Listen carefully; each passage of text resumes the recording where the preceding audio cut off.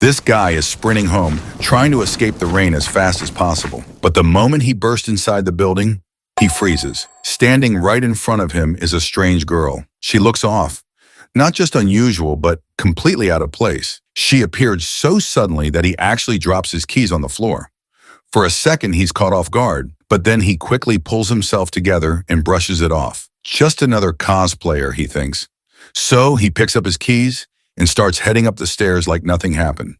But then the girl suddenly jumps back as far away from him as she can, like she's terrified of him. Despite this, he shakes off his thoughts and continues up the stairs, convinced she's just a dedicated cosplayer. Before he can step into his room, the woman calls out to him from behind, telling him to hold up. Juing pauses, turns back, and casually mentions that this is where he lives. The girl looks a bit spooked and quickly steps back, keeping a cautious distance. Seeing her reaction, he starts feeling a tad embarrassed, wondering if he looks so rough that even a girl finds him a random street molester. Anyway, he heads into his room.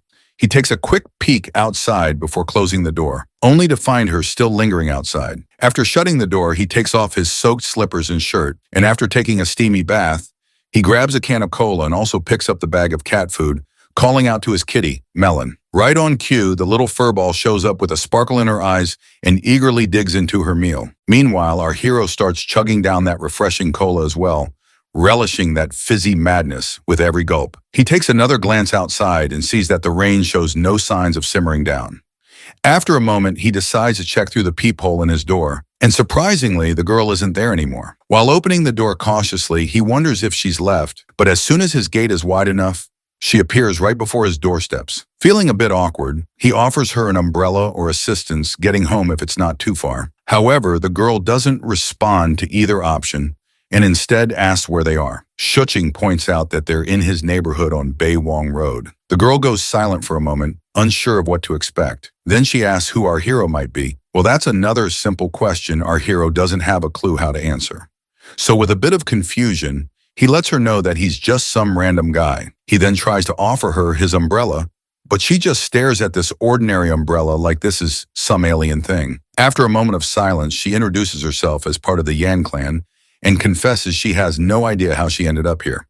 Her admission leaves our hero scratching his head, wondering if she's just a girl caught up in some cosplay fantasy. He sighs out of exhaustion and motions for her to come inside while he tries to call for help. As he dials Guardo's number, the woman's eyes lock onto the TV. An ad starts playing, and without hesitation, she slices the TV with her blade. Her face goes white as if she's seen some kind of dark magic that needs immediate vanquishing. The boy stands there stunned while the guard asks about the weird noises in the background. The girl turns to him with her bloodshot eyes, giving him an intense glare. Once our clueless hero is not in the position to utter a single word, the guard abruptly hangs up, thinking maybe our hero is tied up with something urgent. Shuing scratches his head, looking puzzled, and asks her where she came from. Meanwhile, the lady wants to know if the people inside the weird glass thing are dead, and she's curious about the folks he was chatting with on his brick. Seeing her those straw sandals she is wearing, the boy wonders if this quirky lady could even afford to replace the fancy TV she just sliced. Finally, he raises his hand in a calming gesture, reassuring her that he's a decent guy and suggests she puts her sword down. After she retrieves her sword from the TV, the boy asks her name and where she's from. She promptly replies her name is Zhang Hai, and she's a disciple of the Yang clan. He compliments her for coming up with such a cool name and jokes if her Yang clan is loaded enough with cash to compensate him for his broken TV. The lady gets confused and asks how he doesn't know someone as prestigious as the Guyan clan. The boy simply shakes his head, admitting he's never heard of them. Her silence speaks volumes, as if she's offended by this guy who doesn't even recognize her clan. Seeing her tense expression, the boy reassures her again that he means well and gives her the green light to ask any questions she wants. The lady timidly admits she just wants to find her way back to the Yang clan. Our hero, still clueless about where this Yang clan might be, reminds her that they're in the city of Jiangcheng and asks if she knows it. The woman stays silent, and now our clueless hero is starting to rub his head in frustration because he really doesn't want to entertain the idea that she might actually be from ancient times. So he asks her, who is her emperor? But the puzzled lady insists that her emperor is one everyone should know about, which leaves our hero scratching his head at her cryptic response. She stares at him in confusion, wondering why he doesn't know about the emperor. She then asks our hero if it's the 16th year of Kaiwan. Her answer shocks him, prompting him to pause and immediately start scrolling through his phone for information. He's amazed to find out that in the 16th year of Kaiwan, it was during the reign of the 7th emperor of the Tang dynasty, known for the longest reign in the dynasty's history. To confirm if she's truly from the past, he asks if she knows Liangji and mentions other famous figures from that era. The lady lights up with joy to realize he knows these names and eagerly asks where she can find them. With an anxious smirk, Shuqing jokingly tells her she might find them in a Chinese mobile game. Suddenly, a delivery man calls from the doorstep, and the lady instantly grabs her sword to confront the intruder. The boy rushes over, urging her to calm down because it's just someone delivering food, not a threat. Lady Zhang asks if the man is a servant, but our hero explains, this man is just here with a food delivery. As he accepts the food, the lady watches in confusion and amazement at this whole process of this takeout. The boy then asks if she's hungry and wants to eat something, but the girl nervously declines. Standing by the door, she asks him why everyone she's seen here has short hair, wondering if they're all exiles. Our hero reassures her that's not the case, but then he starts losing his and fears she might have already slaughtered someone when she first arrived here and saw those people. She quickly assures him she was just hiding in the dark. After that reassurance, he gladly proceeds to take a bite of his burger. But then the girl creeps over his face once again, asking about the short hair once more. With a mouthful, he explains it's just a local style, nothing special.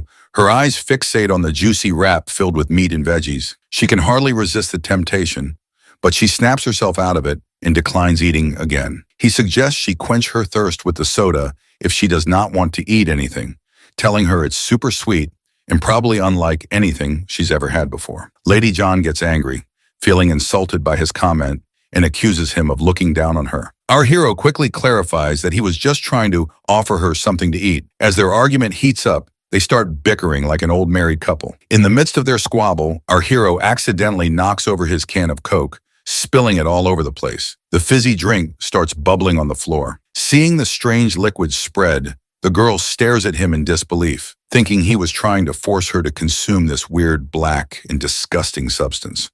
The poor guy sweats nervously, insisting that it's not poisonous and attempting to explain the concept of a carbonated drink. But these modern concepts make no sense to the girl from ancient times. In a fit of rage, she pins our hero down and glares at him with fiery eyes before she can slice his head off. Shortly after, she calms down a bit when he proves the drink isn't poisoned by chugging himself. The girl finally gets it, and our hero tells her to stop drawing her sword every time, mentioning how she freaked out his cat, Melon. He then looks at her and realizes there are only 3 options to get rid of her. Option 1, trick her into going outside and let her freeze or starve, but he knows she'd end up on the news. Option 2, call the cops, but she might go berserk and make a mess for him by killing those officers, and just thinking about it gives him the creeps. The third option is to keep an eye on her. Since she's from ancient times, he might learn some neat stuff from her, but he's also worried she might chop him in half if she keeps brandishing her sword. Instead of regretting it later, he decides to take her in and see how things go.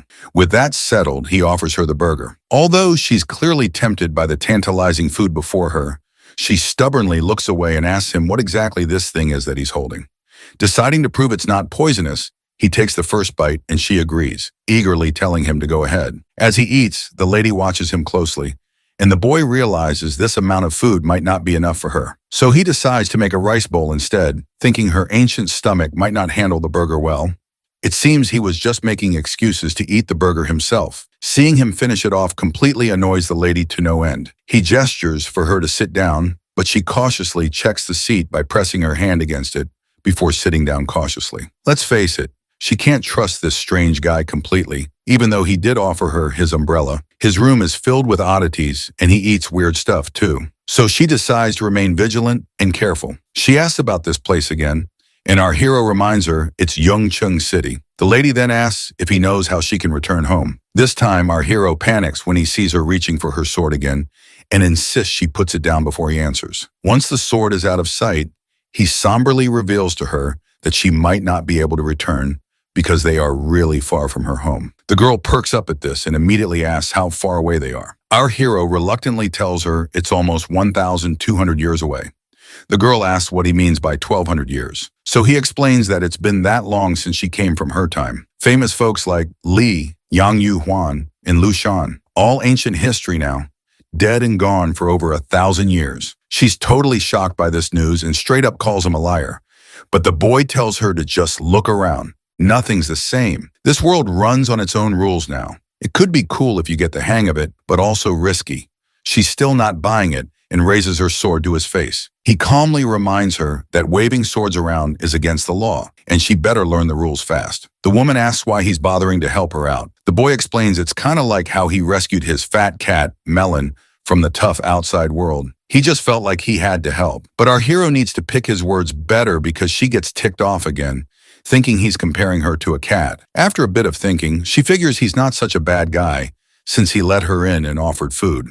So she asks him again why he bothered helping her. Our hero says meeting a quirky ancient girl like her isn't something he encounters every day, and he's genuinely curious about her. He adds that she'd probably be curious too if their roles were reversed. The lady quickly shuts that down, saying if someone as weird as our hero showed up in her era, the chief would have chopped him down right away. The guy reminds her that this era is all about peace and love. He tells her that as long as she's living here, she better learn to follow the law, never hurt people, and not destroy anyone's belongings. With that clear, he lets her choose whether she wants his help or prefers to wander outside. Before turning away, he reminds her one last time not to hurt civilians or she'll get arrested. The lady finds herself in a tight spot, not knowing what to do since she can't even leave this place. The boy then says if she wants to stay, he can order her some food, but she has to give up her sword because he doesn't want to get arrested either. With no other options, she reluctantly throws her sword down. With that settled, he starts brainstorming what to order for her that won't be too foreign for her. He briefly considers ordering some mooncakes, but then decides to get her some rice and buns instead. He tells her to take a shower while they wait for her food to arrive. The woman, Clueless, asks where she's supposed to bathe. Our hero leads her into the bathroom, which leaves her amazed at the sight. He tells her not to be too surprised because there are many more surprises to come and reassures her not to be afraid as everything here is harmless.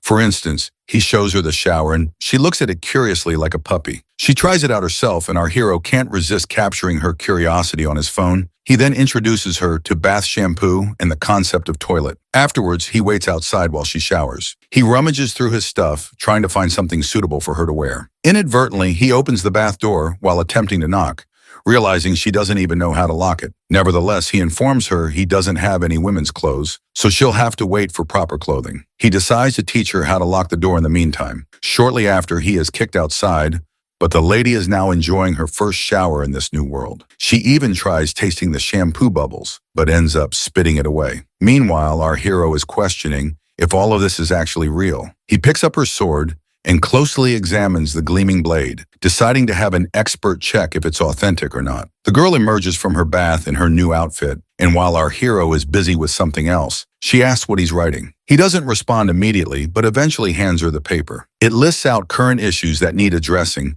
and she starts staring at it intently. There are everyday products written down which she is supposed to utilize in her daily life. She then complains about her current clothes, to which the boy says she looks pretty, and clarifies that he's not hitting on her. He's just giving a compliment like people usually do when someone looks good. But still, she sternly tells him to lay off any flirtatious remarks. Suddenly, he notices her straw slippers and tells her to put them away, promising to get her new ones tomorrow. While he's admiring her cuteness, a sudden knock on the door scares the lady, but Shuching reassures her it's just a delivery boy with food. Reflecting on it, he can't help but compare her to a wild cat, always attentive and ready to attack. After taking the food out of the plastic bag, he hands it to her. That is when Lady Zhang remembers something her vice captain used to say, that if someone is helping you for free, they must have ulterior motives. Hearing this, Shuching starts crying, but then she smiles and tells him that she believes he's actually a good person. In a few moments, once she finishes her food, Shuching decides to have a chat with the girl. He starts by letting her know that she's not in the primitive era anymore and needs to adjust her beliefs accordingly. He tells her that if she were to rely on her sword for survival and ends up killing him, she wouldn't last more than a week before running out of food. So he advises her to stop playing around with the sword and focus on other things like using the TV for entertainment. He also points out that the smartphone can be quite useful too. Basically, he's trying to reassure her that she's perfectly safe here and no one is going to harm her. Hearing this, the girl nods in acknowledgement, and our hero lets out a sigh of relief. But when it comes to the outside world, things get complicated. He explains that while this is a peaceful world, it could be dangerous for her. Curious, Lady Zhang asks why that is, and our hero explains that she might end up accidentally hurting someone. For instance, if she strolled into a royal castle with her sword drawn, they'd likely throw her in jail. It's the same deal out there in this world as well. Not only that, he also explains the concept of an identity card to her, warning that she needs to watch out for cops who might ask to see it. So the first thing Shuqing wants to do is make her an ID card. Otherwise, she's going to stick out like a sore thumb wherever she goes, because she doesn't belong here. After hearing about the ID card, the lady asks if she's like some kind of refugee here. Shuqing tells her it's actually worse because the consequences are pretty serious if she gets caught. The lady gets freaked out, but Zhu Qing tries to calm her down, promising to help her out because meeting someone from 1200 years ago isn't exactly an everyday thing. Still, the lady remains hesitant, not sure if she can trust him and just wanting to go back home, to which the boy points out that it won't be easy for him to help her in her current situation, and their best shot is for her to cooperate as much as possible. After a while, the lady reluctantly agrees to cooperate and asks what she should do first. Shuqing wastes no time and tells her straight up, first off, never pull out that sword again. As they settle into a moment of quiet, the girl suddenly looks around and asks Shu Qing where his wife is because she wants someone to gossip with. But the poor guy, as much as he hates to admit it, says, I'm actually unmarried. It's quite a surprise for the lady, and a sudden silence fills the room. Shu Qing quickly reassures her that it's normal not to be married at his age and tells her to make herself comfortable in the spare room he has for her. She nods quietly and follows him as he shows her the new room she'll be staying in. Inside the room, there's a lot of stuff, but Shu Qing quickly tidies everything up, making enough space for one person snugly. It's clear the lady isn't exactly thrilled about staying in this place, especially with a weirdo like him. However, Shuqing grabs some spare blankets and neatly arranges them on her new bed, urging her to rest. He understands she must be feeling confused, and he hopes that when they wake up tomorrow, it'll all feel like they were in a dream. He proceeds to leave the room, and before he does, he introduces himself as Shuqing, wishes her good night, and leaves her alone in her room. The lady first places her sword back and then sits on her cozy bed. Once midnight strikes, Shuqing finds himself awake, feeling a bit restless while reflecting on the entire hectic day. First off, he got rejected in job interviews, and when he came back, it started raining.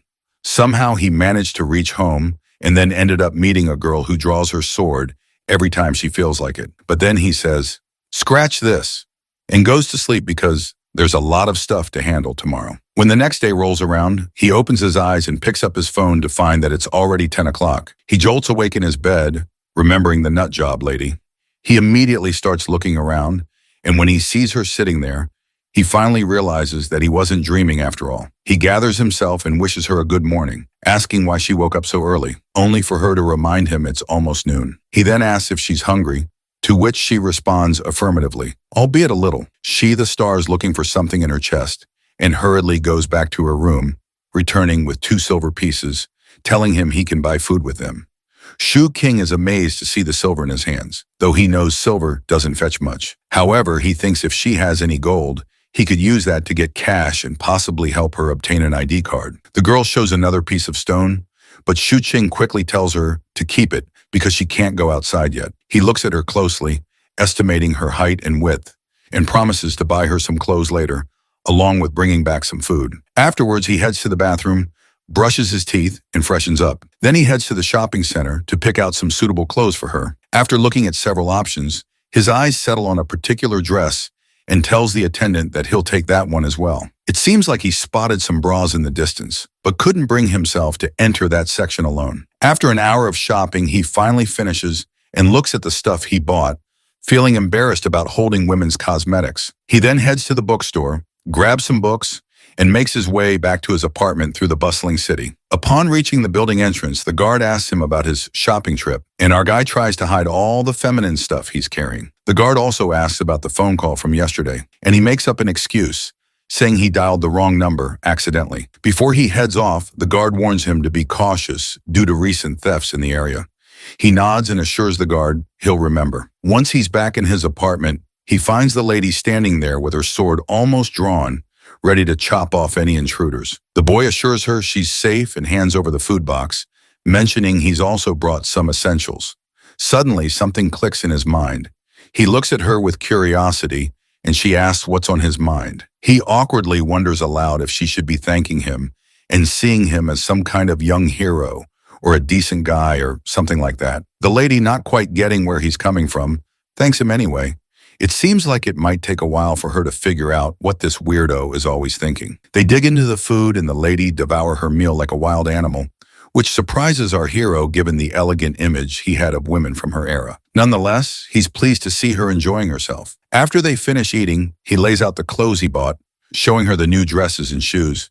He keeps digging around for more stuff, and meanwhile, the girl spots the bra he got for her. The guy freaks out like his soul might jump out of his virgin body and quickly tells her to keep that thing down and promises to send her a video on how to use the bra to cover up her headlights. Feeling embarrassed, he dumps all the stuff he bought and tells her to figure it out herself. Seems like he's picked up quite a few interesting items, though. Along with that, he's brought some books to help her understand this world and its culture better. He's even planning to teach her how to use a computer so she can learn on her own. Seeing her looking tired and restless, he suggests she get plenty of sleep before they can figure out their next move. But then she asks about his status in this world. Hearing this, he rethinks things and admits he's a graduate student still on the job hunt. It's funny how, despite being unemployed, he still manages to splash out on fancy clothes and cosmetics. So even the lady starts to think he's some rich kid, but our hero quickly shuts that down, saying he's from a poor background. Then she starts wondering if he might be a landlord or something. Nonetheless, she dives into her books. But when she sees those old pictures from her era, tears well up in her eyes as she thinks about how she can get back home. The boy reminds her he has no clue how to get her there, but asks her how she ended up here.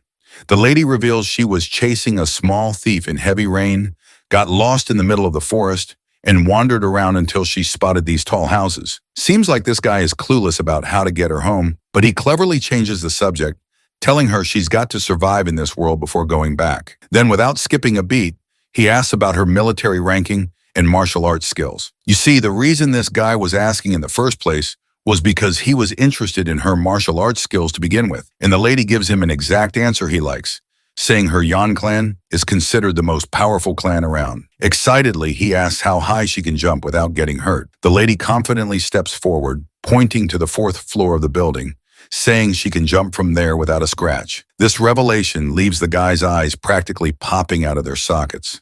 He then gets even more excited, eager to see all the fancy moves she's got under her belt. He starts spouting off a bunch of martial arts skill names he's probably picked up from video games, but it's all gibberish to her. He even asks if she knows Kung Fu and offers to learn from her eagerly. But the lady tells this enthusiastic guy to simmer down because he's past the age for learning, and even with perseverance and determination, he won't achieve much. The boy calms down and asks if these moves are like super strict or something. Lady Zhang shakes her head, saying, "It's not about being a master, just a few basic moves without all the strict rules."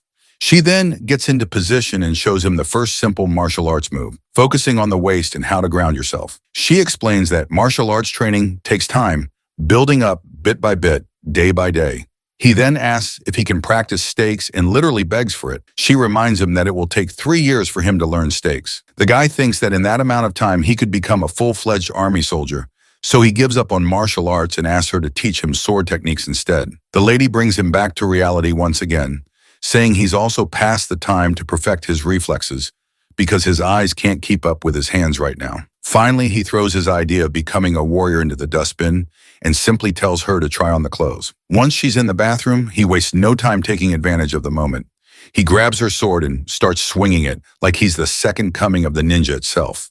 But this loser can't keep up because the sword is way too heavy for his puny muscles. The lady finally comes out of the bathroom, and when the idiot looks at her, she's looking smoking hot in her new getup. Her clothes fit like they were made for her, and she even walks around to check if they're tight anywhere. That's when Mr. Forgetful perks up. Noticing her hair is all over the place and realizing he forgot to buy her a hairband, he tells her to tie her hair back with a band. And once she does, bam, she looks even hotter. A perfect wife material. Overcome with emotion, he starts crying, feeling bad for underestimating her intelligence just because she's from ancient times. He decides to take her for a walk tonight and promises to buy her a proper hair tie while back at home. As dusk arrives, the girl takes a peek outside her room and sees the boy sitting at the desk. She comes out and asks what he's doing. He tries to explain computers to her, like how you can trash talk everyone in the crazy lobbies of Call of Duty, and warns her to steer clear of 4chan if she wants to keep her sanity intact. The boy then asks if she's having fun reading books. She admits that most things are flying right over her head, but she's slowly learning. The dude tells her to take it easy, reassuring her there's no rush, and reminds her she's already brave and smart. He jokes that if he were in her shoes, he'd probably be a lost cause. Lady Zhang looks at our hero warmly, cheeks turning tomato red. While he's chilling at his desk, the lady sneaks up behind him again and asks if he doesn't have to work. He shrugs, saying he's already hustling to make money in this world. But when she imagines someone making money, she doesn't picture a schlub staring at a giant screen. Our hero explains he's trying to make some quick cash online. Since she wouldn't get all the tech stuff, he suggests she start with the basics. His mind is struck with a bright idea as to how to make her familiar with some basic stuff. He asks her how strong her chief's martial arts skills are, and she replies, pretty darn strong. So the dude plays a video on his computer and asks if these guys on screen are powerful enough. The lady's eyes light up as she watches the intense fight scenes on his screen. He looks at her with the same enthusiasm and asks for her thoughts. With a timid voice, she admits these moves are something she has not seen in her life before, and just imagining fighting these characters makes her nervous enough to pray. He then pulls up another ridiculous video where a guy smashes through an entire wall with just the palm of his hand. When she sees this, she's absolutely terrified out of her mind, trembling as our idiotic hero eagerly asks what she thinks of the video. With a pale face and a voice tinged with fear, she asks if everyone here possesses that kind of magnificent power. Quick to correct her, he reassures her it's all fictional and none of it is real. This just makes the lady angrier, demanding to know if he's telling the truth. The dude confirms, saying once again that the kung fu she just saw was all bullcrap. He then explains to her that in this world, people create things based on their imaginations. For example, the martial arts he showed her is what people here believe it to be, even though everything is blown out of proportion. Looks like Lady Zhang is starting to grasp all these concepts. He reassures her that with time, she'll totally understand about arts and movies. Shuing then finally asks his original question if her chief's kung fu is better than what she has seen so far. Well, she reluctantly admits it's not. He then asks about flying techniques. She confirms they exist, but most folks specialize in just one. She points out how unrealistic those movie stunts are because physical strength only goes so far. The boy thinks for a moment, pulls up another video, and asks if she can do that move. She mulls it over for a moment, stands up from her seat, and starts swinging her hands super fast, moving like a blur. Shu Qing is totally thrilled to see her nail the technique and excitedly tells her she's got it. She tells him to hit her up anytime he wants to learn it, promising to teach him.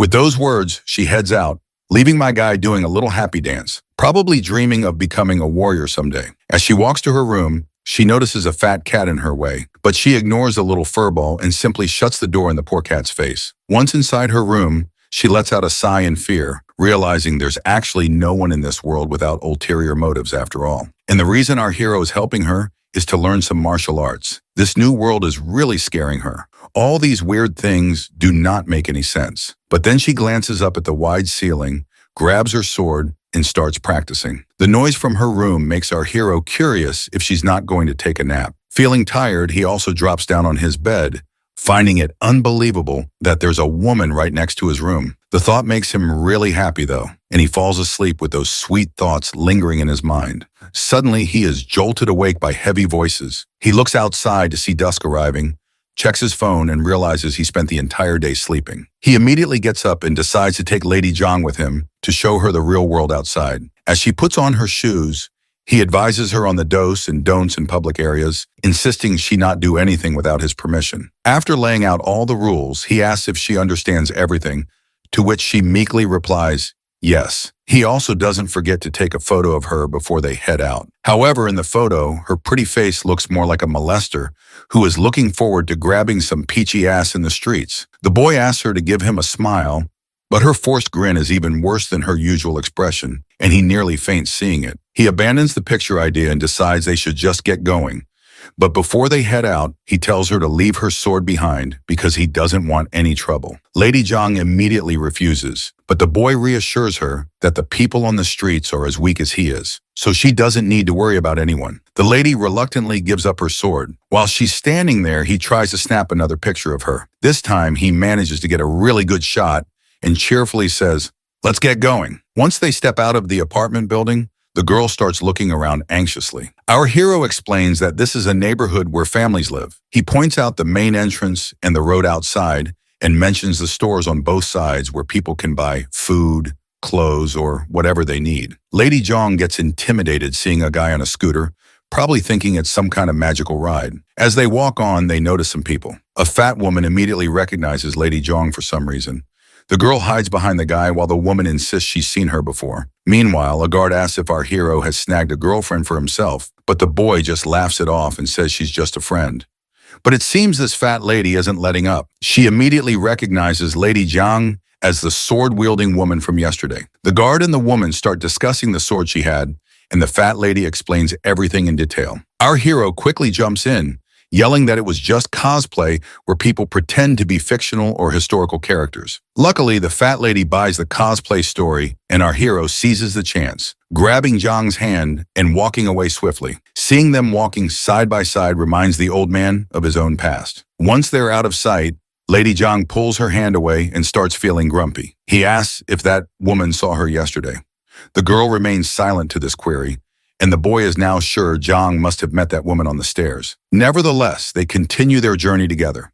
The lady is quite shocked to see cars moving so fast. The boy then gives a brief description of cars and how they evolved from horse carriages to these robust, speedy machines. Since she can't understand how these things work, she assumes there must be a horse stuck inside, providing the much-needed horsepower to run the car. The boy then introduces her to the concept of cameras and explains how the movies they watched were filmed with these devices. He points out that if he were to misbehave with her here, people from far away would still be watching from that CCTV and could get them arrested.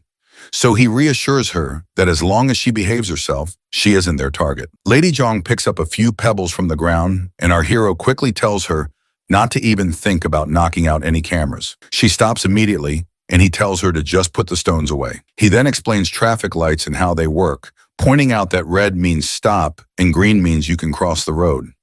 I'm narrating this because I want my friends and fellow viewers to learn too. Once they cross the road, Zhang's attention is caught by the bright street lights in the grocery stores. The high-speed cars are fascinating to her as well. As they walk, the boy picks out a hair ribbon for the lady, but when he imagines her with those cute fur balls on her head, he realizes it might not be suitable for her after all. He starts thinking while looking at all the cute, sparkly things laid out before them.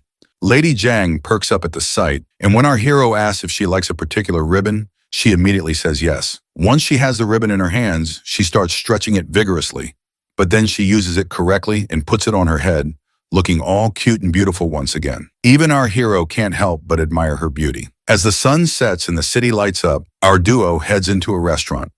Our hero orders 2 fried rice cakes with extra spices and a plate of sliced cucumber as a side dish. As they look for a place to sit, the boy reveals to Zhang that this is the same place where all their food comes from. He relies on this restaurant because they serve the best food, and he's been enjoying it since he was a kid. Suddenly, Zhang's mind is totally captivated by the vibrant lights dancing before her eyes. She's so lost in the moment that she finds herself startled when the waiter arrives with their food. The boy decides to start eating and offers her a pair of chopsticks. She looks really nervous, and while he chugs down his lemon juice, he realizes he probably made the right choice by not letting her wander off by herself. She clearly needs more guidance than he thought, but he's confident he can teach her everything step by step. After they finish eating and pay the bill, they leave the restaurant feeling satisfied, especially our hero. They head back home, and once they're there, he asks if she's starting to feel more comfortable. She doesn't respond and just sits quietly on the couch. He tries to reassure her, saying that living in this world isn't so bad, especially with all the delicious food and junk food to match on. He tells her that once she has her own ID card, she'll be able to enjoy it even more. Despite his reassurances, she still doesn't seem too thrilled about staying,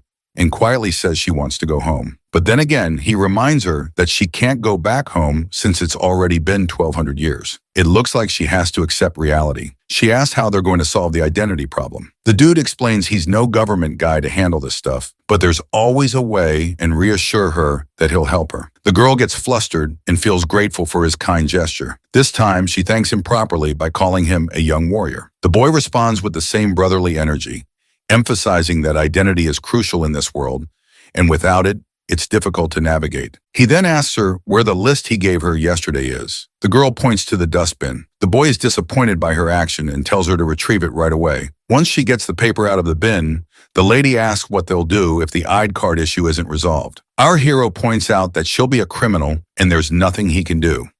Without an ID, she can't get a job, buy property, or even use public transport, and emphasizes that an ID card is the holy grail in this world. The lady gets a bright idea and asks if by making money and finding a place to live, the ID would become less important. The boy explains there are still many things she can't do without an ID, like having a bank account, a phone, online accounts, online shopping. The list goes on. He then opens his laptop, searches for unregistered resident certificate, while also telling the lady to approach the authorities directly for help with her ID card. He reassures her that the worst-case scenario is they might confiscate her, but he's sure they'll treat her nicely. Lady Zhang immediately reaches for her sword, asking if he's thinking about turning her into the authorities. The boy tells her to forget it and just focus on studying first. He suggests she look at history or something, and once she has a basic knowledge of modern society, she can decide for herself. The woman gets silent and seems visibly anxious and sad. She asks if it's a problem for him if she stays here. Our hero reassures her that she can crash here as long as she wants, but insists she shouldn't fight or kill with her sword. He promises everything will be fine. Just then the cat comes over, and the boy realizes he nearly forgot to feed this furball in all the madness. He plays around a bit with the cat and tells Lady Zhang that if she has nothing else to do, she can do some studying. The girl bows her head and decides to do just that. Looks like the dude found nothing worthwhile on the internet.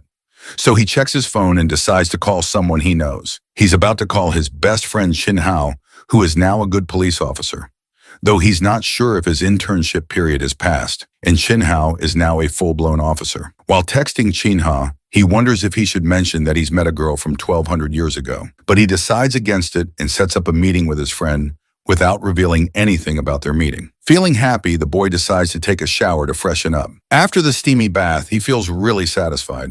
It then occurs to him that the girl hasn't showered yet, but he decides not to dwell on it. Suddenly, he remembers he's sharing space with someone of the opposite gender, and he knows he'd be in hot water if she caught him wandering around naked. Thankfully, no one sees him, and he hurries into his room. A while later, Lady Zhang cautiously emerges from her room, darts to the bathroom with clothes in hand, and immediately shuts the door for a much-needed bath, just like she used to do in ancient times regularly. Since it's the weekend, the boy grabs a digital writing pad and starts teaching her how to write. She's already good at reading traditional Chinese characters and nailing their pronunciation, so now she tries her hand at writing a few words. Suddenly, Melon pops up, grabbing both their attention. The cat looks hungry, so the boy decides to feed her, while Lady Zhang keeps practicing her writing. Watching him dish out cat food, Lady Zhang gets curious and asks what it actually is, to which Shuing explains it's food made just for cats to eat. Lady Zhang quickly imagines how they might produce such cat food, picturing pouches hanging from tall trees in her mind. Suddenly, there's a knock on the door, and the boy rushes to receive the food delivery. He hands it to the lady, telling her it's her dinner for tonight as he's going to meet his friend later to ask about her identity card. The girl immediately starts digging into the food, and our hero assures her he'll teach her how to use a phone and computer so they can stay in touch. While she eats, Little Melon chimes in, asking for some food, but the dude scoops up his cat and reminds her to stick to her own cat food. Curious, the lady meekly asks if she can't give this cat some of her food, to which the boy nods and explains that this kind of food isn't healthy for cats. The lady is shocked to hear this, and her mind stops for a moment. If this food isn't healthy for an animal, how can it be good for humans? She even starts feeling like her burger doesn't smell good anymore. Shortly after, he shows Lady Zhang how to use Discord to message him on his phone, making it clear that it will not be him hiding inside the computer, but rather it will be the transmission waves who will carry his voice to her. Leaving his dormitory, he scratches his head, wondering if this is all okay. Eventually, he reaches his destination after a bus ride. Stepping off, he looks around and spots his friends sitting in the distance, waving at him. When they finally meet face to face, they exchange greetings. Officer Chin then pours a cold beer for our hero, mentioning it's the first time he's serving him a cup of beer. They both sit down, and our hero asks his friend how he can drink as a police officer. Chin Hao explains that he's off duty and dressed casually, just here as an ordinary person. The boy then places his order, carefully, noting all the delicious items he's about to enjoy. They clink glasses and toast each other. Shuing asks his friend how his job is going and what it's like being an outstanding officer. Chin Hao bluntly describes it as terrible, and all the talk about heroes saving the day is nonsense. He shares how he's often pulled into trivial disputes between couples and ends up resolving conflicts with old ladies in the neighborhood. He hardly ever encounters thieves. Instead, he deals with daily disputes and nonsense. But our hero, Shu Qing, points out the brighter side, mentioning how people are generally living and working happily, which is a good thing. As much as Chin Hao hates his job now, he always dreamed of becoming a police officer when he was a kid. However, he stopped growing after hitting 1.6 m. Knowing that the minimum height requirement was 1.7 m, he cried a lot in our hero's arms. Fortunately, when the height requirement was replaced by the high jump, he was excited to start practicing every day, eventually achieving his dream. But after dealing with just trivial disputes, the officer is so worn out that he jokes he'd even fight a woman with a sword if he has to, just to make a big show. Our hero immediately tells him not to joke about such things. Suddenly, the boy changes the subject and casually asks about what happens if a homeless person who has lost their memory wants to get an ID card and work without any proof of citizenship, to which the officer bluntly states that getting an ID card isn't easy, and someone fitting that description is likely a shady person. With the energy of an officer, he asks our hero for the person's name and address he is speaking about. The boy tries to spin a tale about how his mother's brother had a son whose friend is in a similar situation. The officer cuts him off, telling him to stop the nonsense and reminding him that without proof of identity, like a blood test or something similar, they can't get an ID card. The boy presses further, asking if the person he encountered was unidentified and strange, like a homeless guy. The officer points out that if their behavior is suspicious, they must be investigated. Seeing his friend's suspicious gaze, the boy quickly tells him to stop looking at him as if he's harboring a fugitive. He insists he's not here to discuss how to cover up anyone's identity. His friend agrees, reassuring him that he trusts him. He suggests asking for basic information from the stranger. They could also use a person's directory or DNA information to verify details. His friend suddenly grows irritated, telling our hero to drop the conversation and starts downing his beer. The boy jokes that he only came here because he needed something to talk about, otherwise they would not have met. Then he playfully tells his friend to forget everything and jokingly extends his hands, telling him to handcuff himself because he wants to experience what it's like to be interrogated and cuffed. After their banter, our hero brings up the ID card subject again, but the officer's answer remains the same. He gives an example that if it were so easy to get a new ID, criminals would be stabbing people daily and running off with new identities to start fresh. They continue their back and forth, and after drinking a lot of beer, the officer finds himself knocked out cold. Our hero tries to wake him up, reminding him of his duty to resolve disputes between old ladies. But the officer just wants more beer. So our hero tells the waiter not to bring any more. The boy pays the bill while his friend still wants more booze. Our hero then learns there's a 50% discount if you spend 100 yen. So he decides to get a lot of fish for Lady Zhang. After saying goodbye to his hiccuping friend, he grabs his takeout and heads back home. Though he is a bit let down that he got no lead, but he is not sweating it. Once he's back home, he finds the girl fast asleep, and he can't help but admire her beauty. His heart and brain seem to short-circuit as he gazes at her, unsure of the feelings stirring inside him. The girl wakes up abruptly, feeling a bit startled to see him back. He shows her the food he brought, and she quietly says thanks. Not satisfied with just a simple thank you, the boy playfully insists she say it loud and clear. Blushing, the girl says, "Thank you, young warrior," which prompts an exaggerated reaction from the boy, claiming it was an easy task and a small contribution. As he unpacks the food, the girl asks if he drank a lot. He says no and shows her a yogurt pack, telling her to lick it before drinking. He starts rubbing his tongue against the sweet and sour yogurt, and she follows suit, surprisingly enjoying it and diving right in. The boy tells her to eat up and not let the food get cold. As he heads into the bathroom to take a bath, he can't help but smile, feeling the warmth of coming back home and seeing someone waiting for him. After his bath, when he's back outside, the girl immediately notices him.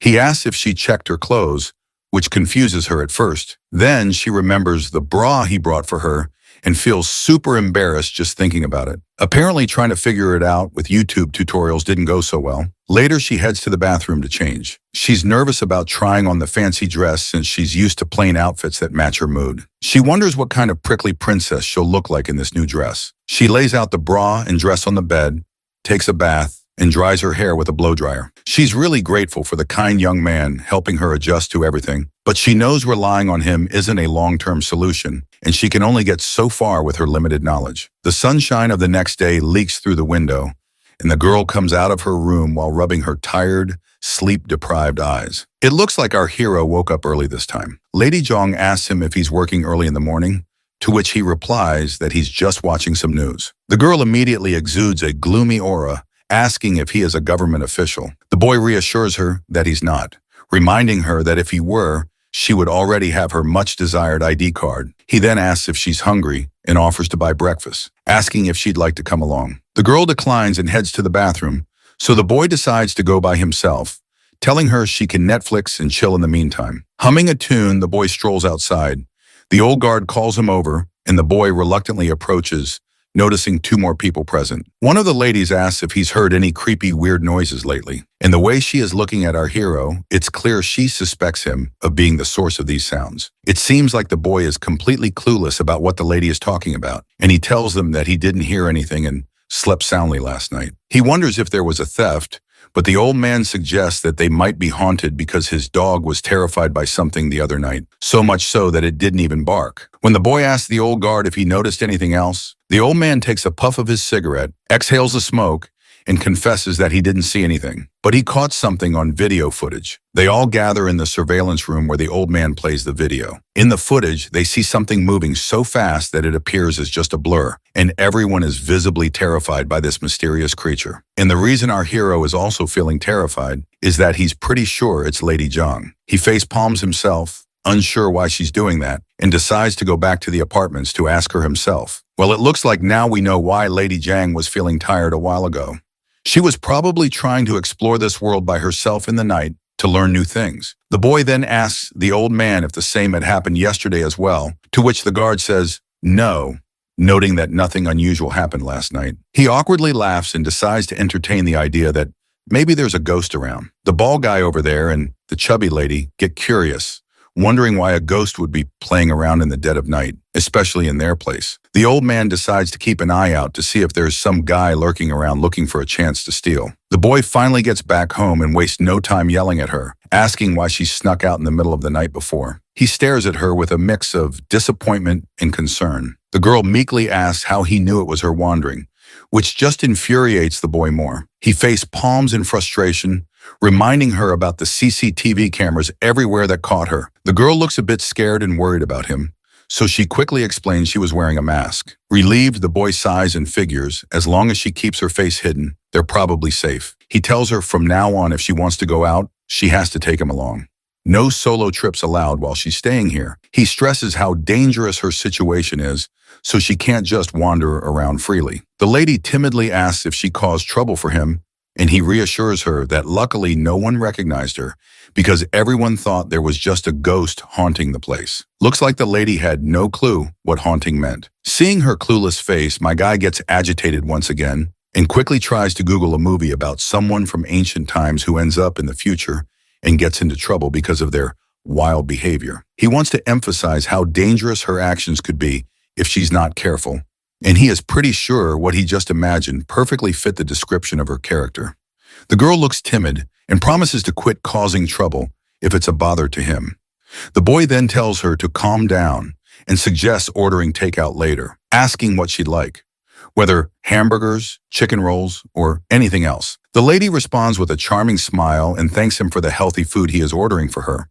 But the boy teases her by reminding her that if she wants to eat even healthier, she could try the cat food. After their playful banter, the boy takes the laundry and puts the clothes into the washing machine. He also takes the opportunity to educate her about how the washing machine works. Upon seeing this, the girl quickly rushes to her room, retrieves her clothes, and returns to the laundry room to add them to the washing machine. While Shu-Ching is looking at the laundry, he notices something tucked inside her clothes. Curious, he pulls out the item and holds it up in the air, leaving the girl completely embarrassed. She hurriedly snatches the item back from his hand and rushes back to her room. Ju-Ching is surprised to realize that it's a foot binding, which does not make sense as how she was moving around the neighborhood with her injured feet tied up with the binding. He glances at her, recalling how her feet seemed perfectly fine when he last saw her in those shoes, so it does not make any sense for her to tie her feet with clothes. He then decides to search online to see if martial arts enthusiasts have any interest in some sort of foot binding practices. But by the looks on his face, the search results don't align with his expectations. Turning to her, he casually asks if he can take a look at her feet. She stubbornly pouts and shakes her head, clearly uncomfortable with the request. The boy asks, "Why is that?" To which the girl just gives him a silent treatment. Well, it looks like this clueless guy has finally caught on that those bindings weren't for her feet, but for her chest. It's no wonder why she didn't bother with the undergarments he brought earlier,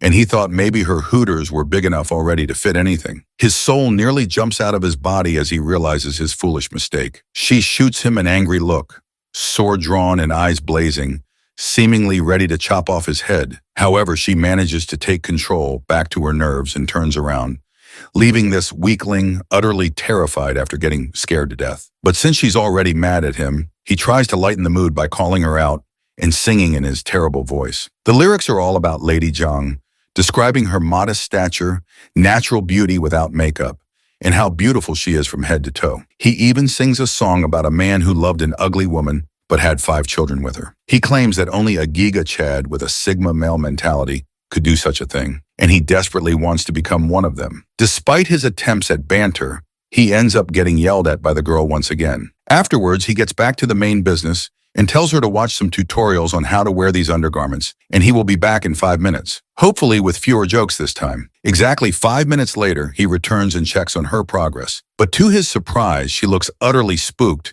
and asks if this is how everyone lives here. With a trembling voice, she mentions that while these undergarments might seem comfortable, they make her feel like a harlot. The boy tries to reassure her that there's nothing wrong with feeling comfortable, but she persists, calling it shameless. He challenges her perspective, asking what there is to be ashamed about. After a moment of contemplation, she falls silent. He launches into a humorous tirade about how she's stuck in the past, while modern women flaunt their assets in anything they like. He even throws in a jab, saying, if a man can wear half underwear, so can a woman as well. But she sticks to her guns, immediately rejecting what she calls immoral thinking. Seeing he couldn't reason with her, the dude decided to switch gears and calm her down. He revealed that besides studying and working, computers are also great for gaming. He warned her about the toxic fan base in games like Apex Legends, and instead introduced her to a game suspiciously similar to Super Mario. After seeing it for the first time, she became engrossed in the cartoonish world of jumping plumbers. While the lady was busy beating Nipsky's speedrun record,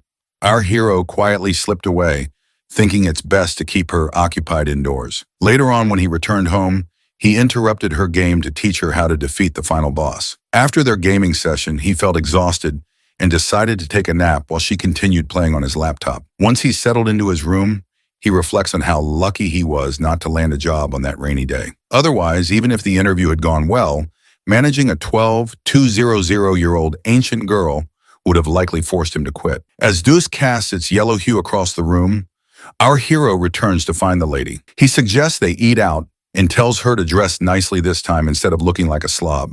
He even advises her to try a different hairstyle. She looks at her options and emerges in a new dress, blushing as she adjusts to the modern style, albeit a bit too modern for her standards. The boy blushes too, struck by her beauty, but quickly urges her to change back to her original dress to avoid drawing attention in public. This sends the girl into a fit of agitation and frustration beyond measure. As they wander outside, the old security guard jokingly asks if he's taking his girlfriend shopping again. Our hero clarifies that they're just friends, not dating. The old man then reveals he's holding on to a talisman to ward off ghosts temporarily until his mahogany arrives. When asked if he resembles the god from the New Year's festivities, Shuing gives a thumbs up and hurries along, noting it's getting late. Meanwhile, Lady Yang is already occupied with her own thoughts about something. Once they're alone, she can't contain her curiosity any longer and asks Shu-Ching what girlfriend means. He explains it's just a female friend. Perplexed, she wonders why he denied she was his girlfriend earlier. He tells her to be patient and promises he'll explain later. Shuing is pretty sure that if Lady Yang figures out the true meaning of girlfriend,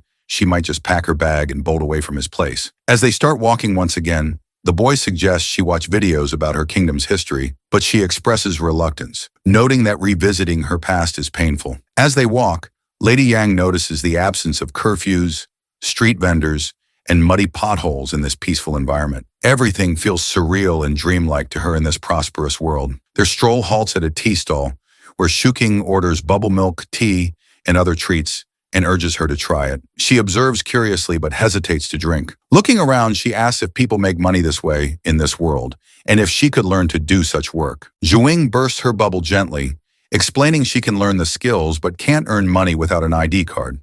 While she sips on her tea somberly, the boy reassures her that the identity card issue will eventually be resolved, so she shouldn't lose hope. He encourages her to enjoy the tea at the moment. As she drinks, he asks if she finds it tasty, but it turns out she doesn't really like it. She mentions the taste isn't quite to her liking, and the pearls are difficult to chew. The boy readily agrees, stating he feels the same and doesn't understand how people enjoy drinking this piss-like stuff. The girl gives him a cold stare, likely not appreciating being the subject of his taste critique. He quickly reassures her that he thought girls liked sweet things, which is why he ordered it for her. While his own drink is a bit sour, he invites her to try his drink instead. She cautiously sips his drink through the straw, and as the delicious flavor hits her palate, her face lights up with joy. So the boy exchanges his drink with Lady Zhang's pearl tea and gives her a gentle smile, genuinely pleased that she enjoys it. As they continue their outing, Lady Yang starts to feel that something isn't quite right, but decides not to dwell on it, focusing instead on sipping her drink once again. After finishing their meal, the boy shamelessly burps, indicating his full stomach. He suggests taking a quick tour before heading home, and they stroll through the vibrant city in the middle of the night. Suddenly, the boy decides to stop at a bus station and suggests taking her somewhere good. Since this is her first time hopping onto the bus, he tells her not to panic and just follow him. The boy proceeds to put a coin in and enters the bus, guiding her to a window seat so she can enjoy the ride to the fullest. As the bus starts moving through the busy streets, the girl is amazed by everything she sees outside. The boy is a bit surprised that she isn't overreacting, considering it's her first bus ride. She reveals that she has ridden horse-drawn carriages many times before. Once they reach the Liang Bridge station, they exit the bus and he introduces her to this new place called Lanjiang. He eagerly and proudly tells her that in her era, this place might have been desolate, but now it's the heart of the city's nightlife. As she takes in the sight before her eyes, she wonders if this is even possible. The boy encourages her to find her own answers by studying history if she finds it hard to believe. While they stand by the river, the boy takes out his phone and doesn't waste a moment before capturing a memento. The girl happens to be looking in his direction, creating a perfect pose for a picture, and our hero captures that moment with a single click. At that moment, he also promises her a trip on a plane once her identity card issue is sorted out. The idea of soaring into the sky is completely new to her, so he reassures her once more and says that for now she can stay in his cramped little room and learn about the world. Curious as a child, she asks, "What comes after understanding the world?" The boy pauses, thinking for a moment, and explains that she'll achieve true freedom, gaining a clear sense of what's right and wrong for her, and she can fully enjoy this future world. Checking his phone, he announces that the time has come. Right on cue, fireworks burst into the sky, painting it with vibrant colors and light. She can't help but wonder if her family would be amazed by such a magnificent sight. He smiles at her and encourages her to enjoy this time here on behalf of her relatives as well. The next day arrives, and the news our hero sees is rather unpleasant to say the least because Lady Yang can be seen doing her ninja moves outside by the lightning poles. Of course, the dude's face sour at the sight, but it's also kind of reassuring. Since she played ninja at midnight, the guards have been on patrol more frequently, so there wouldn't be any real thieves around for a moment. Suddenly, Lady Yang notices people gathered outside and curiously points her finger towards them, asking what's going on. Shuqing gets creeped out as he realizes they've started to perform rituals to ward off the ghosts in the area. Shortly after, they dig back into their meals and the lady points out that Shuing's lifestyle feels like being in a prison. He chuckles and reminds her how they went shopping earlier, watched documentaries, had lunch, shed a few tears over some anime, and then had dinner. He tells her that it's called having a home and an otaku's lifestyle, but the girl does not seem to understand anything. So Shuing explains that staying at home means having the freedom to choose what to do and where to go. He compares it to an ancient landlord who spends his days in the mansion with his family and a cat. The lady then decides to go for a little walk, and Shuqing asks if she wants to go out on her own. She stays silent, which is all the confirmation he needs. So he goes on a tirade listing all the dangers and her shortcomings she has, effectively shutting down the idea and telling her to just stay here for now until she is not fully aware of the world. He tells her that even if he gave her money to eat at restaurants, she still has to figure out how to earn money. Otherwise, she'll just be on a spending spree. He reminds her that she can either commit crimes to get some quick cash or do some hunting. But since there are no hunting forests around, she'll end up going through garbage. Finally, the girl gets silent and just eats her burger, thinking that without that single ID card, she can't even go out for walks on her own. Seeing her sad face, Shuqing then puts his hand into his pocket and offers her 2 coins, reminding her that she's at least learned how to take the bus so she can experience it by herself, which will be her first step forward. But the girl refuses to take the coins, saying she hasn't learned anything. Shuqing, however, forcibly gives her the coins, telling her to spend some time outside and assuring her that she's learned a lot in the first month she's been here. Curious, the girl asks if there are really ghosts out there, so he points at the people outside doing their ghost-busting routine. He assures her that once she starts making money, she can pay him back. When she wonders aloud what happens if she doesn't earn anything, he assures her they'll figure it out. Once again, she thanks him, calling him Young Warrior. The boy then runs a game on his computer where she can play a character, explore, and learn how to make some cash. He suggests she give it a try to see if she gets the hang of it. When she asks why she can't just do what he does and work online for money, he explains it's pretty complex and she should start with the basics. Suddenly, the doorbell rings and the boy freaks out, telling her to hide in her room. But the person at the gate gets all antsy and yells at the boy to open up. When he hears that voice, Shuing gets even more jittery and hurriedly guides her into a room and locks the door before finally facing his father. There's this grumpy old man staring him down. The boy nervously says hi, but the old man adjusts his glasses and insists the boy call him landlord for now. The old man then looks around, demanding to know if his son has found a job yet. The boy, addressing his father as landlord, assures him that he will pay the rent on time and defends himself, stating that since he can afford the rent and his current lifestyle, he does not feel the need to have a job. When the old man spots some RPG game running on the computer, he gets even more annoyed and makes it clear that if his son doesn't find a job by next month, he's hiking up the rent, no questions asked. His dad scolds him that he's not had a stable job ever, and he's always playing with weird things. God forbid if a man has a hobby or OnlyFans. Shuqing gets annoyed and tells him that he's sending his money to him right now, or if the landlord just came to see if he's going to work on the National Day holiday. These millennials and boomers hate seeing Jensen's knowing their rights. So his dad gets mad at him and threatens him to find a job, or he will increase his rent. But of course, he's a man with brains. He tells him to lower the rent since the place is haunted and has a terrible environment. Annoyed, his dad begins to leave when out, all of a sudden, the OnlyFans allegations are proving themselves to be true. His dad sees women's gowns hung in the bathroom. And before he could explain, Shuqing's dad is very sure his son is soon about to become his daughter, getting back shots by some closeted Black American. As his dad waits for an explanation, Shuing knows that he'd better tell him the truth rather than being known as the gay disappointment who bends over and dresses up as a woman. Other than that, the neighbors would end up telling his dad that there's a girl living with him anyways. So he makes up a story that it's his friend's sister who has come to stay with him for a couple of days. He knocks on the door and urges Yang to step outside. She does so and he introduces her to his dad, hoping she doesn't do anything weird. Jong wonders what to call him, almost calling him dad, and the dad notices that, but she calls him uncle and bows down in respect. Shuing's dad grabs his hand and takes him outside to have the talk, though the dad assures Yang that they'll be back. Outside, the dad asks for an explanation, to which Shuing says that it's just a friend's sister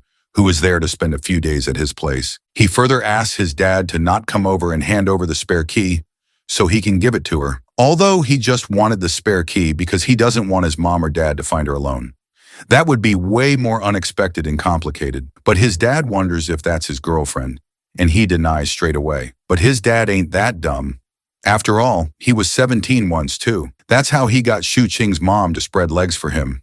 The dad asks how old the girl is, and Shuqing admits she's 18. That's what 14-year-olds these days lie about too, so they can end up being baby mamas to men who don't even want them. The dad sounds unconvinced, but that annoys Shu Qing, to which he says that even if they are in love, what's there to be surprised about? Well, probably he's unable to believe that someone could love his dusty son too. Well, the dad came down to check if he can pay rent and have a job, only to find a chick in his apartment. His dad once again points out he doesn't have a job, to which he bursts that being a content creator pays off well too. Well, his dad ain't even wrong.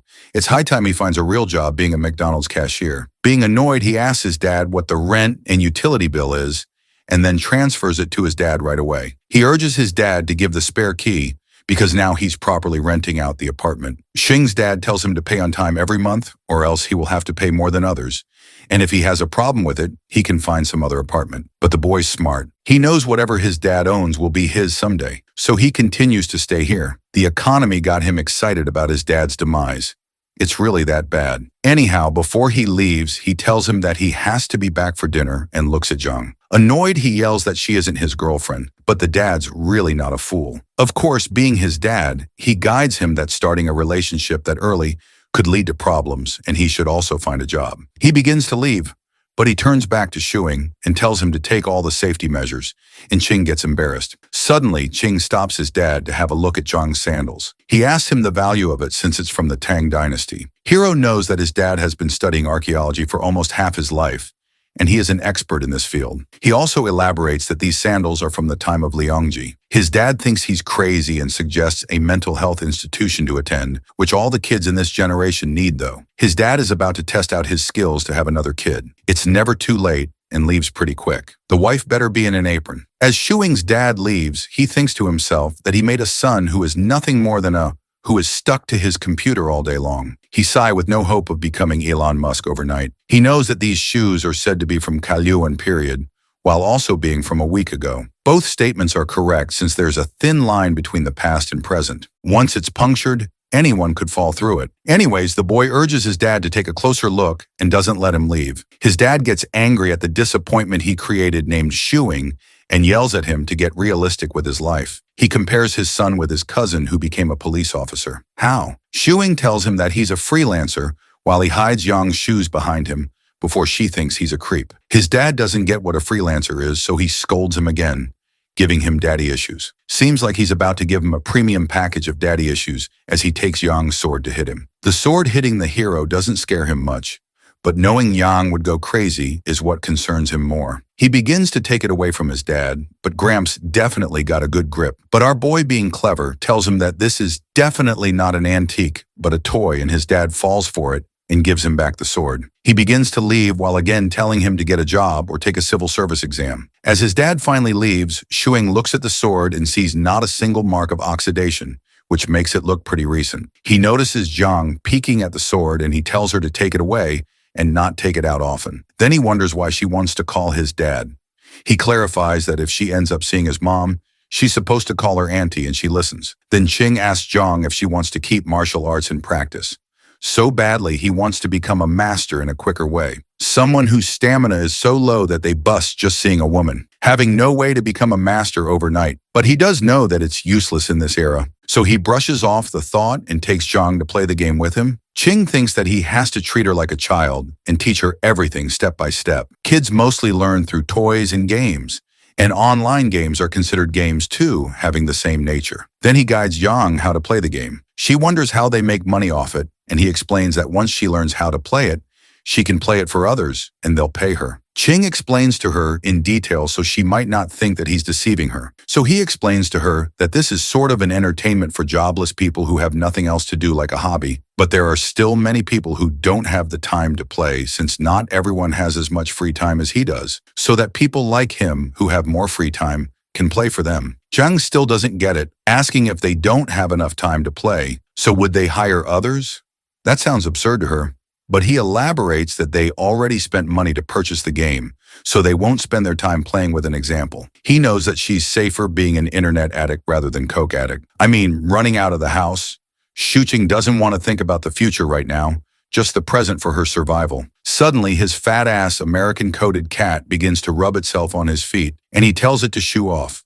So the cat goes and jumps on the computer table and then sits on Yang's lap, making her blush. In the police station, one of the police officers wants to order a meal together, and they ask Hao as well, but the soft boy politely declines. He sighs and says they have nothing to do today, which is boring him, suffering from success. As soon as Hao says that, all of the police officers look at him, confusing him. One of them asks if his master didn't teach him not to say that. Suddenly, the phone begins to ring, and it's a work call, and now they got to work all night long. Later on, Hao is taught to never say by the old police officer in the car, "We have nothing to do today." As soon as anyone says that, they get tons of work for the whole night. It's something metaphysical, and they don't have any explanation. Hao thinks if this is the same thing mentioned, speak of the devil. Then they both reach their destination, and they headed towards the 6th floor of building number 14. It was late at night in the residential compound, and suddenly they spotted an old alcoholic man. They ask him what he's doing there. Definitely not rehab. The old man yells, "What took them so long to reach?" Because he wants to go inside to his wife. He's smelling so strongly of alcohol, like the way a ran-through smells like a can of sardines, which makes Howell nauseous. The police officer knocks at the door, and the wife opens up. She wonders what the police are doing here since she didn't call the police on her husband. It was the husband himself who wanted to go inside since she locked him out. She apologizes to the police for inconvenience and promises to teach him a lesson. Lucky old man is about to get some spanking tonight, but it seems like the old man doesn't like the idea of getting a lesson, so he screams at her that she'll be the one getting the lesson. Would love to see what happens between them. As soon as the police see the man angry, they threaten to arrest him so they can sober him up by locking him up. The old man gets sobered up by the thought of it, and hence another case gets solved. Then as they are leaving, they get another case. The curse that Hao is putting the rest of his co-workers would have had us bawling. In the middle of the night, Ching wakes up and goes to fetch a glass of water. Suddenly, he sees Yang trying to sneak out to scare off people again, but his vision is sort of blurry. As soon as he realizes it's someone else, he screams, and Zhang was behind Ching this whole time. It was a thief who sneaked in, and he began to run away from the scene. Well, we got a little Bruce Lee from the Tang Dynasty here. Zhang slams the thief's head on the floor and begins to press it as hard as she could. Shuing quickly realizes that if she doesn't let go of his head, his skull will crack open like a coconut. He urges her to stop, and she does. Then Ching takes off the veil, and the thief has a North Korean haircut. He sits nervously and embarrassed that he got undertakered by a girl. Meanwhile, Shu Ching slaps his head, wondering what just happened. The protagonist realizes how powerful her grip must be because the thief almost got choked to death. Personally, I think that's an honorable way to die. Getting choked to death by a hot chick. There's literally a mark on his hand. Anyways, Ching goes to make a call to Hao. Since he's also a policeman, the thief begs him not to call him and spare him, and he's already gotten beaten up, so he promises to learn from his mistake. Coldly, Ching says that he deserves to be beaten up because people's hard-earned money isn't his, and he should instead find a job. Yeah, projecting his daddy issues on the thief.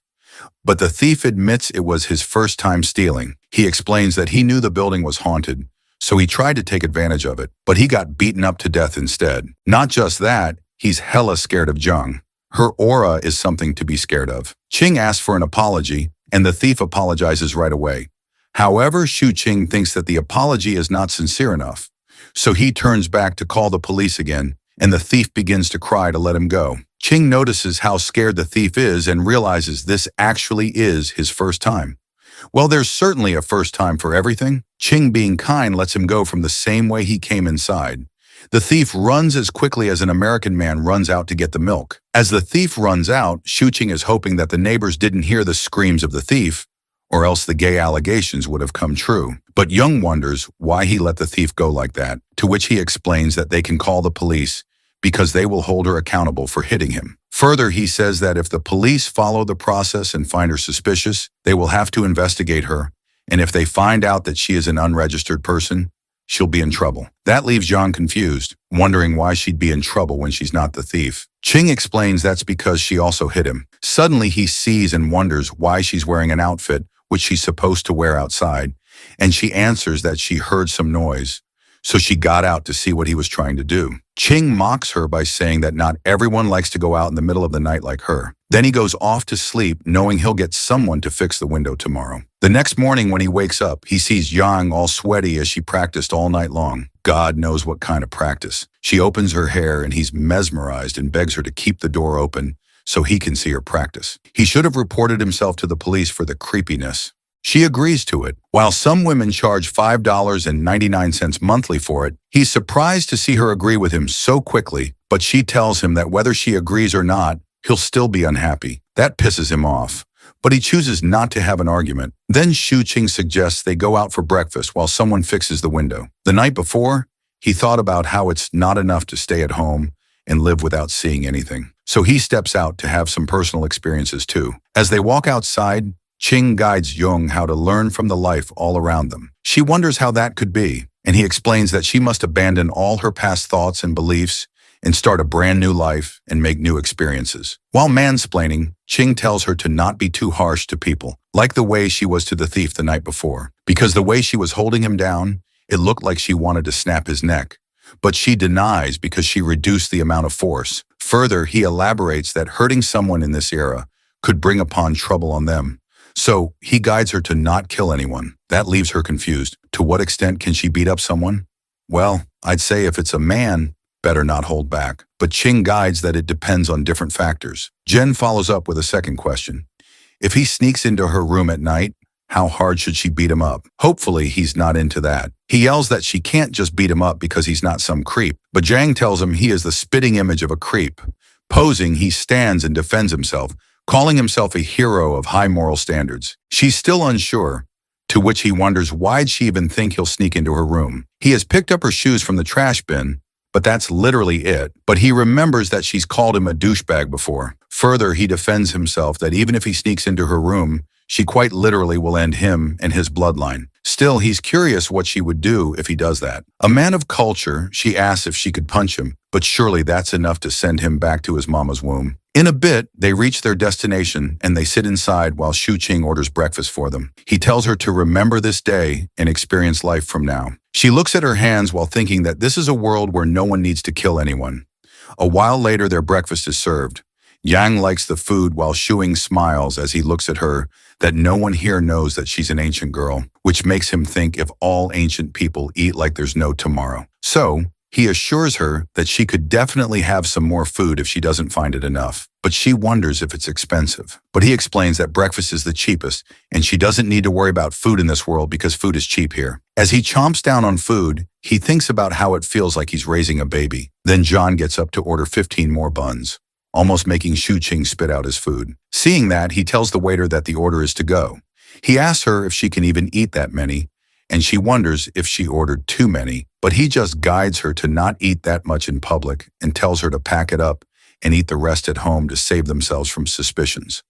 While Yang eats, she assures him that she'll pay him back when she earns, though she could definitely use another way to pay him back. Then he gets the check and they leave. They pass by a hot pot buffet, and the lover boy promises her to bring her to eat some buffet next time. Jen wonders what that is, and he elaborates that in buffet they can pay a little money and eat whatever they want until they are full and there are plenty of other dishes. That makes Zhang think that it's like charity, but Shuing clarifies that it's nothing more than a marketing tactic. Then he says to her that mostly people in this era work through the brain, and since they don't do anything physically much, they don't feel hungry either.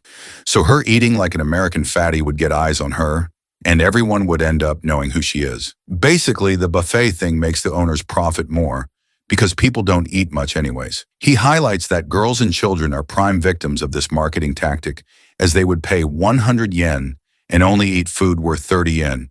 In other ways, people with bigger appetites can eat more because restaurants can earn it back from people with smaller appetites, as explained by Yang. Hearing her grasp the concept, Shuing shares a story where he thought as a kid that the buffet owner was very generous to let anyone eat how much they wanted. Jen wonders why do people with smaller appetites even bother going.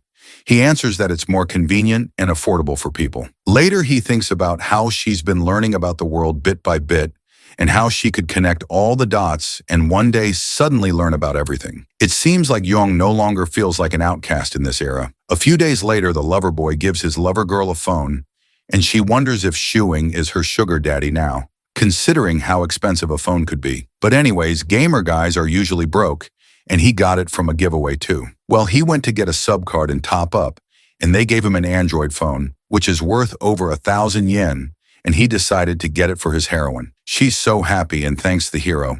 Then he urges her to follow the instructions and give him a call. He feels at ease that she is a smart girl and she could learn it really soon. A realization hits him that he feels like an NPC, but it's more convenient for him that she learns quicker. Then he gets up and tells her to have dinner by herself since he won't be home.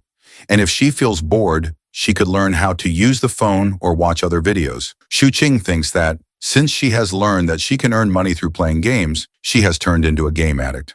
And it is worrying at this point. Before he leaves, Yang asks if it is really a job to manipulate the characters running around, and he replies that if she continues to play afterwards, she is working overtime. But since she is already in an internship, there won't be extra pay for overtime. Then he reminds her that she should eat, and if she needs anything, she needs to call him. He leaves to go see his parents. He hasn't visited them since Zhang came. King steps inside and sees his dad. His dad tells him his mom is out playing mahjong.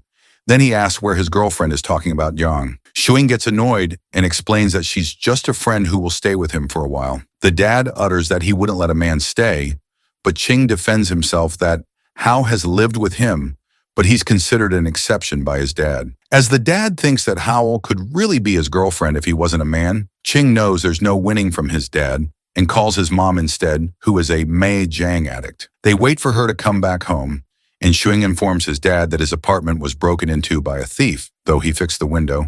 But can he reimburse him for the cost? His dad mocks him that there isn't anything worth stealing at his place, and the only thing that is worth stealing is the computer which he sleeps with. So nobody can really steal it from him. He's committed to his computer. Can't really judge the gender of the computer. Will end up getting me canceled. His dad asks if he was hurt, but Shuing explains that the thief was beaten up and chased away. Of course, not by this weeb. Then his mother returns from mahjong and begins to cook right away. She seems happy, which makes them think that she probably won more than usual today. As she cooks, she wonders where her son's girlfriend is.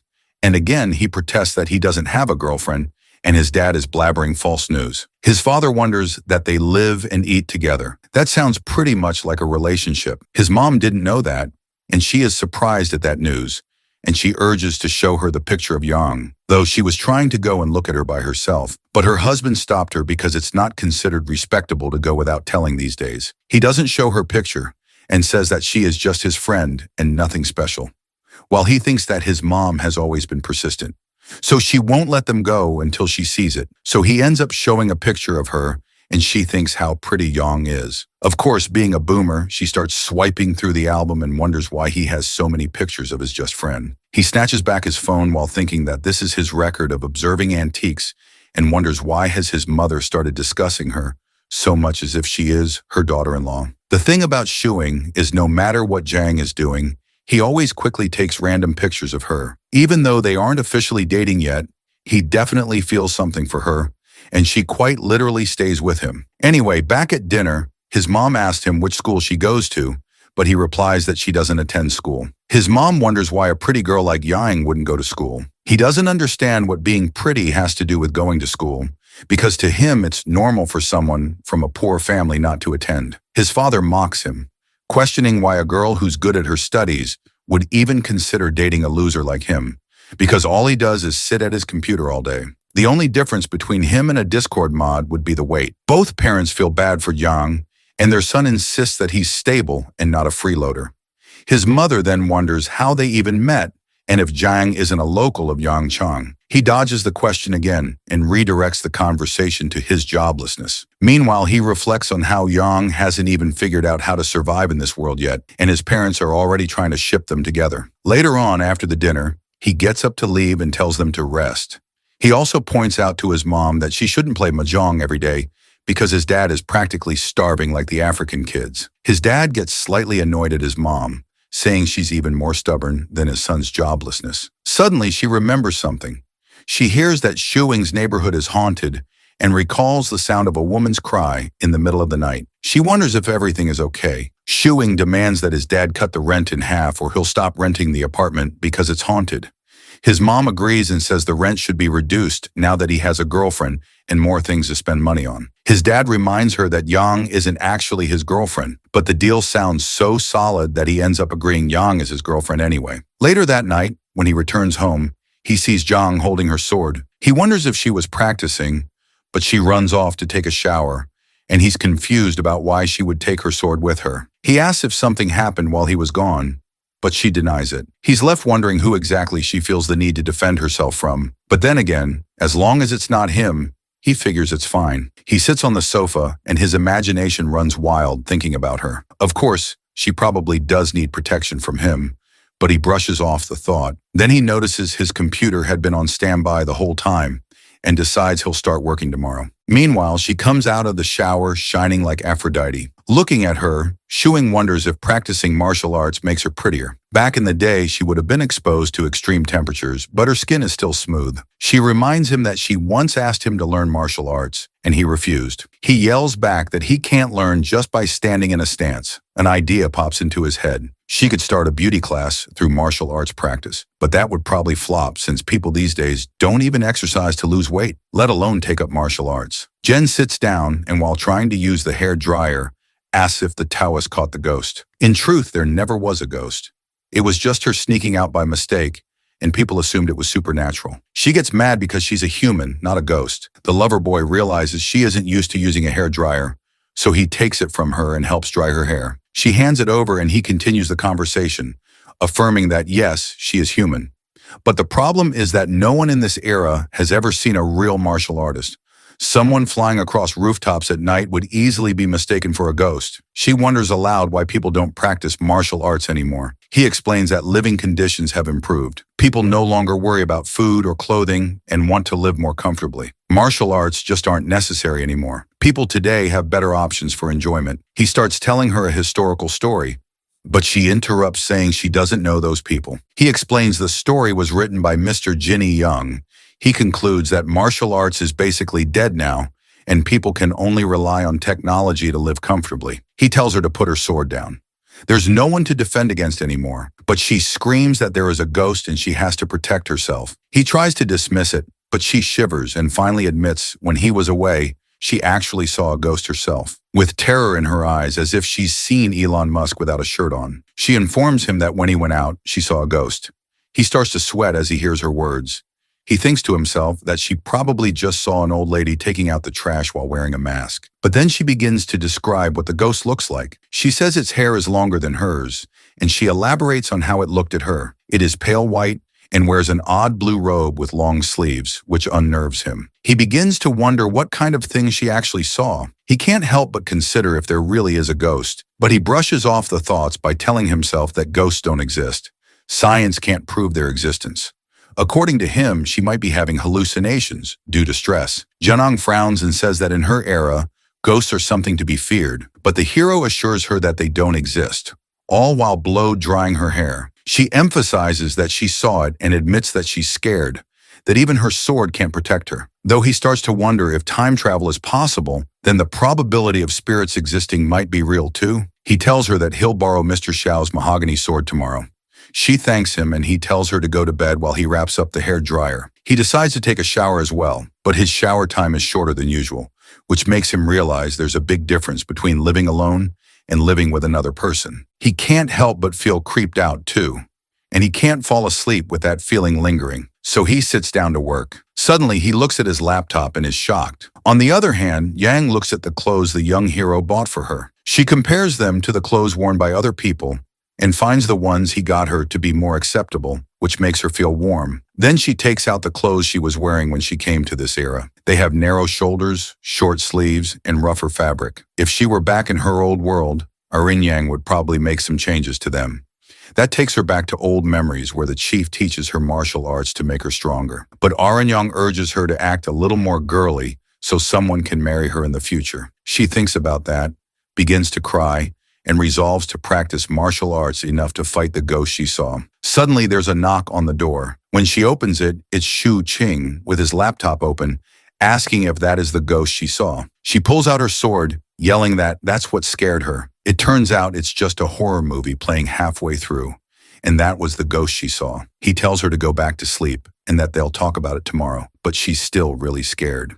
So he shuts the laptop and shows her the baby girl sealed inside the laptop, assuring her that she can go to sleep peacefully. The next morning when Yang wakes up, she realizes that the ghost really doesn't appear anymore. Then she gets up to practice her martial arts and leaves the door open so he can watch her. Even though he hasn't woken up, she still continues to practice. She knows that in this era, she can only protect herself by practicing martial arts. Crawling out of his pit hole, Shuing wakes up and goes to see Zhang. She is feeding the cat while he thinks that everything is going well, and that if there's a street check, she will be able to hide her ancient personality as long as she doesn't go crazy. Not just that, she is a woman with women's privileges.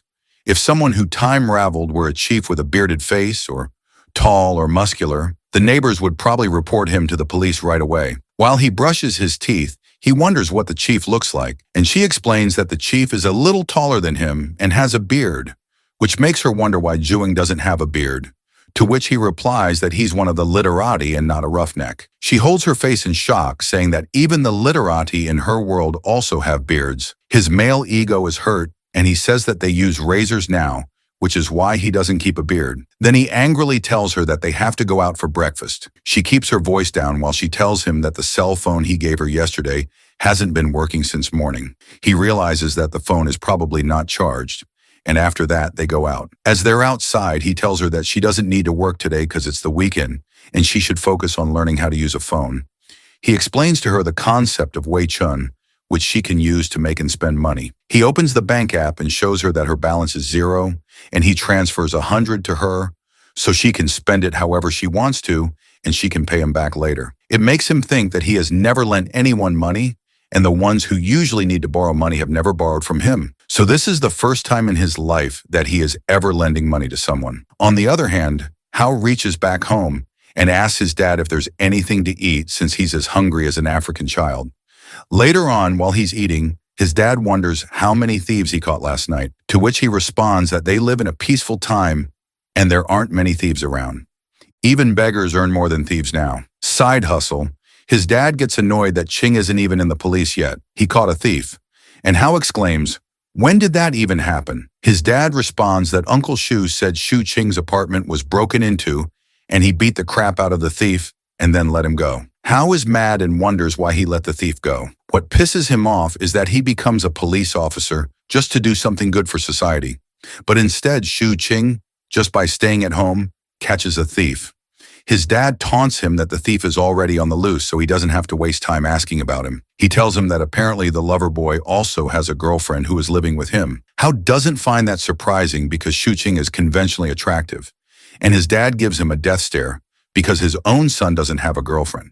But Hao makes an excuse that he's not in a hurry and doesn't even have time for that. He would rather get married directly so he won't have to break up like Qing and his ex-girlfriend did. That's one more point for his dad to taunt him that his cousin already had 2 girlfriends, but he doesn't even have one yet. Hao tries to defend himself, saying that he's just trying to catch thieves right now, but still he's unsuccessful in both things, finding a girlfriend and finding a thief. At least what he says is that he wants to find a girlfriend when he becomes a detective, but his dad knows he really can't find a girlfriend. Hao takes that as an insult, as if his dad is looking down on him, and he assures him that one day he'll bring the most beautiful girlfriend to him. When his dad hears him boasting in front of him, he picks up his sandal and gets ready to give him the Asian treatment, telling him that he has to get a girlfriend no matter what. With the rice cake in his mouth, Hao says that he can't start a family without first making a career, but his dad is not willing to understand and runs after him with his sandal. Hao wonders after getting spanked by his daddy, what did he even say wrong? Surely his dad wants more from him rather than rotting away his life alone,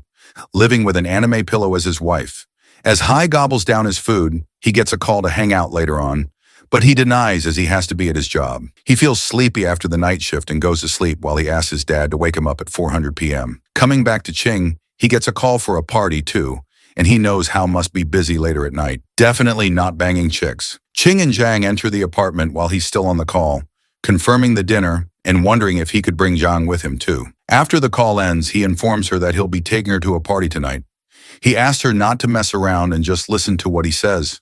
She agrees and then questions him if he meant that all the ghosts and martial arts are fake because that's strange for her. Patiently, he explains to her that it's not strange since all the basic survival needs are met. Humans develop a spiritual need. It could be anything from pets to games or movies. He wonders if she doesn't have novels in her world, but she isn't aware. Ching gives her an example of tea houses having storytellers who tell interesting stories. What he's trying to explain is where there's demand, there'll be supply. People solve each other's problems in return for some money, and hence a workflow is created. Giving another example, he explains that when everyone is seeking solutions from others, they are also helping others solve their problems, and that's how they earn. Realization hits Zhang, and now she understands how Ching can live like a landlord without having to go outside to work. She gets the concept of it, the concept of watching movies in leisure time, and he approves of her smartness. He tossed her a can of soft drink as a reward, but she wonders why he took her in. Was it for his spiritual need? He thinks and smiles at her and says he did what he wanted to. As he continues to play with the truck of a cat, she thinks that the young hero is really just a person with a big heart. She opens the can, and the entire soft drink fizzes up and spills on her. He hands her over a tissue to clean up herself. The world would become a boring place if everything was to be done with a purpose. Later at night, as they're making their way to the party, he guides her that she can eat and drink whatever she wants except for the alcohol, and there might be a lot of people coming to the party later on. They reach the place. He tells her that it's a place for her to experience newer things. As they step inside, he makes sure to let her know she can stuff her mouth with as much food as she wants. Zhang finds the music too loud, and by her looks, she looks uncomfortable, as if her uncle touched her. As Ching enters, they all seem happy for Ching to join. His friend informs that they all were waiting for him to arrive, and he should start singing now too. But Ching takes Zhang and decides to sit for a while. Zhang observes the place with uneasiness apparent on her face. Zhang is visibly uncomfortable. Her body language is awkward. Ching urges her to have some snacks before everyone arrives and they can eat properly. Handing her over some hazelnuts, he guides her how to crush them, but she can barely hear him because of the music. He realizes he has to speak louder, so he gets nearer and teaches her how to crack open a hazelnut. Then he wonders if she has had these before, but she hasn't. When she eats it, she finds them incredibly delicious, to which he apprises her to eat more. He isn't worried about how she cracks up the shell, because in a place crowded like that, no one would probably notice. And even if they do, they would probably only think how strong she is. Then he laughs and cheers while passing on a drink to his friend Zijun. He begins to party with them and drinks beer. Seeing him drink beer, Zhang wants to try it too, and he denies that a girl should know how to protect herself, and she's out. But she urges that she has had alcohol before, and she won't get drunk. He definitely has double standards because she just wants to have a taste, but he's not letting her. So after she insists a lot, he lets her have one of which brightens up her face. As she drinks it, he wonders if she likes the taste of it, and she ends up disapproving of the taste. On the other hand, his friend Zijun thinks that they are doing something fishy and stops them, but Ching tells him to mind his own business. Jun hops over to him and questions whether Zhang is his girlfriend, to which he denies that they're just friends. Ching turns to Zhang and introduces his friend to her as a real nouveau riche. However, this friend of the young hero doesn't have good intentions with her, but Ching stops him. Zijun wonders if he's not good enough, to which Ching doesn't even deny that, but what Jun brings to the table is his money. Anyhow, he walks away while Ching wonders when they're going to eat because he's really hungry. Zijun tells him to hold his horses because some people have yet to arrive. As he goes over to party again, he talks about how being on duty and how it's so life-sucking. Ching gets angry knowing that Hao is doing a great job. On the other hand, the party's going on, which is making Yang uncomfortable, and she wonders why are there so many people around here. He knows that there is a need to help her integrate into modern society, and this is a way for her to experience new things. Ching urges her to take this as a form of celebration because it's his friend's girlfriend's birthday. After that, he asks her to break some hazelnuts for him, and she does so, and he thanks the heroine. He wonders if she can sing, but she has never tried singing before, though he's a little controlling and says he wouldn't even let her sing, and he'll show his singing skills sometime later. Suddenly, he sees a guy with a white outfit come too, and he catches his attention, leaving him wondering what he's doing here. The guy and Ching look at each other, and the guy coldly passes by him. King gets busy on his phone again when suddenly he hears the constant sound of nuts cracking, only to find out that Zhang has eaten all the nuts out of hunger. He wonders if she's hungry, and she admits to it. So he assures her that in a little while there will be a super-sized cake. Her mouth waters, just thinking about it. She comes to think of it, she hasn't had any bad experiences with food over here. The worst food she had was the half-eaten bun and the hamburger when she first arrived. They were a little hard and tasteless, but even those were better than the pancakes in the Guarel. Zijun gets Ching's attention and urges him to sing since Hao isn't here, and he agrees to sing just one song. He takes the mic from Zijun, and Zhang, out of curiosity, leans over to see what that is. Suddenly, hearing her own voice being extremely loud, she gets scared. Ching tells her to relax and explains that it's a microphone. Well, now at least she'll be prepared for the speakers she'll be hearing the broadcast from. He looks over at her face. She looks extremely adorable, and he wants to pinch her cheek, but brushes off the thought, knowing that someday he will try it. Then he begins to sing with his friend. Zigjun looks around and sees that everyone is here, so they're about to get things started. And then the cake arrives. He holds the microphone and says that it's his girlfriend's birthday, only to suddenly realize that his girlfriend is missing. Someone informs him that she went out earlier. Ching smirks, joking that his girlfriend isn't even around, and he was about to cut the cake because he thought the girlfriend was the girl who was singing with him earlier. Jun looks around and finds her nowhere, so they just decide to keep on partying. Ching wonders if that's his new girlfriend, but Jun says they've been together for over a month and she is his true love. Zhang listens to them and questions the hero, asking if girlfriend means wife. He explains that girlfriend is just a term of endearment, while Jun looks at her, wondering how she doesn't know what a girlfriend is. Ching mocks Jun, giving an example that his girlfriend would one day be someone else's future wife, and to some extent, his friend agrees. Zhang then wonders who Ching's wife is, giving him a deadly look. He explains that he's an otaku, and for him a girlfriend can be everything, which makes his friend laugh. Although Jun wonders if the two of them are really just friends, Ching quickly changes the topic, saying they haven't talked like this in such a long time, and that they should have a few more drinks, mainly because he has to hide the fact that he was just explaining the concept of a girlfriend to an ancient person. Suddenly, Zun looks at his watch and realizes how late it is, so he goes off to find his girlfriend. Ching and Zhang sit down, and suddenly Ching hears a voice he was expecting, asking him if Zhang is his girlfriend. He tells him to mind his own business. It's the same guy who's curious to know how Ching finds so many beautiful girlfriends all the time, hoping to learn something from him, but Ching shuts him down, saying he's too ugly for that. It seems like Ching and his rival are standing face to face while he actively harasses him to have a drink with him. Ching stops Lang from being weird because he doesn't want to talk to him. Suddenly, Jun enters the room again and is scared to see that the two of them are standing face to face. He begins to panic because they had been roommates for a few years and now they are enemies. This is the reason why Jun called Liang over, but it seems like the situation is completely messed up.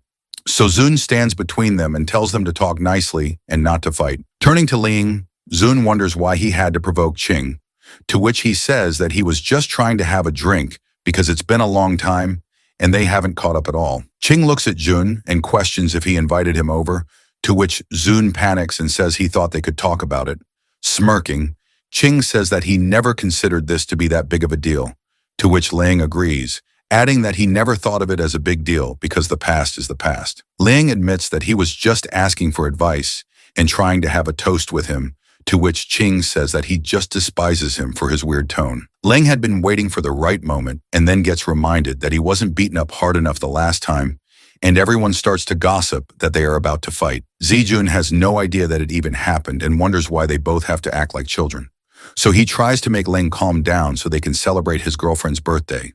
But it seems like Ling really wants to have a toast with Ching, yet he denies him again. Ling now wants to have a toast with his girlfriend, talking about Zhang. Angry, Ching says she doesn't drink and advises Zhang not to talk to Liang since he's a bad guy. Finally, Jun takes Liang away to put an end to the fight. He returns and sits with Ching, questioning when they even fought. Ching admits that if he had known Lang would be here today, he would not have come. Xian clarifies that if he had known these two were on bad terms, he wouldn't have invited him over in the first place. Zhang wonders why Liang called her Ching's girlfriend, to which he explains that Liang is ugly, and that's why he thinks they are dating. Both of them, Zhang and Q and Ching, are pretty, so brainless people automatically assume they're dating. Hearing the term brainless, Zun yells because at first they also thought Zhang and Ching were dating. She wonders why anyone would think a handsome guy and a pretty girl are dating.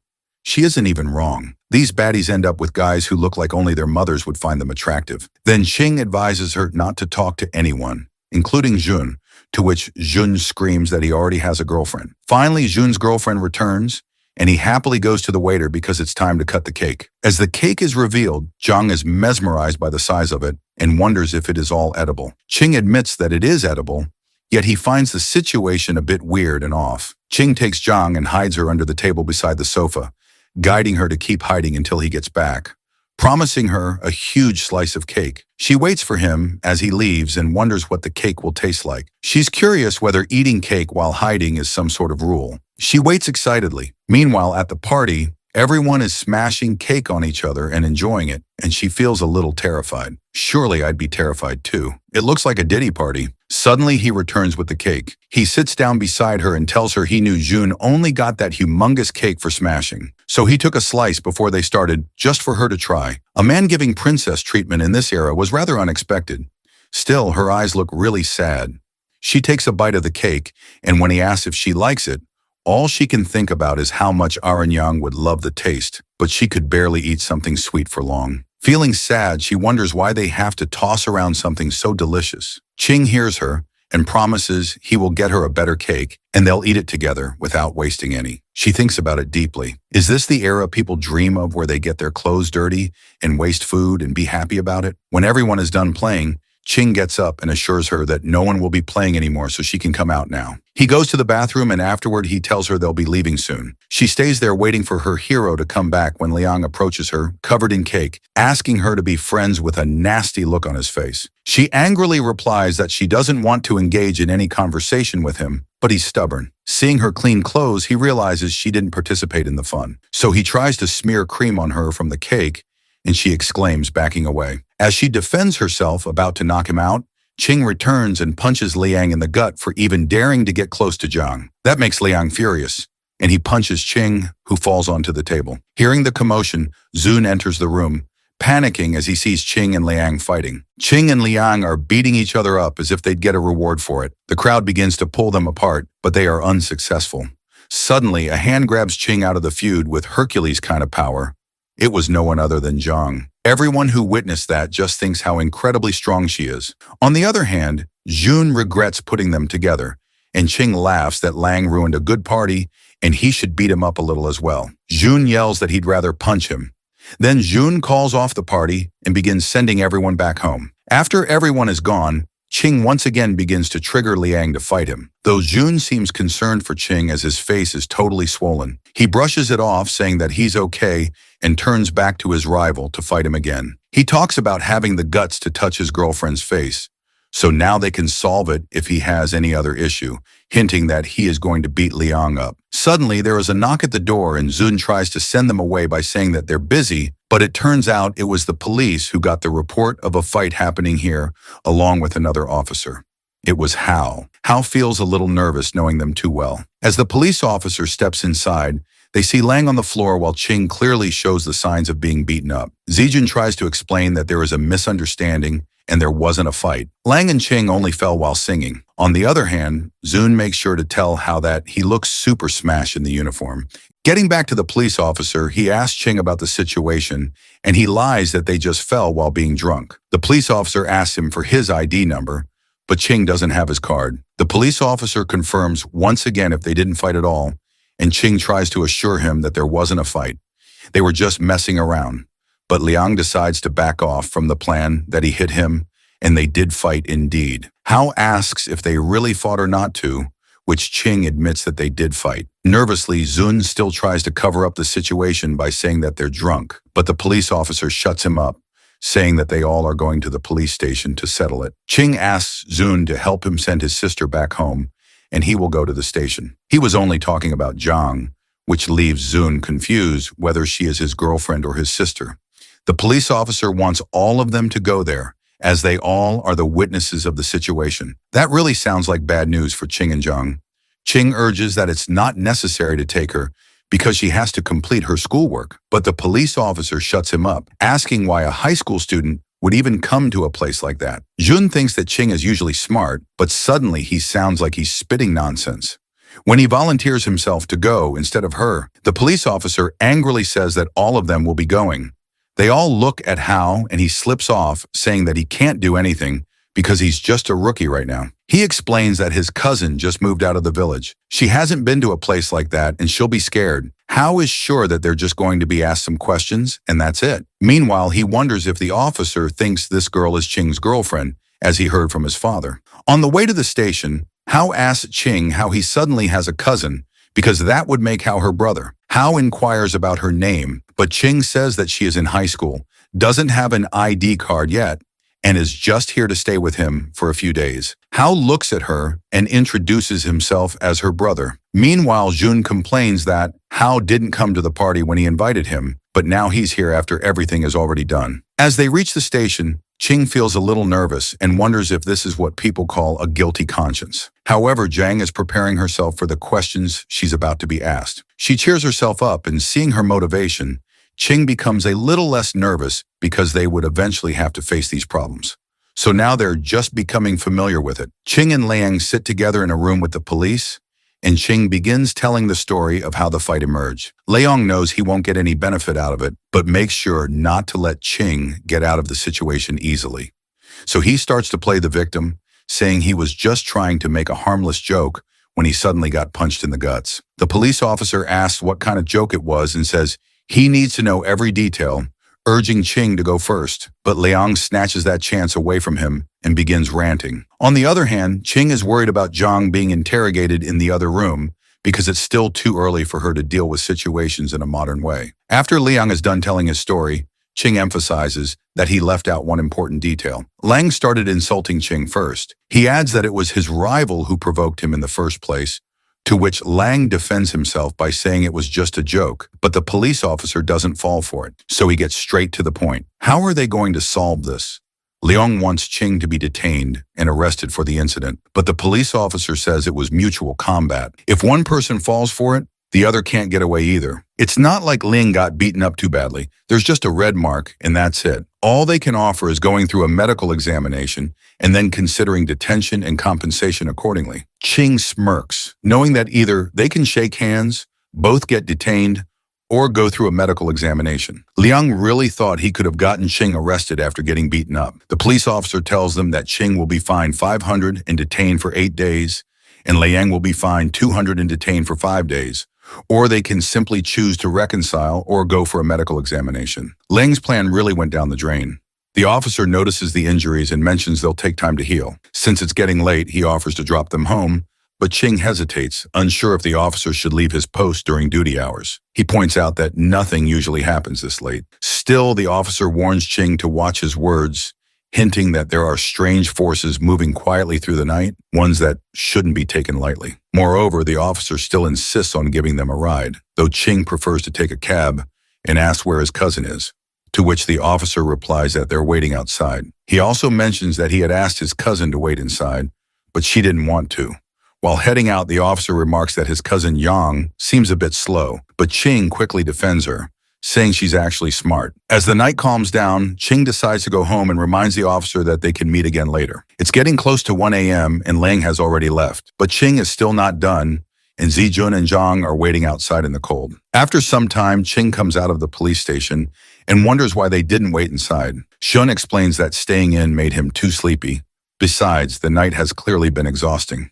Jun sigh, calling the whole day a mess. Despite the trouble, Ching jokes that if he gets another chance, he'd give Liang another beating. Suddenly, Ching remembers and asks about Jun's girlfriend, the one he's been dating for a month, to which Jun explains that she couldn't stay awake and went back to the car to sleep. Zijun offers them a ride home, but Ching declines, saying they'll just take a cab since it's already so late. As they get ready to part ways, Ching quietly reflects that with others always around, it's hard to talk to Zhang about the things that really matter. The night grows colder.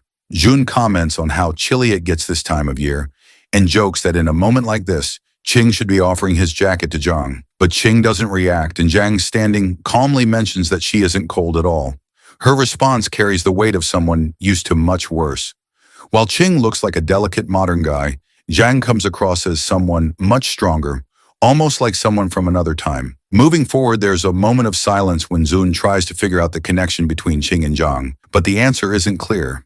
It leaves more questions than it solves because she doesn't quite seem like a cousin or a girlfriend, and the lack of clarity makes their relationship even harder to place. Eventually, they reach home, and the tiredness from the night begins to settle in. King watches as Zhang walks ahead with quiet steps. So light it's hard to hear her at all. Despite the long, messy evening, Ching starts to realize he might have been the only one who actually enjoyed the chaos. Now walking home slightly drunk and in the dark, the feeling of excitement begins to fade into a strange kind of loneliness. As they walk, Ching asks Zhang to walk beside him instead of behind, joking that it feels like a sidekick is following him, to which Zhang agrees, reminding him that she never saw herself that way. Once they reach home, Ching collapses on the sofa, feeling drained after the long day. But he's curious about her police questioning. He thinks back and learns that Yang only gave simple answers, mentioning a cousin and a birthday, and stayed silent on the rest. After hearing all of this, Ching admires how well Zhang handled it, realizing her clueless act was just smart thinking. In the end, Zhang feels that the police aren't as scary as they seem. After that, Ching reflects on how the day turned out and feels that despite everything, they handled the situation well. Also, Ching didn't lose anything from the fight and even managed to bring Zhang out for a bit of fun. Indeed, Zhang also got a first-hand look at a police station. Other than getting home late, Ching considers it a good day, especially since Zhang reacted well under pressure. Later, Ching teases Zhang a bit about being too obedient, but she calmly reminds Ching that she only follows him because she believes he's a good person.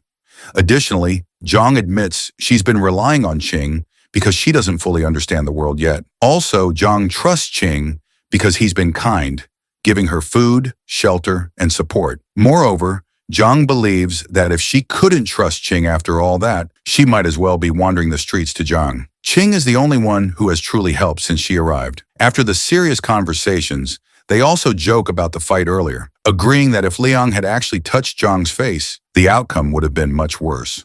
Following that, Ching wonders if their fight seems childish from an outside view, to which Zhang, unimpressed, doesn't even consider it a real fight. Janung asked our boy why he had hit that guy. Xuan replied that the man had deserved it and that punches were meant for people like him. He explained to Zhang Ha that if someone ever annoyed her that she couldn't hold back, she can't use her full strength, just enough to make the person feel some pain without actually injuring them.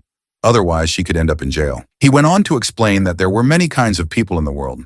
Some wished to wear bougie things but couldn't afford them. The hero told Zhang Hai that such people might give her a nasty look if they saw her wearing these things, but they would only act this way toward people they were familiar with, especially those who were out of their league. Shuing said that these people found it natural for others to be wealthier or more capable, but they couldn't stand seeing someone they actually knew doing better than them. Zhang Hu asked if that really happened.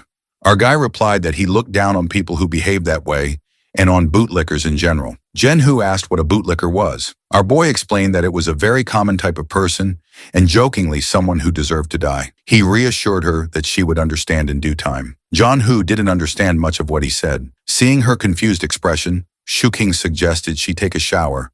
Noting that it was late, Zhanga agreed and left. Our hero sighed, leaning against the sofa. Realizing that having someone to chat with at home felt surprisingly good, he wondered briefly and awkwardly if they could cuddle to sleep once she was done, but immediately realized how weird the thought was. When Yang Hu returned from the shower holding a blow dryer, Shuing stood and told her she could dry her hair herself today as he was going to shower. As he entered the washroom, he sighed, realizing he had been standing a little too close to her earlier. After a shower, Shu Qing returned to see Zhang Hu holding the blow dryer. She mentioned that many girls had short hair and asked if it was normal for people to cut their hair here. Our hero explained that hairstyle was a personal choice. Even going bald was fine if she wanted.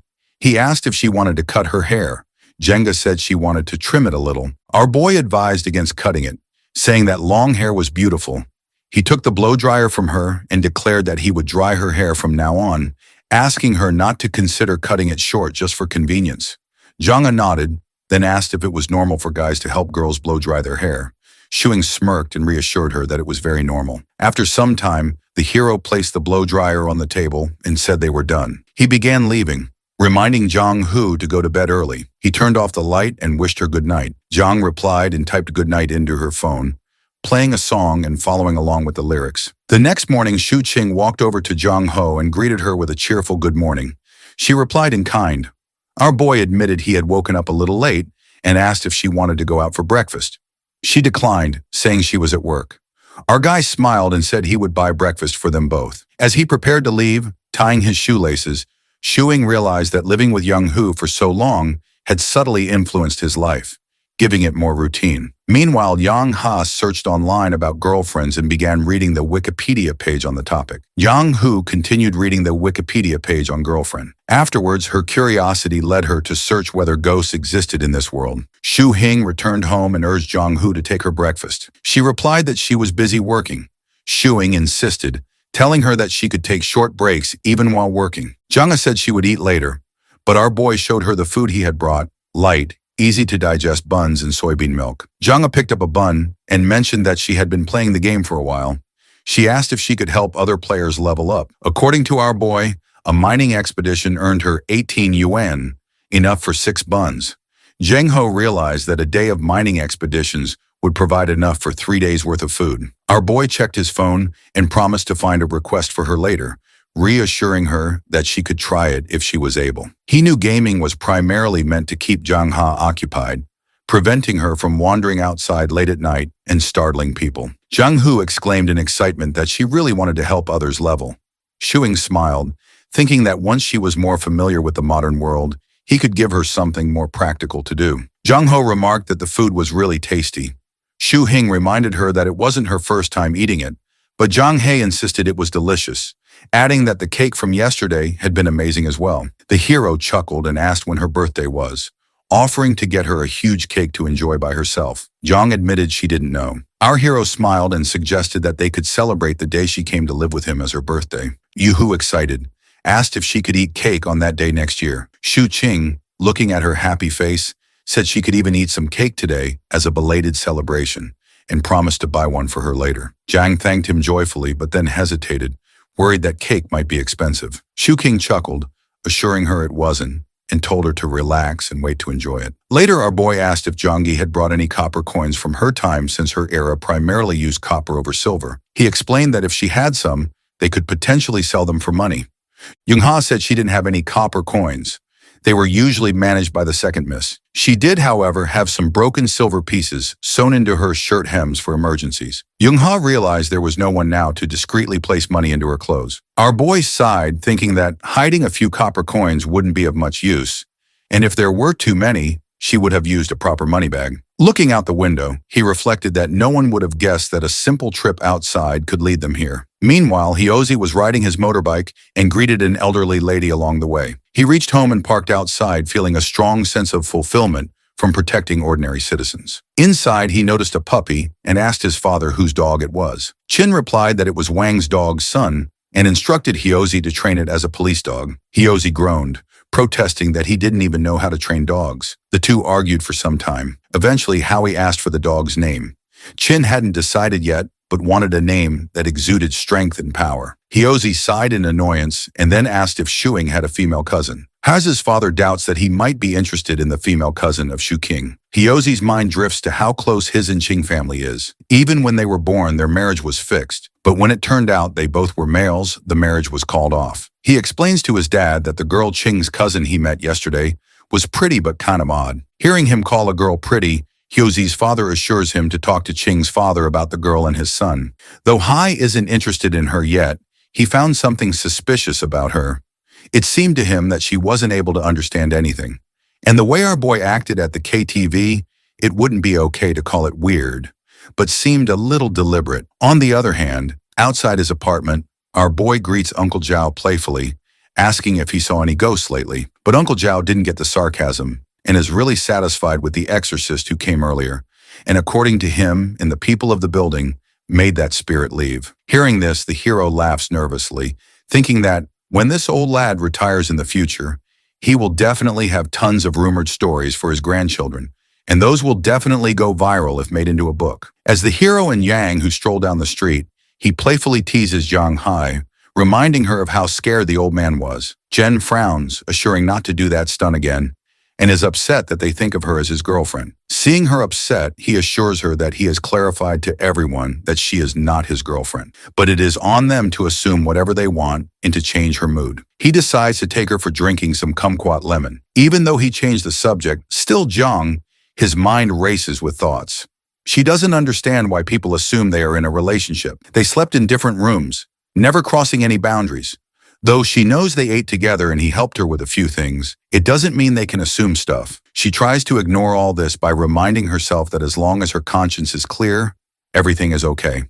While Ching buys them milkshakes out of curiosity, Young-hoo questions our boy about what girlfriends do so that she will avoid them. Taking a long pause, our boy explains to her all the signs of what girlfriends do, and it is similar to what they do all the time. This freaks her out. Noticing her uneasiness, our guy assures her that with her, there is an exception as the situation is different for them. It doesn't really give her that much assurance, but she tries to forget it. While they are drinking milkshakes, Chung picks up the cake from the nearby shop he ordered. As soon as she sees the cake, she realizes that the debt is increasing for her.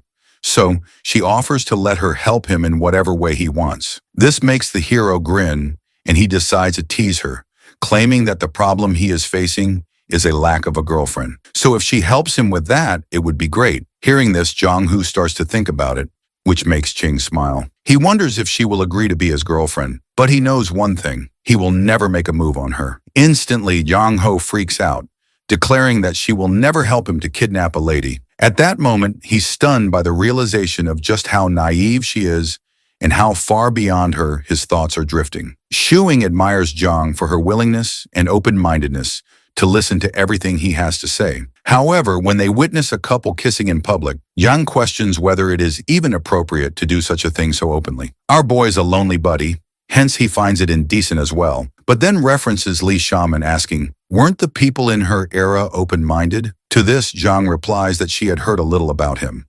While talking to Jang, our boy thinks about his father, who had dedicated his entire life to historical research. He worries that if Yang's information doesn't match the historical records, it would mean that all his father's work was of no use. Our boy wants to inquire more if she has seen anything like that before, but she wasn't bothered much by what the emperor did in his life. Shushing agrees with her answer, thinking that historical records often show powerful people like emperors and officials engaged in questionable behaviors, and she may not have been aware of it. Our boy then imagines the tales of conquering the world with a sword, feasting on meat and wine, just a part of his vivid imagination. He exclaims that he wants to know about Zhang's life, which sounds fascinating to him. Jen pauses for a moment, recalling a gory scene, and responds that our boy wouldn't love to hear it all. Shu King insists, saying he would love to hear it as a story tale. Later, our boy opens up a cake box and shows Zhang the birthday candles. He explains that he didn't know her exact age, so he asks the shop assistant for candles for an 18-year-old.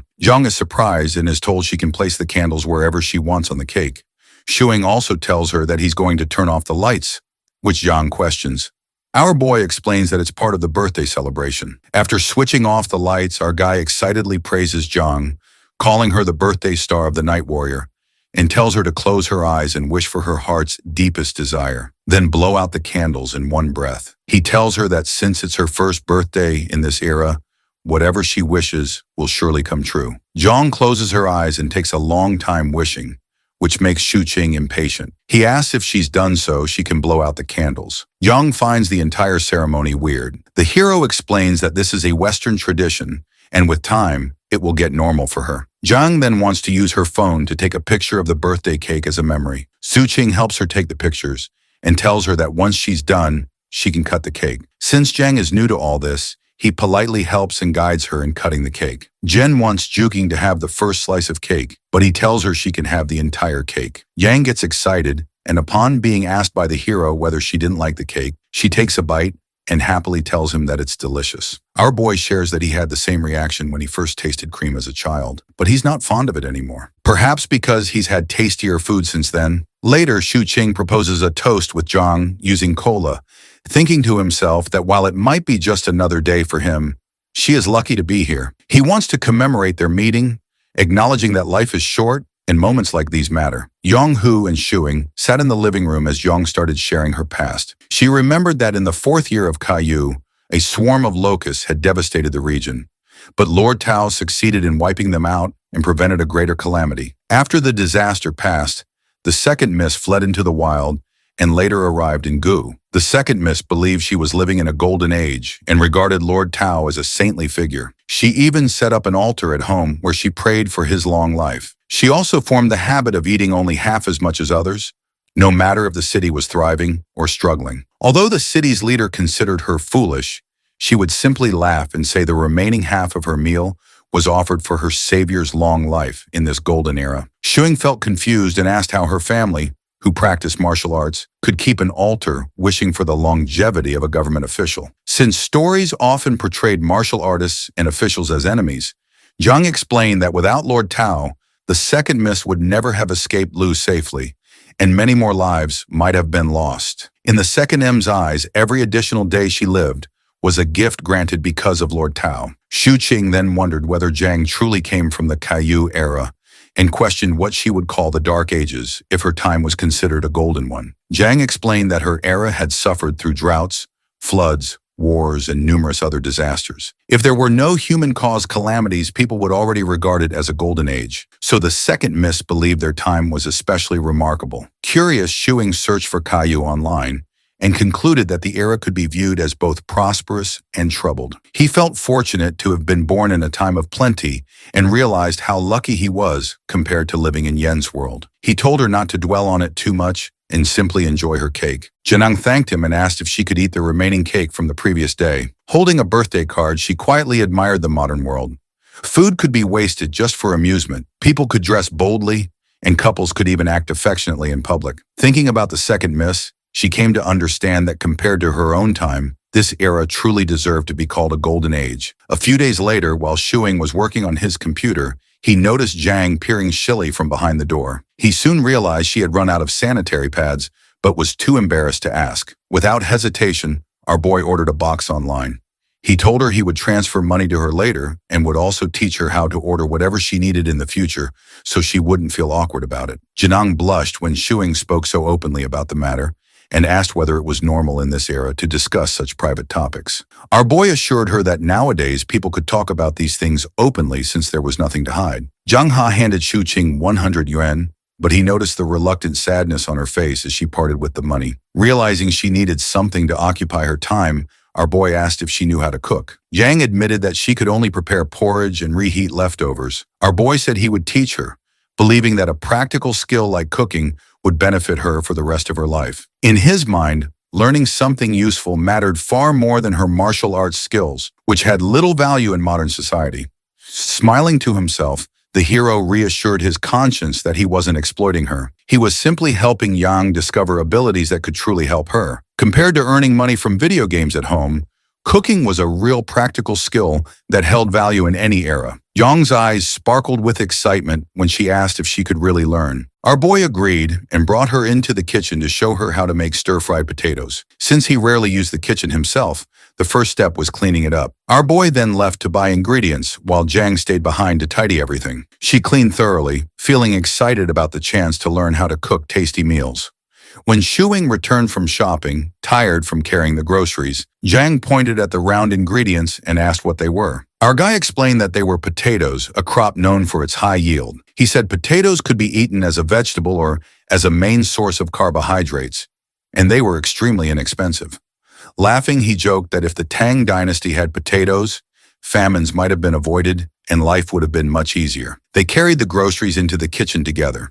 Shuing told Zhang to wash the dirt off the potatoes and then peel them with a potato peeler. He added that once she learned to cook, she could also handle the dishes, and he would even pay her 5 yen for each meal she prepared. Zhang quickly declined, saying it didn't feel right to receive money when she was already staying with our boy and would be eating the food herself. Shu Qing insisted she treat it like a small tip and reminded her that homemade meals were healthier than takeout. He was confident that with her discipline as a warrior, Zhang would quickly learn how to cook well. Still adapting to modern life, Zhang found the idea of regularly eating meals at home somewhat unusual. Shu Qing then showed her a photo demonstrating how to slice the peeled potatoes into thin strips. At that moment, our hero received a call from his friend Hyozi. Before answering, he told Zhang to finish cutting the potatoes and soak them in a bowl of water until he came back. When he picked up the phone, Hyozi said he was finally free and wanted to go out for skewers to celebrate. Shuing declined politely, explaining that he already had food prepared at home and suggesting they meet another time. Ha was surprised to hear that Shu Qing had actually cooked. Confused by the reaction, our boy asked why it was so shocking and added that he didn't have enough ingredients to share even if Hyozi came over. After ending the call, he made sure his friend wouldn't drop by since he preferred that Hui and Zhang didn't meet unless it was absolutely necessary. Meanwhile, Zhang sat with her phone searching online to find out whether it was normal for a man and woman living together as roommates to cook meals together at home. Shuing was showing Yang Ho the different seasonings in the kitchen. He told her to carefully observe the amount he used and memorize it well. Yang, however, wasn't fully paying attention. Instead, she kept looking at our boy while thinking about something she had read online earlier, that cooking together can bring two people closer and may even lead to starting a family. Seeing that she seemed distracted, our hero asked if she had remembered the measurements, warning her not to add too much, joking that too much MSG might turn her into a fool. Slightly irritated, Jung said she remembered everything. The hero asked why she was behaving oddly. Zhang first said her conscience was clear, then quickly changed her answer and simply commented that the food smelled wonderful. Once the dish was finished, Zhang was amazed by the rich aroma. Our boy handed her a bowl of rice. During the 2 months they had lived together, this was the first time they had actually cooked a meal side by side. When Yang tasted the stir-fried potatoes, she was captivated by the flavor. Curious, she asked whether potatoes were grown in the soil. Our hero jokingly answered that, of course they came from the ground and didn't appear out of nowhere. He then showed her a steamed potato and said it was one of his favorites. In his enthusiasm, he accidentally grabbed a hot one before realizing it, then passed another to Zhang. He explained that it was understandable she had never seen potatoes before since they originally came from the West. Teasing her, he said that if she ever returned to her own era, sailed southeast and claimed some land, she could become famous enough to be recorded in history books. Janang, however, spoke more seriously. She said she was thinking about finding land in this era, settling down, planting vegetables, and cooking her own meals. Shuing thought that was unrealistic, explaining that farming alone wasn't a dependable way to survive in modern society. To him, people from her time seemed overly attached to land as a means of stability, but times had changed. Still determined, Jung said she could work hard, save money, and eventually start her own farm. She planned to cultivate crops, wait 3 or 4 years for harvests, and repay our guy for everything he had done for her. Shu Qing cut her off, saying that what she needed first was to learn how to live in the modern world, and he told her not to focus on farming for now. Jen's expression immediately dimmed, so our boy quickly reassured her, saying she could treat his home like her own, and that he would look after her. Hearing that made Yang blush. The hero quickly clarified that he only meant he would take care of her openly, just like he did with the cat, and that anything else was a matter for the future. Janang firmly replied that he didn't need to joke about such things. She felt grateful to him for letting her stay there, and said she would find another way to repay him, but certainly not by offering herself. Our boy was stunned, wondering how such outrageous thoughts had entered her mind. Jen added that she couldn't truly regard Shuing's home as her permanent residence and would only remain there temporarily. Since neither of them had anything to hide, Shuing agreed, feeling that the matter cleared their consciences. He reminded her that he had never made any personal promises and asked whether she thought he was a bad person. Jen answered that he was a good man. Smiling, our hero told her to call him Young Master, joking that he wasn't actually such a good person. Later that night, Zhang browsed through Shu Qing's social media using his account and stumbled upon some old photos of him. She asked if the person in the pictures was really Shu Qing. He initially denied it, but Zhang kept pressing until he finally admitted the photos were from his flashy younger days. Our boy flushed with embarrassment.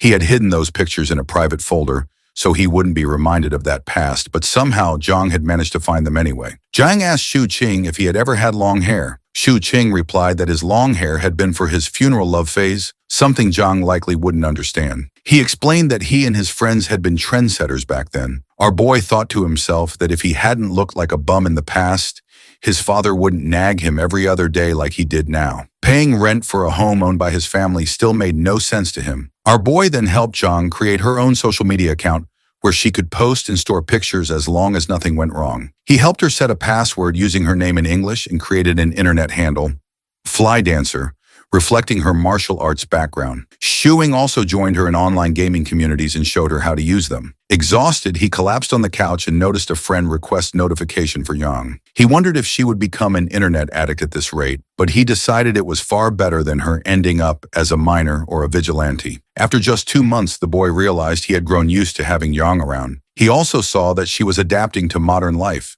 slowly becoming a city girl. In her own time, she had been just a grain of sand, but in this era, she was becoming a brick, solid, and capable, which made our guy happy to help her. Later, Yang got up to take a shower. Our boy told her he had bought a high-absorbent towel so she could dry her hair easily. While in the bathroom, Zhang reflected on how Shuing had been right. In this era, many things existed for enjoyment, not for mere survival, as in her own time. After 2 months, she could feel how much she had changed since arriving. When Yang came out of the shower, Shuing offered to blow dry her hair before taking his own shower. He thought that helping her would prevent her from getting annoyed and cutting her hair short impulsively. Yang suggested that Shuing could consider growing his hair long, too, as long as he didn't dye it red, so she could return the favor by blow-drying his hair. Our boy was happy with his current hairstyle and told her that helping her was no trouble at all. Blow-drying was a daily task at hair salons. He even added that he would take her to get a haircut so she could look her best, making Yang smile in gratitude. Janang wondered if the roles were reversed if Shuing had come to her time, whether he would have survived without modern skills with her protecting him instead. She thought it would have been a piece of cake. She hoped Shuing would never have to experience her era, as things were already good for them in the present. The next day, Shuing took pictures of Yang dressed in winter clothes. Realizing that she was becoming a dress-up darling, he wondered whether her martial arts could help her tolerate the cold. Jang confidently replied that she would manage better than the hero. The hero teased her, saying her toes would freeze in her straw shoes, which made Yang scowl in anger. Later, Shuing left the house, telling Yang to cook for herself since he would be eating out. As he walked out, he thought about how it was already late November and he still hadn't paid his rent. He considered transferring the money to his father, but decided it would be better to visit in person. Since his father had lowered the rent, Shuing wanted to prevent any misunderstandings. He didn't want his parents arriving unannounced and assuming there was a romantic relationship between him and Yang. Shu King sends his mother a message before going to visit her. When he arrives, she immediately asks if he has come alone. Our boy casually asks who else he could have brought. His mother looks around and asks where his girlfriend is. He replies that he left Yang at home. His mother asks why he did not bring her along. Our boy tells her not to glare at him. Zhang is only his girlfriend, so there is no need to bring her every time. Besides, he jokes that his father would probably complain again about him freeloading off them. His mother then wonders how he and Yang ended up living together and suspiciously asks if he picked her up off the street. Shuing explains that Yang came to the city alone to search for work and does not know anyone in this unfamiliar place. At first, he treats her like a younger sister, but gradually their relationship changes. When asked where Zhang is from, our boy says she comes from the mountains. He tells his mother that when he first meets her, her shoes are torn, and she even refuses to accept a new pair. Her clothes are full of patches, and she is often hungry. His mother finds it difficult to believe and assumes he is exaggerating, since Yang does not seem as miserable as he describes. Shu Sing insists that Zhang is not like other carefree girls who have everything provided for them. She has supported her family since she was young. In truth, he prepares these stories beforehand to mislead his mother. The topic then turns to their future since they are living together. The hero becomes nervous and quickly explains that nothing inappropriate is happening. Yang sleeps in the storage room instead of sharing his bed. His mother still warns them to be cautious. Shuku King replies that Zhang is only staying there temporarily. His mother tells him to bring Zhang along next time and advises that if they are not compatible, they should separate early. Our hero jokes that if they do get along, maybe his father will stop charging him rent. She then asks whether he has found a job yet, and Xing admits that he is still looking. When his father returns home at 7 o'clock, the first thing he asks is whether his son has brought the rent. Our hero smirks and says he only came for dinner. His mother calls everyone to wash their hands. During the meal, Shu Qing keeps thinking about what Zhang might be doing at home, which makes his father notice that he is behaving oddly. Later, while helping his mother wash the dishes, the boy sees that she is growing ginger sprouts. When he reaches for one, she lightly slaps his hand away. After he says he wants to plant one himself, she finally lets him take a single sprout. He plans to give it to Yang, knowing she will enjoy taking care of it. As he prepares to leave, his mother tells him to go home since it is getting late. Our guy hesitates for a moment, then admits with a red face that he thinks he has fallen in love. On the way back, he keeps turning the thought over in his mind. He truly has fallen for Zhang, a girl who comes from 1,000 years in the past. Shuking enters the house and asks Zhang what she is doing. She panics a bit, but explains that she is about to play some games. Instead, our guy hands her a small plant. Yang studies it curiously, confused. Our hero explains that it is a sprouting ginger plant. He tells her she can keep it in her room or place it in the kitchen. After a moment of consideration, Yang decides to put it in the kitchen. Shuing then asks if she still wants to play games, but Yang feels tired and plans to go to bed instead. He reminds her to stay warm in the cold weather, assuring her that the weather will get better in a couple of weeks. Before Yang leaves, our boy calls her over and asks her to sit beside him. After hesitating for a moment, he asks if he can hold her hand. Jen refuses right away. Our boy says he only wants to check whether her hands are cold. She still declines, but he gently reaches out and briefly takes her hand anyway. As he holds it, he studies it carefully, which makes Yang feel a little uneasy. When she asks what he is doing, he casually says he is curious whether martial arts training makes a person's hands rough or unattractive, adding that he is thinking of learning martial arts himself. In reality, he is already considering buying her hand warmers for the cold weather. Feeling embarrassed under his scrutiny, Zhang quickly escapes to take a shower. As soon as she disappears, Shuqing rushes to the computer to check what she had been doing earlier, suspicious about her strange behavior. Looking through the browser history, he discovers a series of unusual searches that leave him puzzled about what she has been thinking. When Yang returns from the shower, our boy offers to help blow dry her hair again. She notices the strange expression in his eyes and asks why he has been acting oddly all evening. While plugging in the hairdryer, our boy suddenly begins lecturing her. He explains that search engines are not always reliable because they are created and managed by people, and people can make mistakes. He also warns her that some individuals online are scammers, so she should not believe everything she reads on the internet. Jen watches him suspiciously and asks why he suddenly feels the need to say this. Shuing awkwardly answers that it simply crossed his mind and insists it has nothing to do with anything she might have searched. Later that night, lying in bed, our boy reflects that at the rate Yang is adapting, she will soon fit seamlessly into modern society. Thinking about it makes him analyze everything about her, until he finally decides he needs to find a way to officially make Yang his girlfriend. The next morning, Yang is brushing her teeth while Shu Chu-ching stands nearby, staring at her. His constant gaze starts to irritate her. Yet the longer he watches her, the more perfect she appears to him. Unable to keep it to himself any longer, our guy casually asks if she would like to visit his parents' house sometime when she is free. Shushing remembers how his father visited the previous month and questioned why he and Yang were living together. Thinking back to that suspicion, the hero now asks Yang to pretend to be his girlfriend and accompany him to a meal with his parents, hoping it will stop them from meddling in his life. When she hears the word girlfriend, Zhang looks confused and asks whether that means they would have to sleep together. The hero quickly reassures her that she does not need to do anything like that. She only has to join him for the meal. Then jokingly, he adds that he would not mind if she wanted to share a bed. Jung rejects the idea immediately. After some thought, she agrees to act as his girlfriend. Delighted, Shuing suggests they should rehearse beforehand. Janang frowns, not understanding why practice is necessary if they are simply going out to eat. Caught off guard, our boy hastily changes the subject and offers to take her to an all-you-can-eat buffet for lunch. The promise of unlimited food instantly sparks Jung's excitement. While they are outside, the hero asks if she feels cold. Jung says her clothes are warm enough.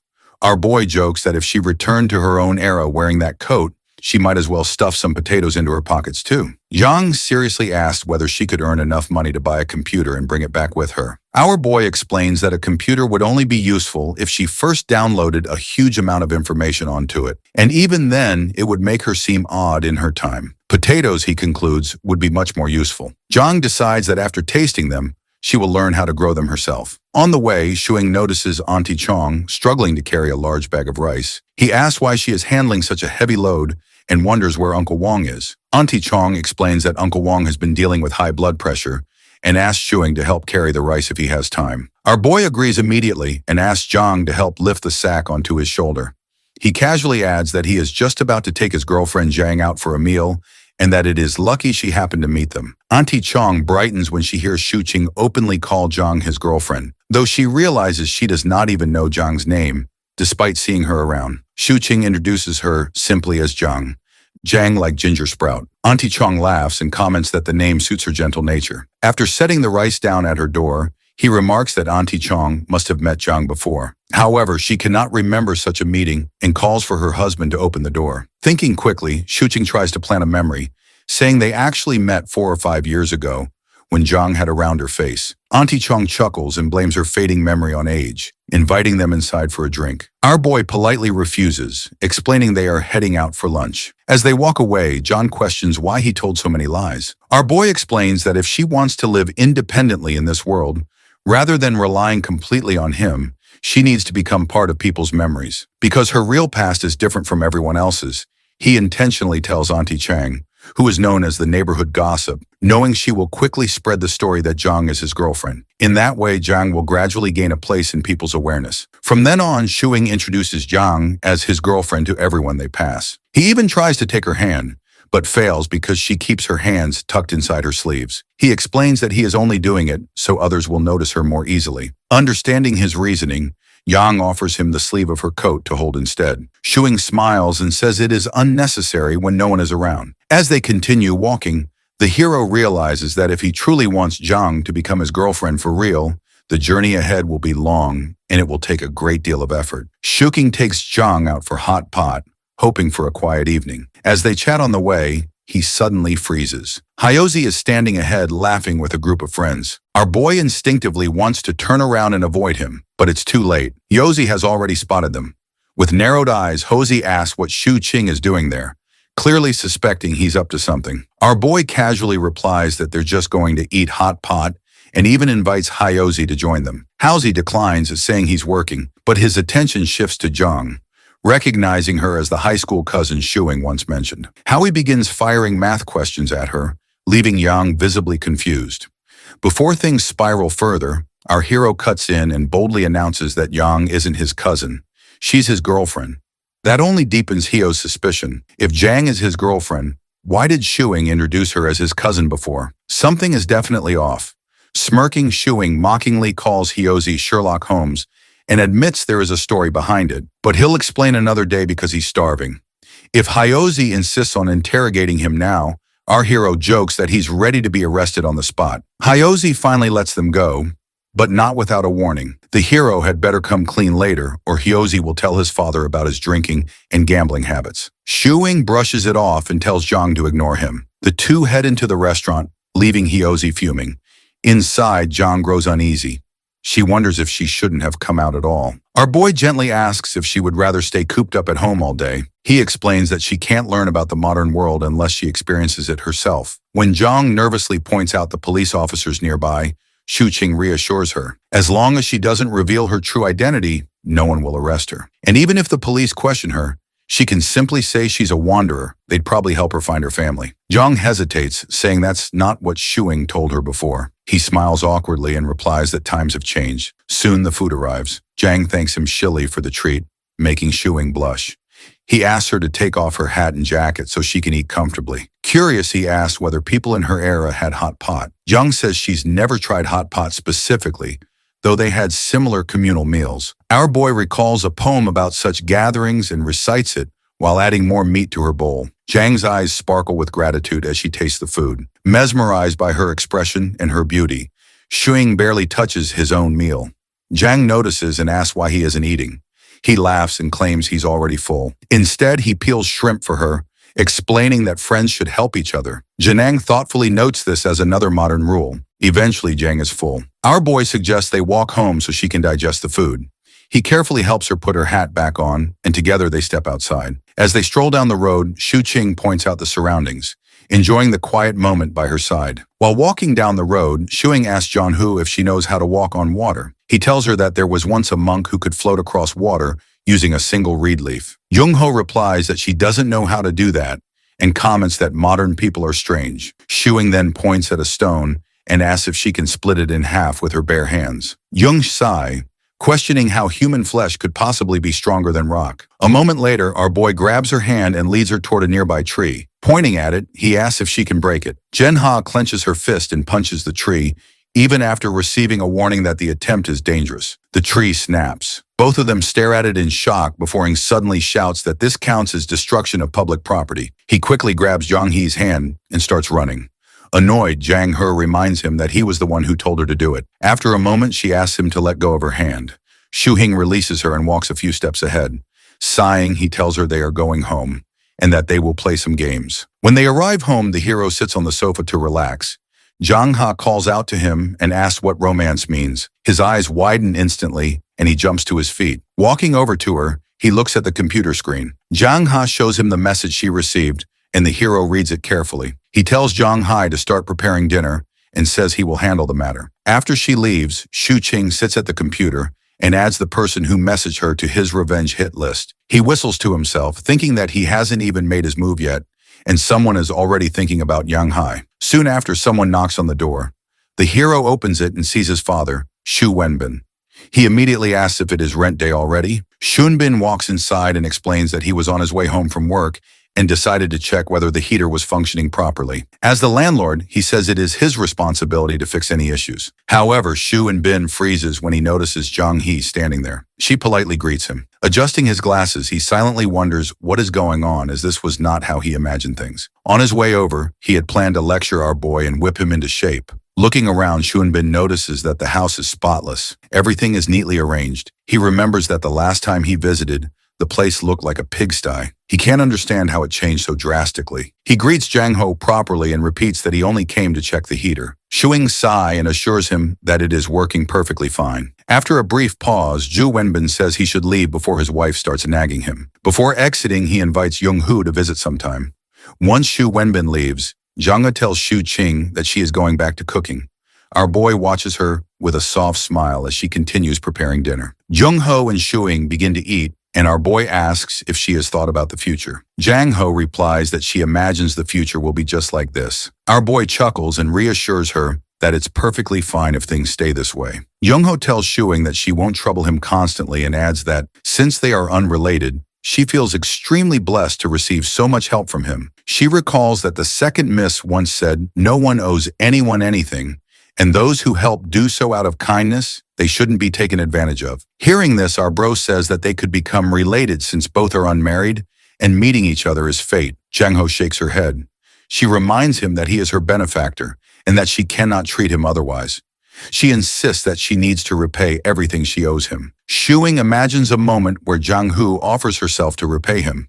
He quickly responds that he wishes for both of them to willingly be in a relationship. He yells at her, saying this is how it should have developed. He asks if offering herself in marriage is considered a way to repay a benefactor. Jung Ho firmly denies it. She says the second miss taught her that all debts should be repaid, and offering oneself for marriage is the most shameless way of all. It only makes the person dependent on the other. Shuing imagines the second miss cutting the red thread that connects his and Yang's love. He grits his teeth, struggling to control his anger.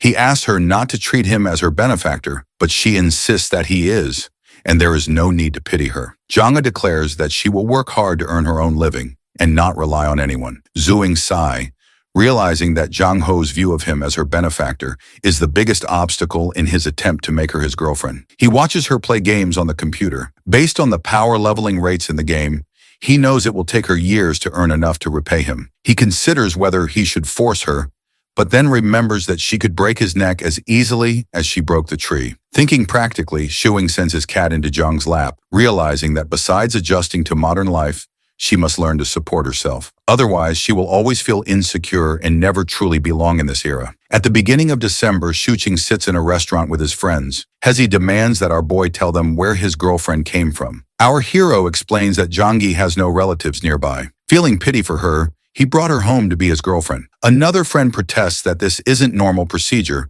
but the hero argues that a couple can be together as long as both are willing. Hyozi presses him, asking why Shuqing had previously said Zhang Hu was his cousin. The hero, wearing a helpless expression, explains that he was helping her hide her identity. He recounts that Zhang Hu was homeless, doing odd jobs, and had nowhere to live. If he didn't help her, she might have been sent to a shelter, and he would still have to look after her afterward. Hai, feeling pity, agrees to believe him for now. Shuqing smiles and shoulder bumps Hosey, asking him to help John Ho with the ID issue they discussed earlier.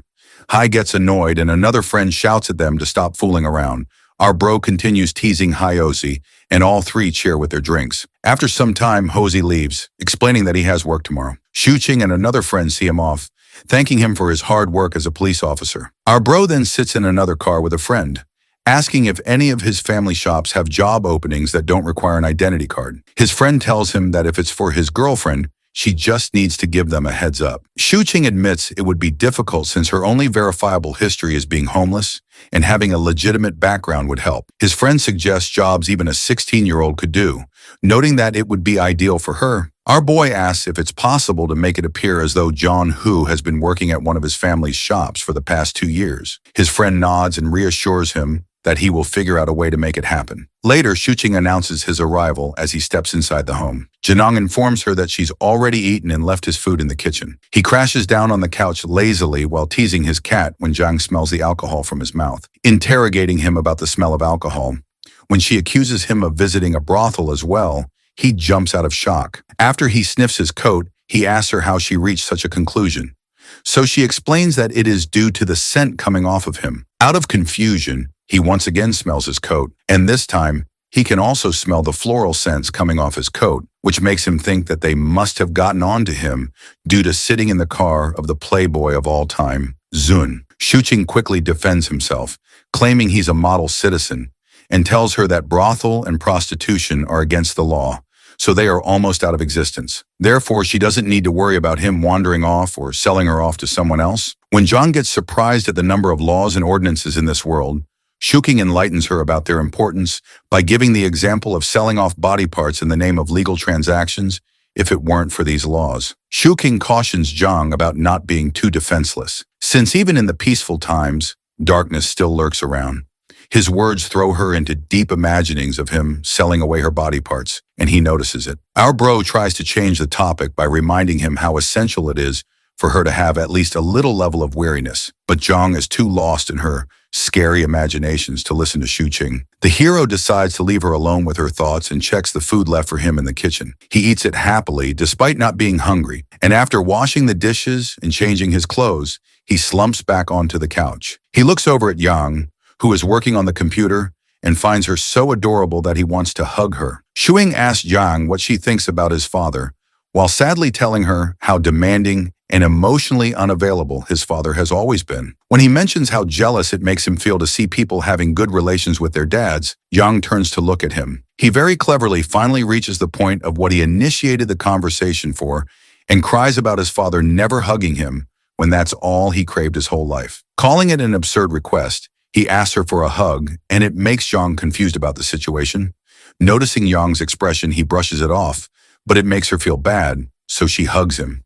He squeezes her body quickly into a tight hug, catching her off guard. At first, she tries to resist him and pull herself out of the suffocating hug, but slowly calms down and holds onto his shirt. She tries to relax by reminding herself that it is just for the sake of the young master's experience, and her conscience is clear. On the other hand, our bro is enjoying the scent of her hair while holding himself back from hugging her tighter. After she asks him if he is done with the hug, he pulls back while thanking her and gets up to take a shower, leaving her worried about him not being as relaxed as he looks. Yang's practicing martial arts with a sword in the morning, while our bro is secretly recording a video of her. She stops immediately when she notices him, and he also stops the recording before asking her about the significance of martial arts. She answers that it works out quite well for her and flaunts her strength. After scrolling through some articles on his phone, Shuqing gets to know the importance of martial arts and gets down on his knees, asking her to teach him too, since it would be sad if such an important tradition disappeared over time. When he enthusiastically announces to practice it wholeheartedly to excel his skills, he gets into a random position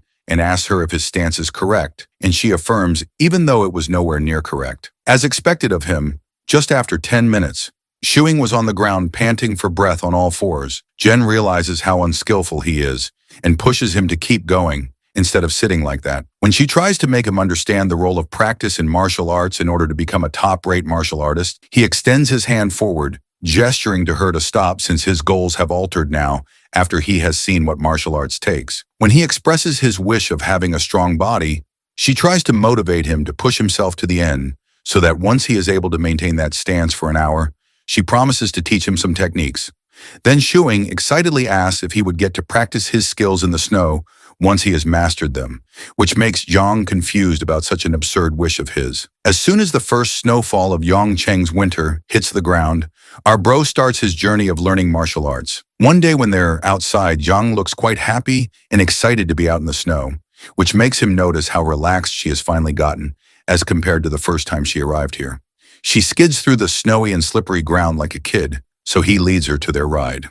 While they're sitting on the back seat of the car, Yang notices how calm and relaxed the driver is inside the car, and all he has to do is to turn the steering wheel while staying oblivious of the cold outside. Interested in the driving job, she whispers to Shu Qing about her thought of becoming a driver. Our boy is quick to dismiss her thought, saying he can't teach all the necessary things to her alone, and he can't allow her to get into road accidents voluntarily. Listening to him, she realizes that our boy knows how to drive and asks his reason for not driving one, to which he simply mentions his poverty. They arrive outside Shu Cheng's parents' house, and while assuring her to stay calm, he reminds her of the lie about coming here from the mountains of Yachen in search of a job, which she needs to tell his parents later. Suddenly, the hero notices his Uncle Chin and calls him out while telling Yang to quickly grab his hand. After she reminds herself again about her conscience being clear about holding his hand, she holds his hand. Uncle Chin notices them, and our bro quickly introduces Zhang to him, while Zhang plays with Uncle Chin's newly found puppy. Uncle Chin asks Shuing to teach Hyozi some dating tricks as well, but he says Hyozi suits arranged dates the best. While they walk to Shu Qing parents' home, he teaches her small tips on their way. He tells her how normal holding hands is, so she doesn't need to feel awkward about it, even if there's nobody. She seemed a bit perplexed over his claim, so he shifted the topic to satisfying his mother's questions. In his tips on how not to give unclear answers, he first tells her to figure out what his mother wants to hear so she can say so to make her answer sound genuine. Secondly, if she is asked about her routine, she should lie about being busy with her own things rather than mention her addiction to games. However, she gets a bit confused about what exactly it means, and he sums it up by telling her to stay in the role of his girlfriend. They enter the house, and after Shu Qing introduces the two to each other, his mother tells them to take a seat while they wait for food to be ready. Her mother secretly finds Yang beautiful, whereas the hero takes her inside and helps her take off her jacket and hat. His father comes out of his room and looks at the two of them curiously through his spectacles. So, Shuing introduces Yang to him, reminding him how he has already met him before. His father didn't look pleased to see them together and annoyedly asked the hero why he was looking so happy. After putting forward Yang as his reason for happiness, he internally laughs at his father not being able to recognize a person from ancient times, despite him being a historical researcher. Ju King tells Zhang to relax and peels an orange for her. As soon as he hands her the orange, he suddenly realizes how he has forgotten to bring something home, since it is the first time he is here with his girlfriend. However, his father rudely tells him that they already have everything, so he does not need to bring over anything. His mother calls them for food, so he guides Yang to the washroom and goes ahead to help out his mother. When the table is set, Yang comes out of the washroom hesitantly, so his mother warmly welcomes her to the table, telling her to drop her shyness. She happily runs to the table and gets herself seated while Shuing's mother serves her food. When Yang looks at the food and rice on the table, she is surprised by the variety since she has been thinking it was going to be a simple lunch. Zhang shares the tasty food his mother has cooked while his mother adores how good they look together. His father's eye on the other side twitches with annoyance at the sight of seeing them happy together. After a while, Shuing's mother's adoration and his father's annoyance both turn into extreme shock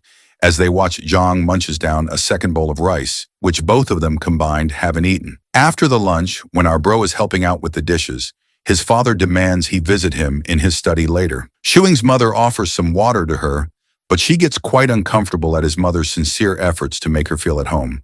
She tells her not to get so formal with them and asks her to sit with her. Once the both of them have sat, his mother, while talking about their relationship, asks her where she is from. Remembering the answers our guy had taught her earlier, she quickly claims to have come from the mountains. Xing goes to talk to his father in the study where he asks our boy about his future plans, since he and Yang are cohabiting. Xing casually assures him that it's nothing more than simply sharing a space, but his father gets angry. Angrily, his father says that he knows all about what young people think these days and asks him about his future plans once again. Shu Qing thinks to himself how he and Zhang is not actually dating and asks his father not to worry about them and just forgive the rent for him. However, his father does not buy his excuses to change the topic and forces our guy to answer him. Our hero gets annoyed by his father continuously pressing him for answers, so he claims to have more expertise in this domain. This fuels the old man's anger, and he kicks Shuing out of the study. Shuing looks at his mother and Zhang.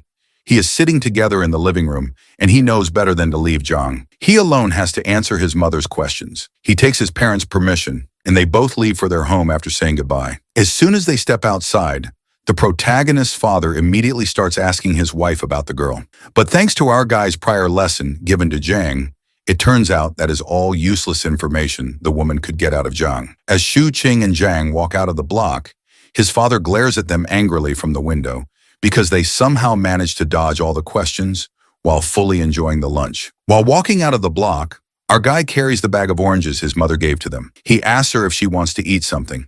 She refuses, reasoning that she has less hunger these days. He then tells her how normal it is to have less appetite since she isn't so active these days, but she should still take care of her diet and not overeat since it can hinder her movement abilities. Janong scaredly agrees, to which he tells her that it is fine since she loses enough calories while practicing martial arts. When he promises to buy a weighing scale for her to keep balance, she seems confused about it. He pranks her by telling her a scale is what a person is tied to and then lift it up to measure their weight. When she looks scared by the description, he chuckles and tells her that it's just a joke. Later at home, Young worries about getting a job to pay her debts quickly, so she asks our guy about it. Since he could not think of a suitable job for her, he tells her to keep playing games until she finally finds something that interests her, since the most important thing in life is to enjoy it. After some thought, she confesses to not having anything that interests her, and then asks about the reason for their cat, Winter Melon Life. After he expresses his oblivion about it, he tells how jealous he is of Winter Melon for not living under the shackles of society. When she asks the meaning of the metaphor,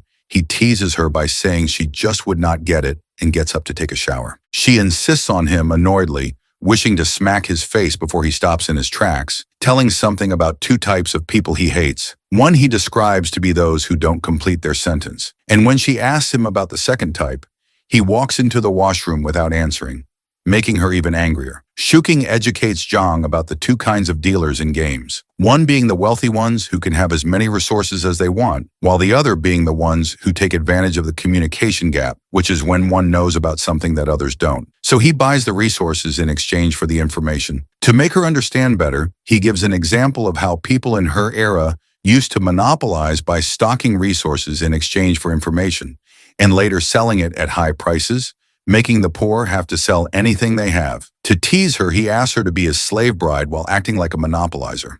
So she angrily refuses him. He assures her that he's just kidding and realizes how oblivious she's about everything right now. Considering this, he tells her to search about humanities and tells her this is what she needs to learn. They read through the online articles about the things included in humanities and guarantee to look for novels and movies on this topic to watch with her. She curiously asks if learning about it will finally clear the information gap between them. So he confirms and tells her to get ready for sleep. Jen is still lost in her thoughts about the information gap and asks if he wanted to take advantage of it to make her his girlfriend. The question catches our guy off guard, and despite it being the truth, he calls it an accusation since she has no evidence regarding it. He urges Zhang to take a shower and then sneaks onto his computer chair as he doubts that she is up to something. After looking through her search history, he finds out many weird, doubtful questions she had searched about him and his intentions. He wonders if it is not normal for two opposite-gendered people to develop feelings even after living together. Shuking realizes how she has been acting normal all this time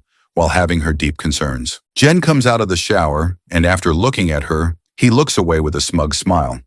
On being asked about it, he acts clueless and nonchalantly offers to dry her hair. She accepts his help and wonders why he still wants to end the knowledge gap between them when he should be wishing that she had never known about his secret feelings. She goes to bed while wondering if Shuing's intentions are purely for her sake. Shuing wakes up in the morning from his phone ringing. Upon receiving the call, his ears are blasted by his friend Hio's voice yelling through the phone. He asks our guy angrily about what he has told his father, Uncle Chin. So the hero says he praised the choice of name of his pet dog. Huzi gets angrier at the hero playing dumb and directly asks him about matchmaking. Shuing laughs when he remembers about it and teases him before hanging up. Shuing gets out of his room, and upon being asked, he says that he's up early to strengthen his body, considering that she makes him get into a martial arts stance and stay in it. He asks if there isn't any quick way to gain strength, like castration or dual cultivation. She concernedly asks him if he wants to get castration, but he refuses and instead claims to want dual cultivation. She looks away embarrassingly while denying the existence of such a technique, but the blush in her cheeks gives her off,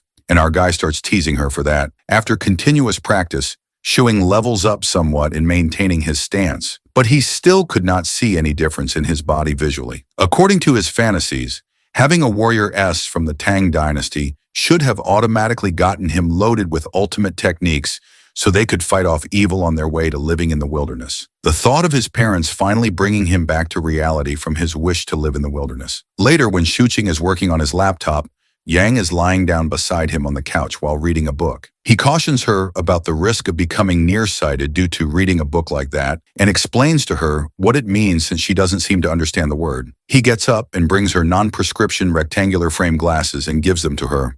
He reminds her that it is the same as the ones that his father was wearing when they visited his parents' house. She carefully puts them on and asks him for assurance if she has put them on correctly. He turns on the front camera in his mobile phone and shows her how she looks. Our boy finds it perfect on her, but Zhang has a hard time getting used to its existence on her nose. He looks at her focused expression closely and starts blushing because he wants to hug her once again. Reminded of the same tactic, he brings up his father again. He asks her if Second Miss ever hugged her, so she affirms and tells him about how Second Miss would actually squeeze her tightly into a hug, especially on cold days, and used to make her feel at ease a lot. Before Shuing can say anything, his mobile phone starts ringing. He looks at the contact name and announces that it is Jun who is calling him. He attends the call, and after confirming if our guy's at home, Jun tells him that he has the documents related to the employment issue that he needs to get signed by the hero. So he wants to come to Shuing's place to get them signed. After listening to how the rich dude Shun has already looked into his problem and even has the documents to be filled out, our boy invites him. Not so long after, the front door of our guy's house is knocked. Before he could answer the door, Yang volunteers and runs to the door.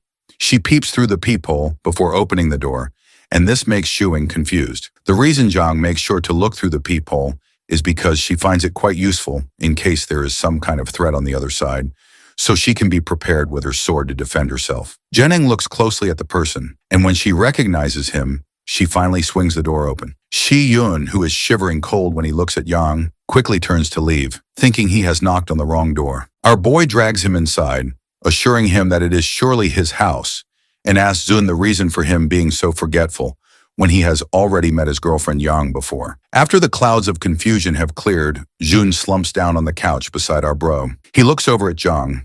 He is playing a game on the computer and teases our boy and whispers, saying he just realized where Shuing has disappeared to these days if it was not for his mistress. Changing the topic, our boy gets it confirmed if the forged work experience documents are good to go and asks Zhenang to sign them. Zhang looks closely at the documents that were handed over to her by Shuing to sign. On inquiring about them, he tells her that these documents will prove her 2 years of work experience here. In case she does not know how to read and write, our boy writes her name on his phone and shows it to her, telling her to copy it in the places her signature is required. When Jun sees him teaching her how to do her own signatures, he asks our guy in shock if she actually is not aware of how to read and write on her own. Seeing Jun's reaction, he realizes the need for an explanation. So while Yang signs the documents, our guy lies to Jun about picking her up from the streets she has been wandering around for over 10 years. When Shuqing continues to give absurd details about Zhang's appearance when he found her, Jun refuses to believe him, whereas Zhang does her best to hold herself back from beating some sense into Shuing. Shuing offers Zijun to stay over for a meal and asks Yang to cook some more food. Ziyun seems surprised about the idea of having homemade food when he had been expecting them to go out. But our guy says he wants to benefit from a girlfriend who can cook well. While they wait for food, Jun walks over to the computer system and asks Shuqing to help him out with setting up the new PC he is about to get. After Shuqing agrees to send him help, Zijun notices the computer's default language is set to traditional Chinese. When he asks Shuing about it, he makes up an excuse about liking it better these days, and it makes Jun suspicious of his recent behaviors. Nonetheless, Jun compliments our guy for having so much knowledge. Shuing mentions to him how this is the difference between a poor person's hunger for knowledge to earn and a rich person's hunger for ease.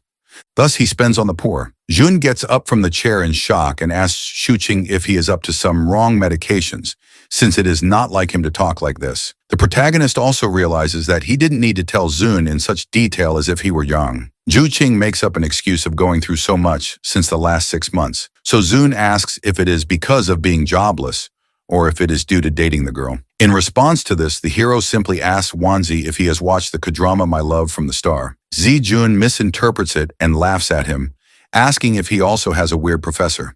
But Shuing refuses and says to him that based on Ziyun's IQ level, it would be useless to explain things to him. Our boy then excuses himself to check up on Yang. Seeing her focused on the work, he couldn't help but compliment her, thinking how she looks like wife material. She angrily shoos him out of the kitchen by scaring him away with a sharp knife. After he is gone, she wonders why he came to the kitchen. Zijun seems to like the food quite a lot, and when Shuing tells him to enjoy and eat as much as he wants, Yang gets the sudden feeling of a housewife who cooks meals for the guests while her husband entertains the guests. Before leaving, Zun reminds Shuing about his promise to help out in setting up Jun's PC, and our guy assures him that he will do so after he's done with his matter. When our guy sees Yang still busy at work, he tells her to rest and talks to her while doing dishes. He tells her that she needs to stop being a person from the ancient era and needs to revise her personality according to the current era. He improvises her life trajectory to be an orphan from the Yang Mountains, who later did random jobs with Yung Chang from the age of 16. Afterwards, she meets a nice kid named Shuking,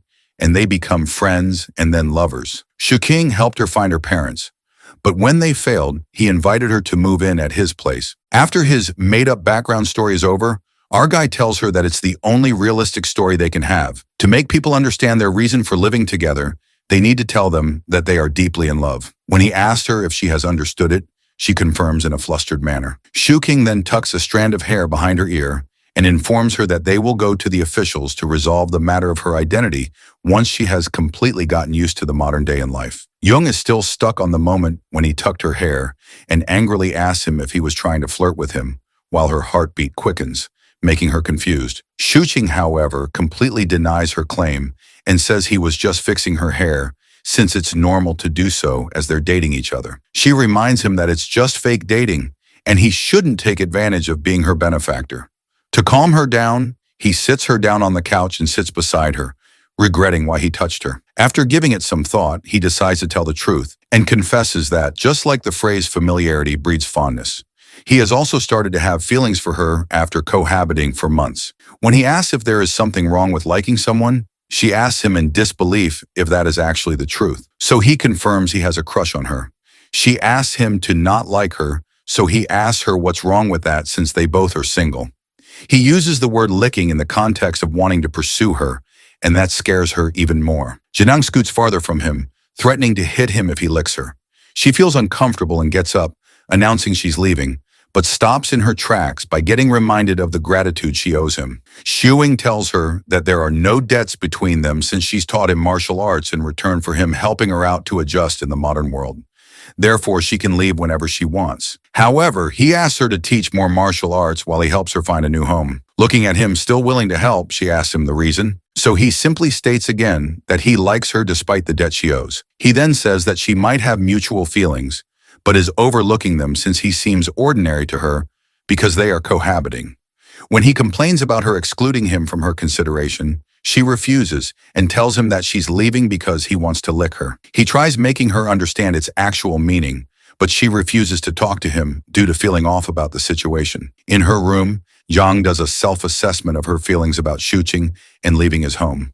On the other side, our guy is in the living room, wondering if she is going to leave since she hasn't come out of her room for so long. Just as he is about to tear up about losing her, she walks out of her room, and after stealing a glance at him, she walks straight into the kitchen. Happy to see her, our guy jumps out of his seat and follows her into the kitchen, asking about her decision. While washing the oranges, she acknowledges that what he said was right, and since the debt and the feeling he has for her are two different things, he can continue to like her without crossing the boundaries. He immediately promises not to do anything like that again.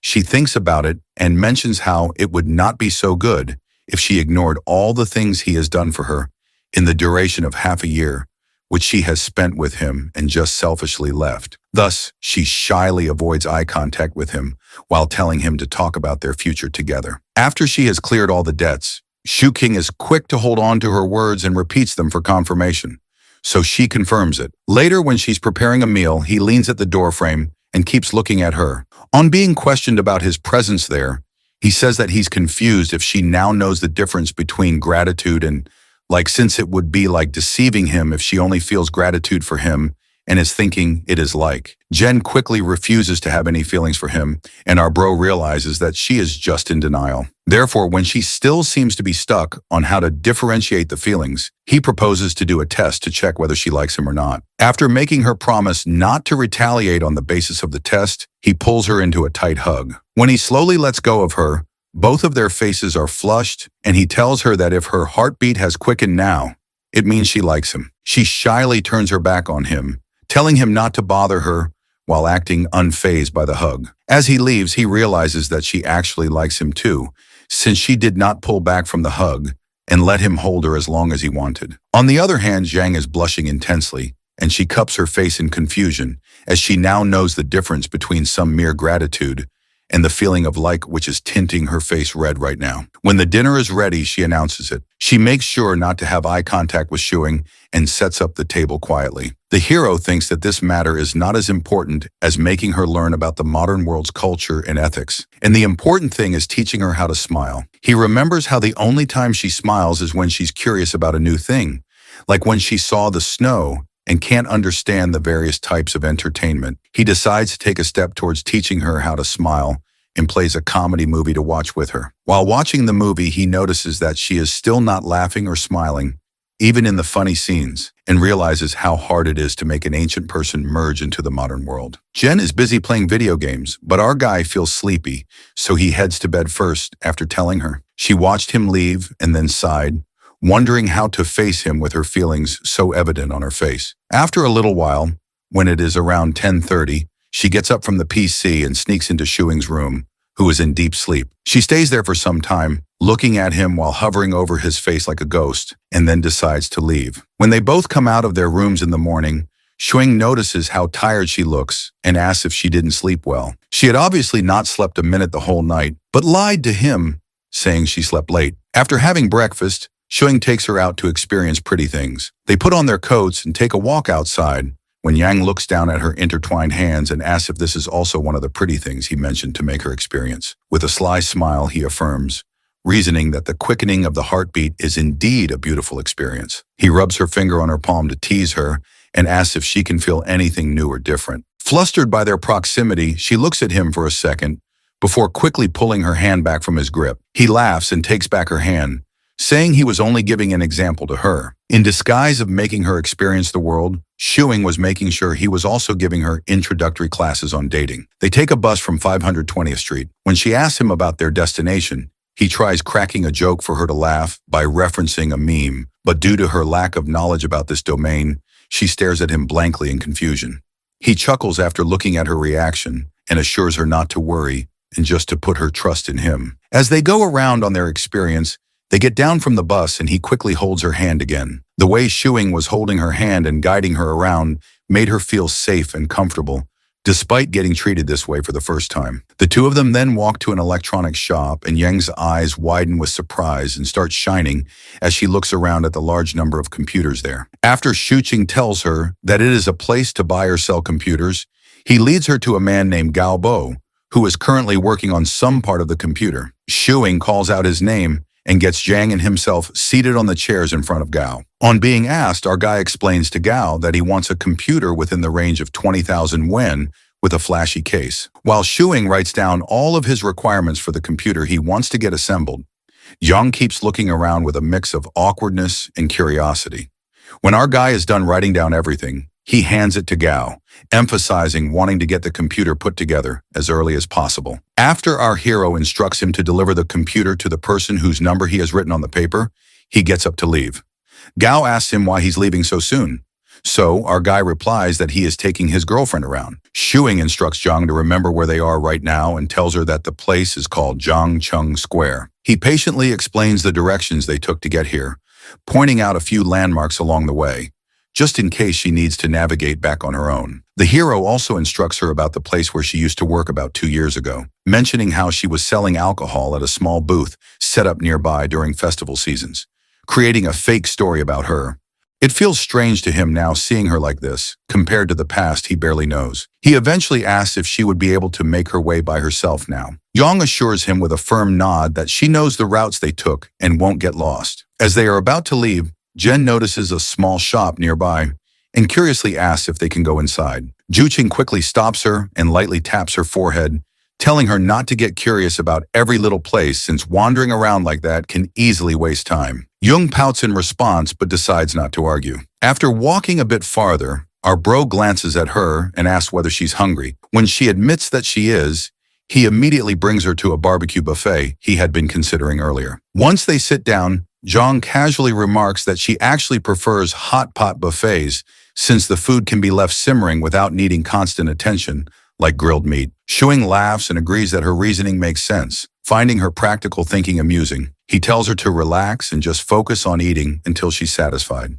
Shuing carefully grills the meat, making sure every piece is cooked just right. While doing so, he tells her that sharing warm food together feels a lot like holding hands, something simple yet meaningful. He adds that a good meal isn't just about filling the stomach, but also about feeling satisfied mentally. Jen listens seriously but then mischievously asks him to bring her some cake for dessert. Shuqing agrees and soon returns with 2 small cakes, one for her and one for himself. Jang takes a bite and quietly wonders to herself, so this is what mental satisfaction feels like. She doesn't say the thought out loud, but a faint smile appears on her face. After some time, our bro tells her about a small game the restaurant is hosting. If they manage to finish all the food on their plates, they can win a prize. He asks if she wants to try, thinking that no girl, even one who lived thousands of years ago, could resist a plush toy. Shuing expects her to be excited. Yang looks over the available prizes and ends up choosing a soft bear simply because its color reminds her of the winter melons she used to eat. When they leave the restaurant, Yang asks what the point of the bear is. Our guy chuckles and says she can hug it when she sleeps, and when she does, she should think about him. Yang immediately threatens to rip the bear in half if he keeps saying such embarrassing things, which quickly shuts him up. With most of their date plan finished, food and some window shopping, only the movie remains. The boy tells her that the theater is a bit far, so they should walk there to help digest the food and save some money. Zhang agrees without any hesitation, which surprises him. He jokingly says that most girls would act shy, stomp their feet, and refuse to walk, wanting to be treated like princesses instead. When Zhang looks genuinely puzzled, Shuing exaggerates the behavior, pouting, stomping, and whining in a high-pitched voice to demonstrate. Janong stares at him blankly, completely unable to understand why anyone would act that way. Seeing her confused expression, Shuing laughs so hard that his stomach begins to hurt. Then he mischievously asks if she would like to try acting coy as well. In response, Zhang lifts the bear again and threatens to tear it apart if he keeps insisting. Our guy immediately raises his hands in surrender and backs off, thinking that maybe her straightforward nature was better after all. When they arrive at the movie theater, Young asks why they can't simply watch movies at home. Shuqing explains that it feels different because they are on a date, and watching a film in a theater creates a completely different atmosphere compared to sitting at home. He points out that whenever they watch movies at home, she treats them too seriously, almost as if she is studying or completing a mission. According to him, movies are meant to be relaxing, not something to analyze like a task. He tells her that inside the theater, they will sit quietly in the dark and simply enjoy the film. Our boy reminds her not to make noise, and if she wants to do something else, she should quietly leave the theater first so she does not disturb anyone. After explaining all that, he suddenly asks in a serious tone whether he can hold her hand while they watch. Jen stares at him in confusion, wondering why he would want to do that. In her mind, her hands are rough and unattractive. She recalls the story of Dong Tusi, who loves his wife even though she is not beautiful and even has 4 children with her. Thinking about it, Yang concludes that our guy must be like Dong Tusi. She firmly warns him not to ask that question again, which startles our guy a little. He wonders how someone so young can be so fierce. Jen then suggests that he should quickly improve his martial arts so that they can properly spar with each other one day. Before she can refuse again, our guy quickly grabs her hand and pulls her toward the theater entrance. Once inside, he introduces her to popcorn and buys a large bucket for them to share. As the movie begins, Yang stares seriously at the large screen. When our guy tries to hold her hand again, she immediately pulls it away. He remembers how they have held hands before and cannot help noticing that she now seems determined to avoid it. Meanwhile, Yang is thinking about how rough her hands are and how unpleasant they must feel to touch. She glances at Shu Qing and suddenly imagines him asking her to have children with him. Embarrassed by her own strange imagination, she quickly shakes her head. Shuing notices the odd expression on her face and wonders what she could possibly be thinking about to make such a face. After the movie ends, they slowly walk out of the theater. Janang suddenly asks why he likes holding her hand so much. The hero does not know how to answer and awkwardly looks away. Janang then stretches out her hand and tells him to hold it properly this time. Shu King senses that she must have gone through some kind of internal struggle before saying that. He carefully takes her hand, feeling quietly thankful inside. Smiling, he calls her his little warrior S and asks if she likes the movie. Yang no Diaz and says it is good. As they walk, our guy tells her that watching movies can actually help improve her thinking. He explains that films can broaden her horizons and help her build what he calls the three modern views: her worldview, her values, and her outlook on life. He says it will be a slow process, but he will guide her step by step. Then, half joking, he admits that he might trick her a little along the way and asks her not to hit him when she eventually realizes it. Jen looks at him thoughtfully, considering his words. Unsure how to respond, she decides to remain silent for now. Shu King wonders if Jang has noticed that she has become a bit empty-headed lately. When she questions him, he explains what he means. When they first met, she was like a wild kitten with its fur standing on end, ready to draw her sword and show her fangs at the slightest provocation. In the months that followed, she began drawing her sword less often, though she still kept her guard up. On the surface, she appeared calm, but she remained cautious and would quietly verify things behind the scenes. However, recently, ever since the day he told her he liked her, she has become much more gullible, believing almost everything he says. Shuing jokes that if he really wanted to, he could easily trick her into kissing him without much effort. Jen immediately tightens her grip on his hand, wondering what exactly went wrong and why she has started acting like that. Our boy calmly explains that it is normal for girls in love to behave foolishly sometimes, especially when it is their first time experiencing those feelings. Yang shouts that she is not in love at all. She is simply enjoying the beauty of the world while simultaneously crushing his hand in her grip. She finally releases him, and our guy admits that he will not rush her to figure out her feelings. He even suggests that perhaps the reason she is acting this way is not because she likes him, but because she has grown dependent on him, much like she once depended on her second miss. Jen quietly admits that he might be right. Zhu Qing then tells her she should learn how to distinguish between gratitude and genuine feelings towards someone. Otherwise, if she keeps being so naive, he worries that he might not be able to resist taking advantage of that innocence to trick her. Janang grows flustered when he leans closer and casually admits that he is falling more and more in love with her. She thinks about how he is practically giving her advanced warning before trying to trick her. Shushing confesses again that it is simply because he likes her. Jang smiles faintly at his sincere words, and the two of them board the bus together. She asks about his hand, wondering if it still hurts. Our guy jokes that she should try using less strength next time. Hearing that, Jang quietly notes that he is already talking about it next time. When they arrive home, Shuing opens the door and is greeted by Winter Melon. He kneels down and asks if the cat is asking for food. After playing with it for a moment, he gives it something to eat while thinking about how Yang still seems completely clueless about anything related to romance. In fact, she seems to understand it about as well as he did when he was in 5th grade. Remembering the awkward times when he rejected girls in the past, he cannot help feeling slightly traumatized by those memories. He soon starts forming a plan. If Yang is going to understand romance better, he will probably need help from old romance stories. He stays up all night editing things and eventually begins thinking about dinner. Shuking knocks on Yang's door. When she opens it, she asks why he is there. The hero wonders if she has been sleeping the whole time, and she admits that she did sleep for a bit. Our boy checks her temperature and notices that she looks slightly feverish, but the thermometer shows that her temperature is normal. Yang insists that she is fine and says that she will make dinner now. The hero suddenly realizes that Zhang is a girl and that she will be sick for a few days every month. He quickly pours her a cup of water, urges her to rest, and cooks 2 packs of noodles himself. He even adds garlic, thinking happily that she is the best since she eats both garlic and onions. Our hero soon receives a call from his friend, who excitedly tells him that Shuqing's friend is amazing and that the computer is finally done. He just tried using it and says it is even better than his previous one. Smooth and incredibly fast. Meanwhile, Yang sits quietly searching on a website about the difference between the feelings of liking someone and dependency, her brows furrowed in deep confusion. After a couple of snowfalls, the coldest part of winter arrives.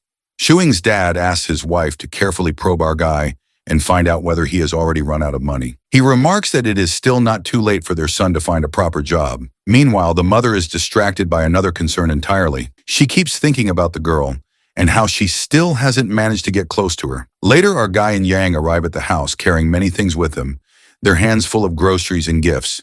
His mother warmly welcomes them inside. Shuing curiously asks his mom what she is making and proudly tells her that Yang cooks amazing food and could even help her in the kitchen. However, his mother politely declines the offer. Watching his son boast like that irritates our guy's father, who feels that he is being arrogant. The hero and Yang sit down on the sofa to watch TV. Shooting's father quietly observes them for a while, before suddenly asking Yang what she does for a living. Our boy had already warned Jiang that they would not be able to avoid such questions, and told her that if his parents asked anything, she should simply repeat what he had taught her. Jiang follows his instructions perfectly. She calmly explains that through the use of integrated circuits and microprocessors, she connects to online services through a modem and performs high-speed information exchanges with other users on the online service platform. Although Shuing's father does not actually understand anything she says, he pretends that he does and compliments her anyway. Thinking that it sounds professional enough, the hero quickly agrees and adds that the work is extremely difficult and mentally exhausting. Still curious, his father continues probing and asks what she mainly does during her work. Jane calmly replies that she uses a set of number and letter keycaps to coordinate the X and Y positions of the on-screen cursor in order to initiate a sequence of interactions with other users. This explanation impresses our guy's father even more. He thinks Yang seems extremely capable and concludes that our guy must have used up all his luck in life to find such a competent girlfriend. However, he still cannot resist lecturing his son. He tells Shuing that he should join a proper company, hinting that making videos is not a reliable career. According to him, Shuing's videos might be enough to feed one person for now, but they will never be enough to sustain him for the rest of his life. Shuing immediately asks why his work has to sustain him for his entire life. His father then asks what he actually plans to do in the future. Our guy confidently declares that he will grow his work into a large and powerful business. He says he will open an office, establish a company, and eventually get it listed on the stock market. By that time, he proudly claims he will be the CEO of a listed company, and his father will be the father of a CEO. Their family will become wealthy in this generation and earn the respect of everyone around them. His father becomes furious upon hearing this and angrily curses at him, asking if he thinks his father is a fool. He even threatens to beat him, but suddenly stops halfway through his sentence when he notices Yang sitting nearby. He quickly restrains himself, thinking that family matters should stay within the family and should not be displayed in front of outsiders. Shuing calmly argues that everyone has their own fate and asks why his father cannot understand that. He then remembers that his mother once took him to have his fortune told. An old man read his fate and wrote several things down on a piece of parchment. Our boy retrieves the parchment and reads it aloud. It says that he is destined to resist becoming an official, that he enjoys having fun, that he is fair-minded yet aggressive, full of energy, and compassionate toward those weaker than himself. It also says that he possesses the temperament of a tiger. After reading it, our guy firmly tells his father that this is simply his fate and that no matter what happens, he cannot work in a company. Shuqing's father questions why he even bothered taking a picture of the fortune slip. Our guy explains that he wants to keep it so he can later have his girlfriend's fortune told as well, since she believes in such things. Hearing this, his father bursts into laughter, saying that fortune-telling is something only fools believe in. Yet Shuing still takes it seriously. The hero shoots back that the fortune-teller only wrote favorable things about him because he nearly turned into a hooligan when he was younger. His father grows irritated and insists that it was only because he, as the boy's father, kept him under strict control that our guy did not go astray. He immediately argues back, saying that every teenager goes through a rebellious phase, and it was not solely because of his father's discipline. The argument escalates until the father and son stand face to face, glaring at each other intensely. Before things can get worse, Shuing's mother sharply orders them to stop fighting. She quietly pulls her husband aside and reminds him not to cause a scene in front of Yang. With an annoyed huff, the father stands up and storms out of the room. Turning back to Jiang, the mother reassures her that the two of them are simply bickering and that she should not take it seriously. She invites Zhang to sit down and get ready for dinner before leaving Shuing and Zhang alone. The moment his mother disappears, our guy turns to Zhang with a grin and suddenly pushes a peeled orange into her mouth. He praises her performance earlier, saying she handled his father's questions like a professional. Zhang Shili agrees while he continues feeding her orange slices one after another out of boredom. After a moment, Shuing grabs her hand and studies it carefully. He wonders how hands that appear so ordinary at first glance could possess such frightening strength. He cannot help but question whether that power truly comes from her own body or from something else. Zhang becomes embarrassed again when she notices his fascination with her hands and silently wonders why he finds staring at her palms so interesting. Suddenly, Jong grabs his hand in return and declares that she will examine his hands as well. She observes that his hands are noticeably larger than hers and that his fingernails are short, clean, and neatly trimmed.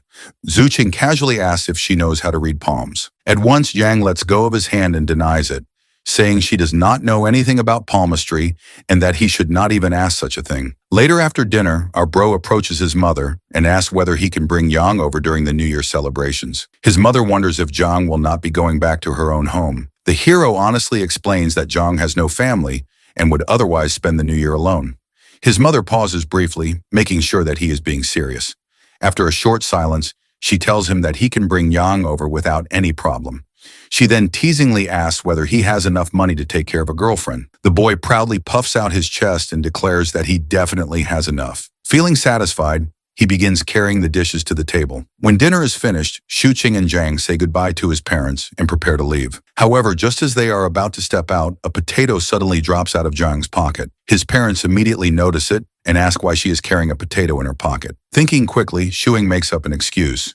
He explains that Yang does not have an affinity with earth elements, so she needs to carry a potato as a kind of talisman. They chose a potato instead of dirt because it is more portable. Without hesitation, he picks the potato up and slips it back into Jang's pocket, carefully hiding the real reason that the potato was actually being used to track her. Shuing's mother laughs at the explanation and jokes that she will cook more potato dishes for Yang next time, since she must really enjoy potatoes. Hearing this, Jong politely bows and thanks her for her kindness. His mother warmly reassures her, saying that she was just as shy when she first met Shuing's grandmother, so there is no need for Jong to feel embarrassed. As Shuqing and Jong finally leave, his mother watches them walk away. In her heart, she feels that the two of them look very compatible together. She quietly hopes that they will not face disagreements in the future and that they can continue living happily side by side. As they start walking, Yang asks the meaning of like, to which Shuing explains that if she wants someone to be all hers, she will want to get closer to that person. Like when she wants to buy a delicious cake, she has to spend money. But Jong shows her concern that if she can't afford it, then our boy tells her that in that case, she will have to work hard to earn money and give it her all in order to get her likely things. He further adds that wanting something to make it hers without making an effort doesn't count as liking. He continues that he doesn't want to deceive her because he likes her and offers to leave. If she doesn't feel the same way, he'll respect her choice. It will be considered licking you by giving his all without wanting to make her his. Suddenly, he hesitates and clears that he doesn't mean something odd by saying the word licking. This doesn't seem simple, as he says to Yang. She feels tricked by this sentence. She wonders if he doesn't want her to be his, then why he would touch her hands. Xing smirks and adds that being willingly tricked by someone is sometimes considered as liking, at which Yang shouts, clearing that she doesn't have feelings for him. Our guy smiles intentionally and says he is talking generally. He doesn't mention anything about her liking him, at which Jong blushes and wonders if she likes when he blows dry her hair, helps grill meat for her, cook noodles for her, or she likes her hand to be held. A minute later, she asks about love, which makes our guy wonders if she is enlightened all of a sudden, as she is asking questions like these recently. Then he answers that when the hearts of two people become one, and they spend time to understand each other, it's called love. Jang asks about his feelings, to which Shuing offers her a kiss to be able to understand his feelings. Jang trembles, saying she doesn't believe him as her face gets all red. Later, they left to get home. Upon reaching home, Shuing decides to finish his video edits before heading to bed. Janang sits beside him and asks if he ever thought about what if someday she goes back clueless. Our boy replies that she will be able to make a name in history and become successful as long as she is able to protect her achievements. Jane clears that she is talking about him, to which our guy replies, referring to liking someone as an irrational thing, and her going back doesn't change his feelings. He smirks and asks if there is something between him and her able to go back. Jang blushes. He suggests enjoying the moment rather than thinking of some conditions. She is in front of him, at least for now. Jang wonders if she is being tricked or coerced. Our hero mentions they are in a state of ambiguity as long as she doesn't hit him and hands her a bear, suggesting to hit it if she wants. Jen says that she doesn't believe him and her previous self would have definitely hit him. Shuing offers that she can hit or pinch him if she doesn't like his advances. He won't do it, but Young refuses, at which our hero declares that it could be feelings of liking or else she would be sick of him. This is the part of his plan, and he accepts that he tries to get close to her because he likes her and wants to show off his good parts in order to gain her recognition, which proves that he will treat her well. Jen nervously calls him shameless and dung-tusi. Just then, she hits him in the stomach and leaves with a red face. The following day, Yang offers to teach Shuing a martial art after he mentions wanting to improve his physical strength. However, she trains him with such intensity that our boy begins to suspect she might be taking the chance to get revenge for the other day. Feeling uneasy, he tries to decline the training, but Zhang insists that once he learns the technique, he might finally be able to land a hit on her, instead of constantly being on the receiving end. Zuqing laughs and says he would never hit her, though deep inside he knows that even after learning the martial art, he would probably still be the one getting beaten. To demonstrate, Zhang performs one of her techniques called the Tang Fist, which is built around 3 key points in 6 parts of the body, focusing mainly on palm-based strikes. As she launches a punch toward him, Shuqing immediately drops to his knees and begs her to postpone the training until tomorrow, claiming that his chest still hurts. Zhang agrees and heads off to prepare breakfast. While working, Yang starts thinking that if Shuing ever surpasses her martial arts skills, it would mean he truly has talent in this field. If that ever happens, he might stop fearing her completely, since he could simply overpower her and make her do whatever he wants. Meanwhile, Shuqing is still lost in his own thoughts when Yang suddenly appears beside him, startling him and reminding him not to slack off and to keep working hard. Later, before leaving the house, Shuing tells Yanang not to open the door for strangers and to call him if anything happens. Since he expects to return later than usual, he quickly grabs her hand and gives it a squeeze before rushing out the door. The sudden gesture leaves Yang blushing, though she also feels slightly annoyed. After some time, Shuqing arrives at the house of his friend Jun to remind him about their upcoming class reunion. Jun had completely forgotten about it and asked our guy to come inside while he changed his clothes. The hero hesitates, half expecting to walk into some inappropriate scene, but Zun quickly explains that he recently broke up with his girlfriend. He even asked Shuqing if he did not see the posts about it. Once Jun finishes getting ready, the two of them head out to meet their former classmates. During the trip, Zun complains about how his girlfriend suddenly dumped him without any clear reason, describing the whole relationship as a complete mess. Our boy then casually asks about his car, since he came specifically hoping to get a ride. Jun awkwardly admits that he cannot afford it anymore, after getting into a fight with his father and losing financial support. Slightly annoyed, our guy suggests that they simply take the train instead. While riding the train, Jun suddenly notices a girl carrying a yellow handbag that looks strangely familiar. Moments later, the girl angrily calls out to him, confirming that she is actually one of his ex-girlfriends. Nervous, Jun tries to ease the tension by speaking sweetly to her. When he notices several paintbrushes in her bag, he recalls that she used to enjoy painting. Instead of being impressed, she responds with heavy sarcasm. Trying to avoid further awkwardness, Ziyun quickly suggests they not dwell on the past and asks how she has been lately. She calmly replies that she has been doing well, eating properly and staying healthy. She then looks at him and comments that he, on the other hand, does not seem to be in very good condition these days. Zen awkwardly agrees with her observation. Watching this exchange makes our guy feel strangely lonely. Even though the two claim to have broken up, the emotions in their eyes still linger, making them look more like a couple than strangers. Seeing this makes Shuqing suddenly think about Zhang waiting at home. Without thinking too much, he pulls out his phone and sends her a message confessing his feelings. Zhang gets a notification of a message as he opens the chat. It's Chu Qing's text, at which she gets annoyed over his nonsense stuff, but blushes as well. She also finds his profile picture irritating as him. Completely ignoring the main text, she asked him if he also wants her to wash his clothes, to which our guy agrees. As she checks his room to find his clothes, she sees her slippers that she wore when she first arrived. She wonders if Shuqing not only likes her hands, but also her slippers. Back there, our boy is blushing and lost in his thoughts. Jian asks him to catch the classmates first, and he'll join in the afternoon as he has something urgent to look at. Later, when Shuqing joins the mates, they ask for Jun as they were supposed to come together.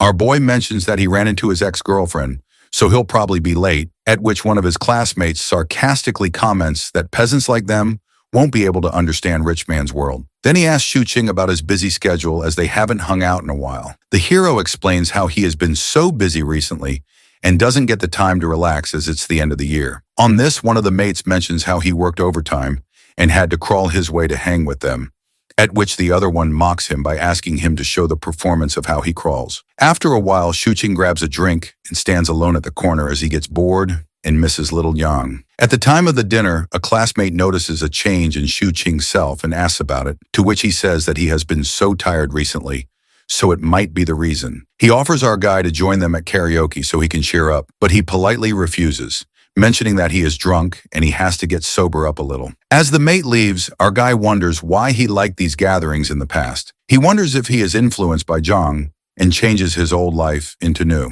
As the gathering gets over, suddenly the hero receives a call from Jun. As he picks up the call, Jun cries out loud and begs to save him. Half an hour later, Shu Qing reaches Jun. As he knocks on the door, Zun shows up in a towel, only crying. Shuing questions if he has been blackmailed by his ex-girlfriend. Jun explains how he gets tricked by his girlfriend when he follows her here, and she insists him to take a shower. As he got out after a shower, she was left with all his clothes. Our boy mocks him, asking if that's all, which makes Jun annoyed. He calls her ex-girlfriend evil and shameless. After that, Jun suggests heading to the karaoke together, but Shuing calmly refuses to go as from the past half a year.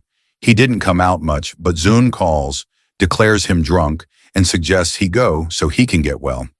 Our bro again refuses to go and asks to just have meals with the close ones occasionally. He don't feel like partying anymore and want to stay grounded. Our bro keeps lying on the hotel bed and tells Zun to go and enjoy the karaoke without him, since he wants to relax in peace. Ex-Yun informs him that he can stay in the hotel room while he recovers from the alcohol till afternoon and leaves. After Jun leaves, Shu Qing thinks about this non-partying life he has started for the person he is living together with. He thinks about how he has been planning ways to convince Yang to marry him. But he should also know that marriage is not something that simple. Our guy arrives home with his legs wobbly from being drunk and slumps his body over Yang.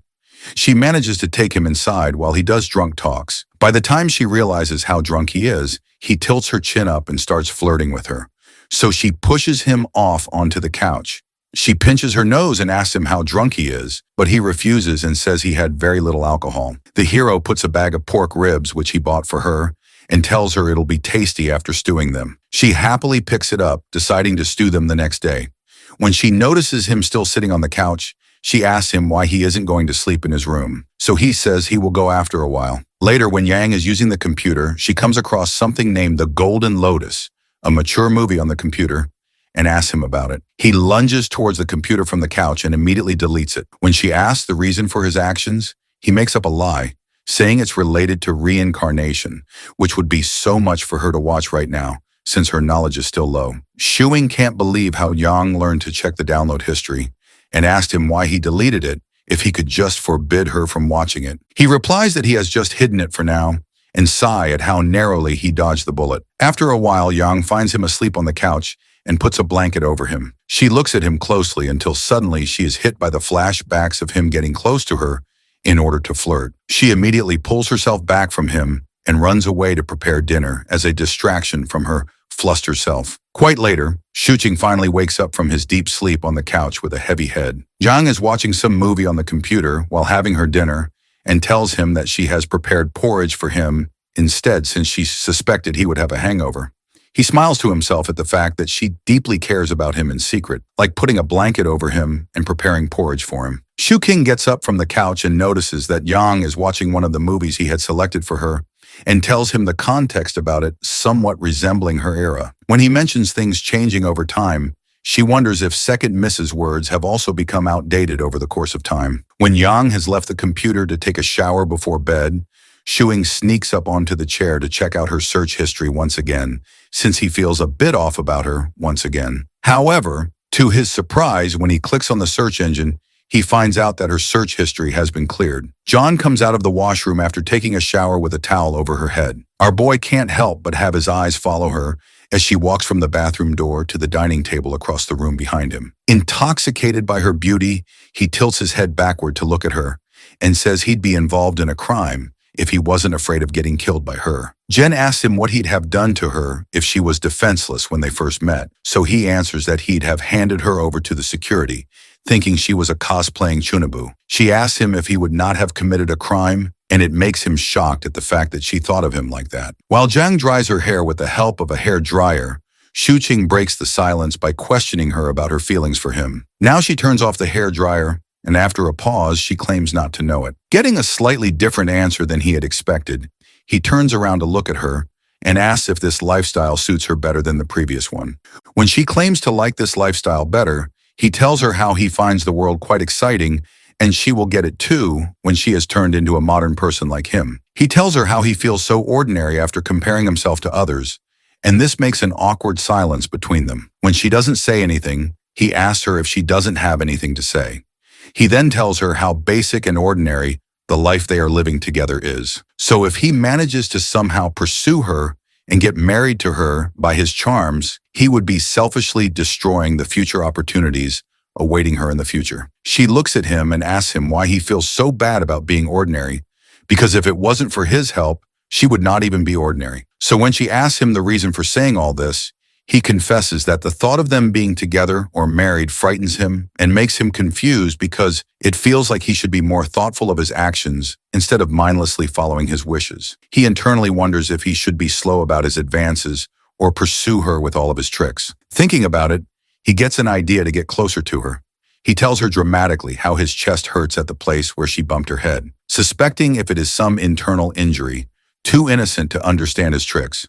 When he asks her to rub his chest to soothe the pain, she asks him if it actually hurts that bad. He affirms over-exaggerating about her strength, so she walks over to him and rubs his chest after sitting beside him. Shuing feels so happy and talks about the saying that all encounters in life are a long overdue reunion. So if she were actually defenseless at the time when they met, the outcomes would be extremely different from how they are now. She suddenly asks if that means he'd stop tricking him, and that word annoys him. So he tells her to remove that word from her mind. Zuking thinks how the whole day he was only thinking of ways to marry her and convincing his parents in case of any unfortunate scenarios. But all she could worry about was him tricking her. He decides to keep her close for now, but when he tries to pull her towards himself, she won't budge due to having a firm sitting position as a martial artist. Shu Chung can't help but feel embarrassed, so he excuses himself instead and goes for a shower. Janong's cheeks flushed as she debated whether she should have let him pull her closer. On the flip side, in the shower, our boy thinks to himself that maybe he is now just a little far from it, or else she would not have given him such a hint. Stepping out of the shower, he spots Yong using the PC even when it's already past 10 o'clock. But she assures him that she will be sleeping after looking into something, as he figures that since the mood had already changed, he might as well do something productive. Skyscrapers weren't built out of thin air. They rose from tons of layers of hard work. So, settling onto the sofa with his laptop, he decides to take the chance to write a review of Farewell My Concubine and even polish his film critique skills. Seeing him work, Jang gets intrigued, approaches him, and interrogates him about his work. Shuing is so distracted with her being so close that he still manages to explain to her that it makes him earn money. Yet when she shows interest in doing it too, he completely denies it since she hasn't studied modern education. He even mocks her with his serious expressions, explaining that observing something and expressing it are two different things, just like how she likes him, but cannot bring herself to say it out loud, which annoys her, and she neglects the fact that she might actually like him. Changing the topic, he questions her reviews on Farewell My Concubine. She is unsure, suggesting that times have changed. Amused, he declares sarcastically that it's now time for her to get a lesson from Teacher Shu. He explains that some believe films have expanded the human lifespan by deepening their perspectives on life. He points out that whether in opera or real life, the protagonist is suffering from love and appreciating that requires seeing beyond the surface. Since she couldn't fully grasp the character, she isn't really connecting with the film or its actual meaning. And that's why she needs to read and watch more to understand the deepness behind the movie or the character.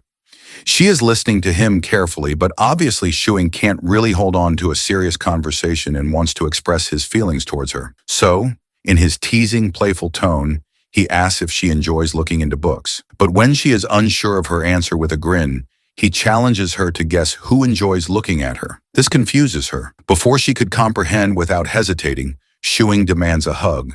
And when she says nothing, he hugs her immediately, whispering into her ear that he will always be greedy for her and promising to become a gentleman for her in order to support a family. And then he goes to bed, leaving her cheeks flushed with shyness. The next morning, Shuing is looking into his savings. the ones he has been doing since his university days. 40,000 watts, as he has been thinking about settling down after Jong has entered his life. After liquidating a large portion of his stock investments and avoiding the bear market with minimal losses, he reflects on his earnings. He estimates that his uploaded videos can make around 4,000 to 6,000 yuan, but the income is unstable. His film reviews aren't getting him money either, as he's still building an audience. Realizing the need for progress, he decides to speed up his work and attract more attention, aiming for more views, likes, and engagement. He can relate to the old man's advice, not wanting to live a mediocre life. And if things go this way, he should search for a job. His thoughts are interrupted when Yang informs him about food being ready. But at the same time, she looks at all the cards and is now interested to know what these are. So Shu-Ching explains about the cards being there to store money.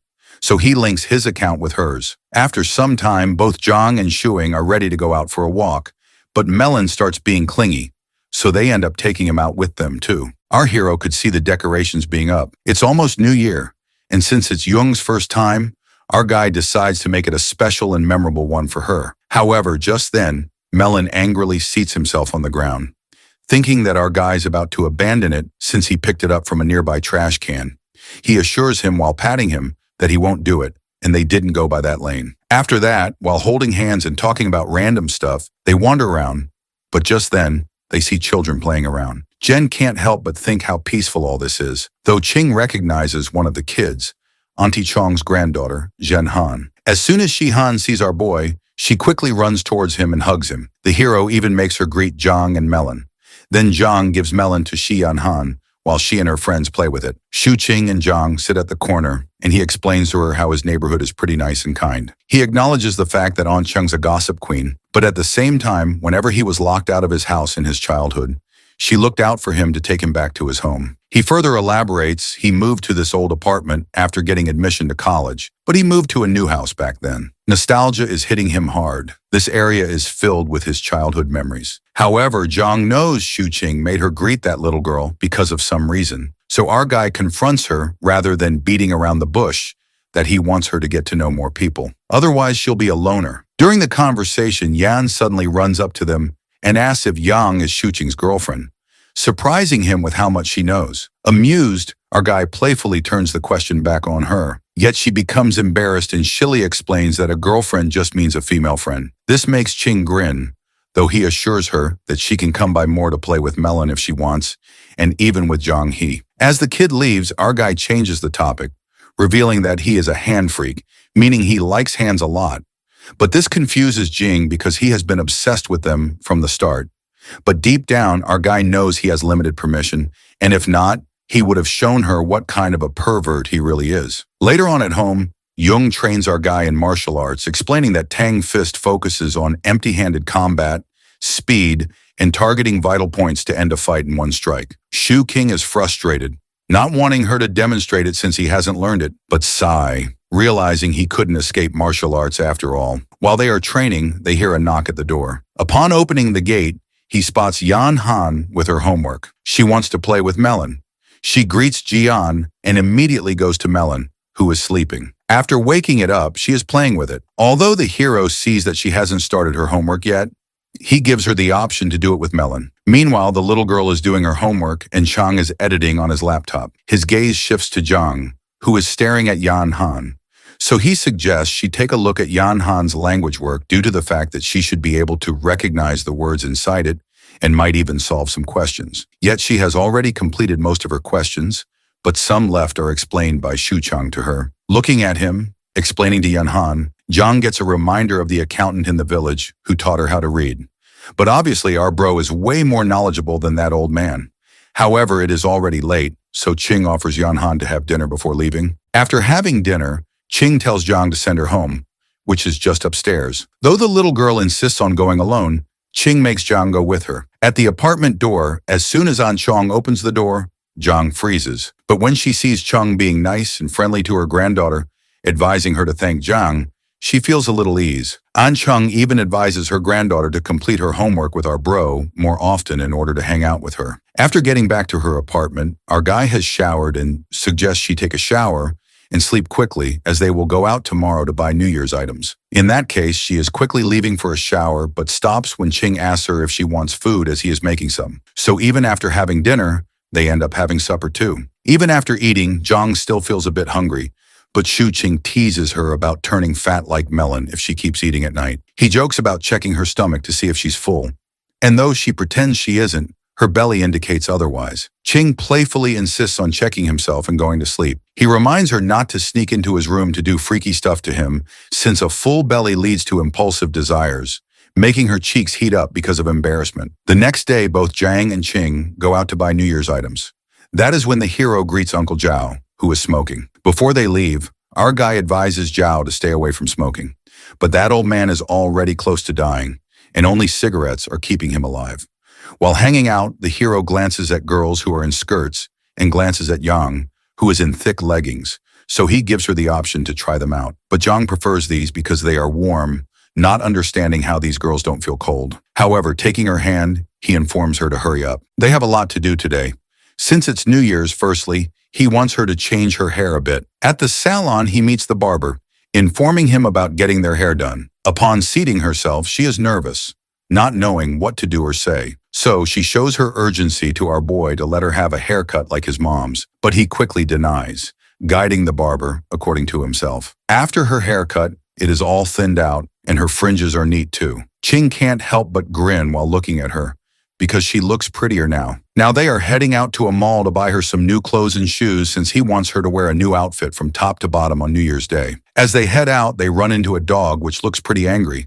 So our guy suggests staying away from it and going around it by crossing the road. But Yang isn't afraid of it. It is like a small fry in front of her. So she steps forward and scares the dog away with her killing intent. However, Yang doesn't find it killing intent because according to her, the dog sensed that it can't win from her. Simultaneously, he warns her to not ever think about killing or fighting off people or animals no matter what. And he is letting it go this time, but it won't happen again. And he confirms from her if she is reminiscing about the blood-filled days from before. But Zhang finds all of this peaceful, and she would never want to fight with others if everything in her life and surroundings is stable. Then they head out to the mall, pressing forward after shopping. They got back home exhausted, but at the same time, Yang's face lit up to see all the stuff they had bought. The hero can see it on her face how happy she is, but advises her to stop looking for that time and help him get some glue to put couplets around. As not putting up these couplets during the New Year doesn't make people think that it is actually New Year's, since it is a tradition that families paste these, and if not, then it doesn't feel like a festival. After pasting those, Qing demands the feedback, but Jen finds them shorter than the others she has seen, which makes our guy shocked because he wasn't expecting her to compare the couplets. Although, as soon as she admits she prefers the longer one, a smirk forms on his face, and he confidently claims that makes him the best. After finishing with the couplets, our guy's face lights up at the sight of Auntie Chang outside their home. Delighted, he asks her to take a photo of him and Yang in front of the door, which is framed by the festive red paper. Happily, he quickly grabs Zhang's hand and poses for the picture. Meanwhile, Yang stands stiff, and her expressions are unsure as the camera clicks. After clicking and glancing at the picture, Auntie Chung comes closer and wonders aloud if they're ushering in the new year here. When our guy agrees in response, she chuckles at the thought, ushering in the new year while already living together under one roof. They will definitely be getting married very soon. Chuckling, she heads out with Yan Han, leaving those two alone. Inside the apartment, Qing puts the fish on the stove for cooking, and then both of them take a sigh of relief, especially our hero because he is very tired. He glances at their photo for a moment from before, then turns to see Yang. He is sitting beside him, quietly eating some nuts. Noticing this, he leans in and demands to have some too while blushing. Confused, she reaches to give him one.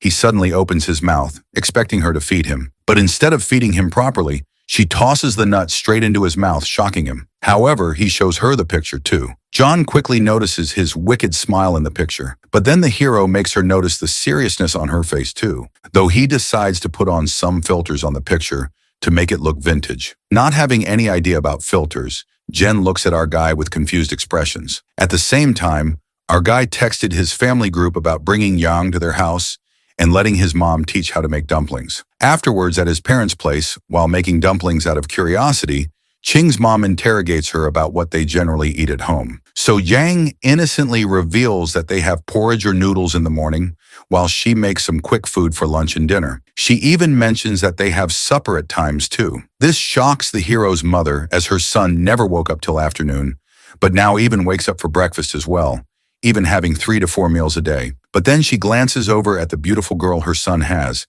making her realize that maybe living with a girl changes a boy. In the other room, Ching and his dad are munching on some snacks, and that is when they hear a knock. Upon opening the door, our guy spots Hyozi, who has bought some goodies for his friend's dad since at his home they couldn't finish those. Hyozi is shocked to see his friend, yet our guy acts clingy with his friend. In the meantime, his dad is frustrated to see his son's friend getting benefits from working while his son doesn't even work. So ignoring them, he walks away to sit on his sofa. The hero brings up the girl Hyozi met through matchmaking, curious about how things are with her. But it probably didn't go well since Howie brushes it off quickly, telling him to change the subject for now and assuring him to explain everything later. Their conversation is interrupted when Ching's mom thanks him for bringing all the stuff and offers him to stay for dinner as she made dumplings. Hyozi begins to deny, but as soon as he notices Jong making dumplings, he grabs our guy, annoyed by the fact that he is way too capable since Hyozi's girl wasn't even genuine, and they force things out. But at the same time, his friend's girlfriend is making food at his parents' place, though he then begins to leave, which makes our guy shocked because he expected his friend to investigate more. But what is there to even investigate when a girl is making dumplings in his home? However, before leaving, he instructs our guy to spend some time with his dad. Hyozi won't be home at New Year's because of his assigned duty somewhere else. Later on at night, at first, Jong is a little hesitant to eat. It is her first time trying out dumplings, but when Ching's mom assures her to eat up, she starts eating instantly. She finds the girl pretty pitiful, but at the same time genuine too. She is quite happy that she ate so much food. But at the same time, the dad's reaction is quite the opposite. He frowns, thinking if his son actually brought his girl to their house so that she could have that much food for free. After arriving back at their apartment, our guy is happy that Yang has finally learned how to make dumplings, though Jong needs a little more practice to be perfect at making it evenly. Sitting on the sofa being relaxed, he explains to her that in the north eating dumplings on New Year's is a must, just like sticking couplets on the walls. He explains it's like how people eat mooncakes during the Mid-Autumn Festival and rice dumplings during the Dragon Boat Festival. If they don't have dumplings for the New Year, it just feels weird. It's not only the time they live in, but also where they live that shapes how they see or differ things. Though Jong finds it fishy, thinking there is more to it. Knowing he gives off lectures and speeches just to trick her into hugging or holding his hand, so him not asking her to do it is kind of shocking and suspicious for her. Ignoring that feeling, she goes to use her computer. Yet our guy can feel her being weird, assuming that she might have been in shock to see him being that much knowledgeable. Seeing her busy on her computer, he goes for a shower. Janang is checking different websites, and that is when she encounters a video of 2 people kissing. She turns crimson red, shivering with embarrassment. Upon getting out of the shower, our guy noticed her acting super weird, but still told her to shower. Jen stutters, informing him about showering later.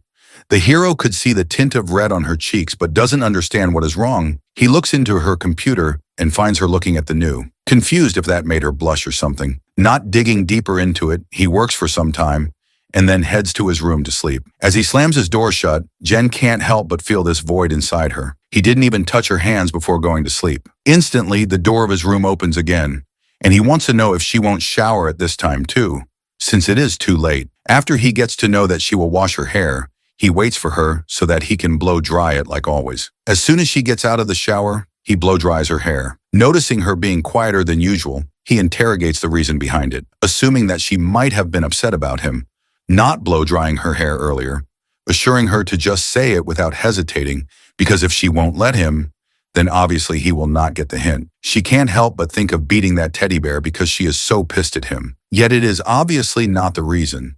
So she stays quiet, thinking that he will eventually trick her into something.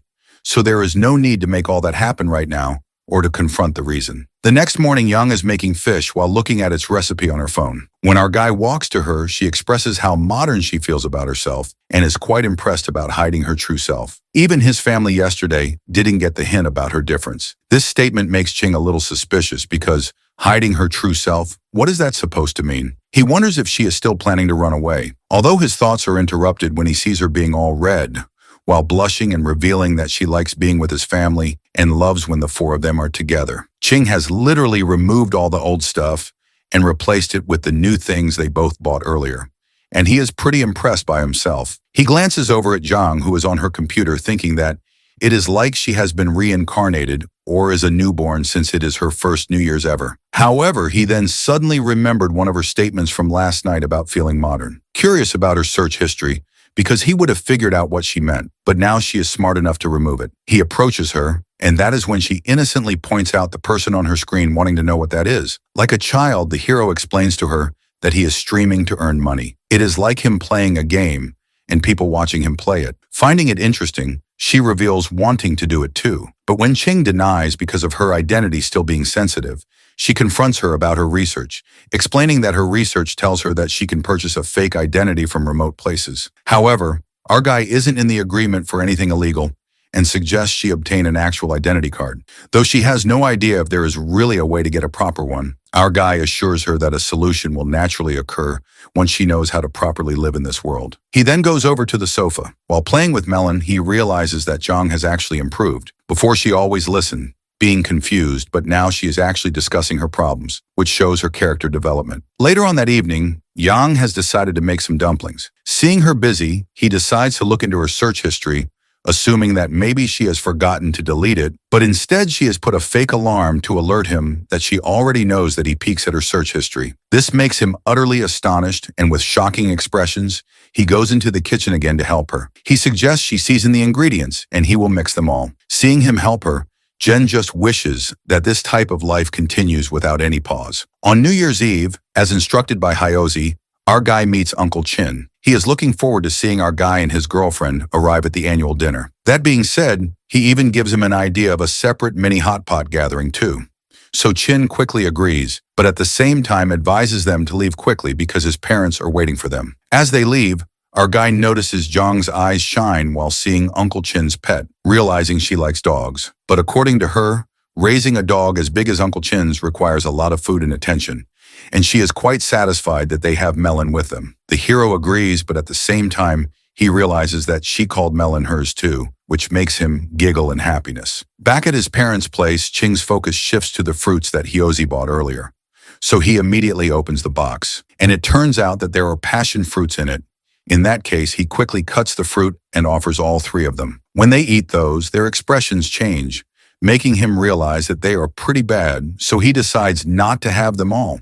But when he offers them more, they look at him angrily, and now he has to finish those off on his own, as they can go to waste. Regret washes over his face, and he curses himself for opening that box in the first place. At his parents' place, both Ching and Zhang have New Year's Eve dinner with his parents. His father makes prayers for a new and better year, since a lot changed this year, and even our guy grew up a lot. He is referring to his son having a girlfriend now, while our guy and Yang stare at each other quietly. After the prayers, their glasses clink to celebrate New Year's Eve. While having dinner, Ching's mom is telling Zhang about his childhood embarrassing stories, which makes him so embarrassed. But at the same time, Yang listens to those stories quietly while grinning and notices our guy being all shy because of his foolishness. After dinner, while Zhang and Ching's mom are cleaning up the dishes, Ching's dad suspiciously calls him to his room and hands him a blue envelope. He advises his son to keep it safe and open it after going back home. It isn't money because money is given in red envelopes during New Year's for luck. After some time, they leave. On the way back home, our guy decides to visit Uncle Chin. In that case, he assures Zhang to be more casual and speak her heart out in front of him, since he would forget everything after some drinks. She doesn't respond, which makes our guy wonder why she is being so slow at grasping stuff out of nowhere. Yang, on the other hand, is flustered, her cheeks heating up with a deep blush, though his attention shifts to the box his father gave him earlier, and it turns out to be a condom. This makes Ching embarrassed and shy at the same time, because they haven't done anything except for holding hands, when Zhang, out of curiosity, wanted to know what those are. So our guy lies that these are balloons of no use. Later on, after arriving at Uncle Chin's place, they all greet, and just then, our guy suggests Uncle find a partner for himself, as Hyozi is always busy with his duties. This makes his uncle laugh. But at the same time, Uncle Chin notices Jian being quiet. So he jokes about her and our guy getting married, as they are even celebrating New Year's together, and questions her about her whereabouts. And with Ching's telepathy, She shilly tells him that she is from Join. They all then keep talking about different stuff, and that is when Hyose's dating life topic is brought up. Jung is quietly looking at the television where wishes of the new year are being announced. She can't help but feel something is not right. On their way back home, our guy teases Jung about the gap between her and modern people. Confused, she asks him to explain, but instead he grabs her hand and intertwines his fingers with hers, telling her to figure it out herself. She doesn't really give anything a thought. Instead, she blushes, acknowledging the fact that she loves a life like this, always wanting to rely on him. After getting back home, our guy is casually watching the television. He is happy about catching the tail end of the New Year's special show and even reminds Xian to wear her new clothes tomorrow. It's going to be the first day of the new year. At the same time, Jen is sitting there uneasy. Her mind is racing with tons of thoughts. She is not understanding what to do with this guy beside her, though she quickly stands up and goes to the kitchen. The hero is all confused, not understanding what is up with her lately and why she goes to the kitchen. But suddenly, Yang comes out of the kitchen with cooking wine. She has drunk all of it. Chong grabs her wrist, making her understand not to drink. But rather than focusing on her lecture, she is more concerned if they still have a clear conscience. Annoyed, he clarifies that it is very clear. However, in the blink of an eye, he's on the sofa and she's on top of him. She pins him down without any hesitation while the countdown for the new year begins on the television. As everyone on TV wishes Happy New Year, she kisses him. This feeling of being pressed down by her is frustrating for our guy. He realizes how helpless he is that he can't even play along with her. After kissing him, she repeats her question of whether they now have a clear conscience. And obviously now he denies it since he was pinned down. Though he always thought that guys would be taking advantage of drunk girls, for him it was the opposite. Jeneng then leaves him and then goes inside her room, bringing her slippers to him in order to express to him that he is important to her. She even offers to teach him how to punch. Confused, he suggests she rest as learning how to punch can wait. Jang pauses for a moment, but then leaves. Therefore, Ching takes a sigh of relief, but is still too confused, not understanding how to clear the mess inside his head. Instantly, Zhang peeks out of her room again. Our guy is again freaked out, suggesting she leave because if something more happens between them while she is drunk, she will beat him to death. But instead, she reveals with a touch of a hint on her cheeks that he hasn't touched her hands today. And when he does, she quickly goes to her bed. She is stunned, too shocked to see this side of her, doubting that she would try to leave tomorrow because of shame, so he locks all the doors and windows. The next morning, the first day of the new year, Yang seems to be in a really good mood while wearing her new clothes.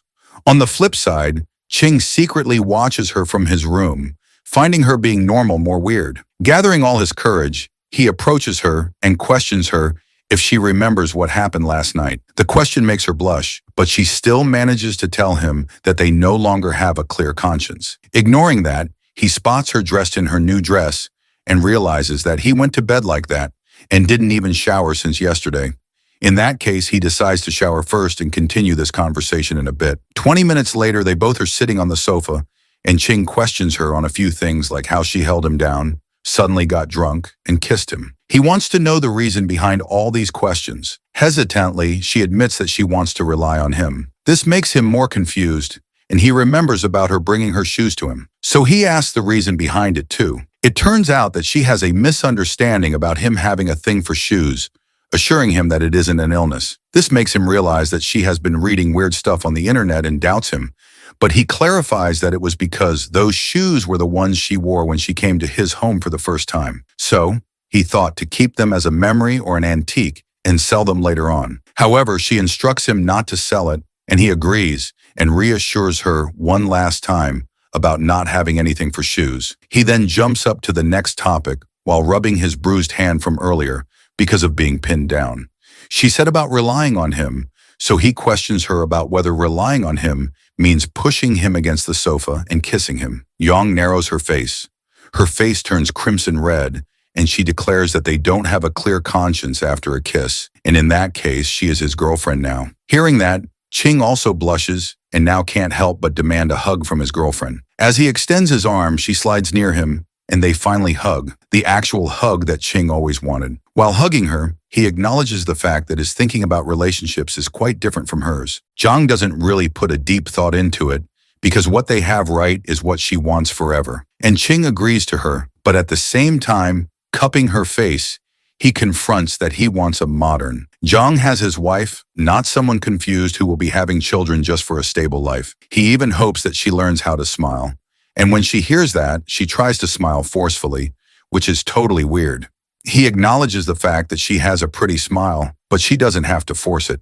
She just has to smile more often. The smile she has when she sees snow, when she eats cake or hot pot, the genuine smile that she actually has. He agrees that she is doing much better compared to the time she first arrived, but even right now she is able to smile, but it is just her raising the corners of her mouth according to the current mood. This makes Young realize that is the reason her Uncle Chin didn't talk to her that much last night. Without lying, he admits that it is right and it is obviously fine because she definitely needs time to understand and grasp things. After all, she is from over 1,000 years ago. Her mental state still needs time to grow, and in that case, he promises to wait for her no matter what happens. He then demands a kiss from her, and without hesitating, she kisses her cheeks. That being done, he makes her understand not to push him forcefully down like earlier. She just has to say what she wants, and she will eventually get it. And if that is a kiss, then it is a lot better. Hearing that, she apologizes for her behavior yesterday.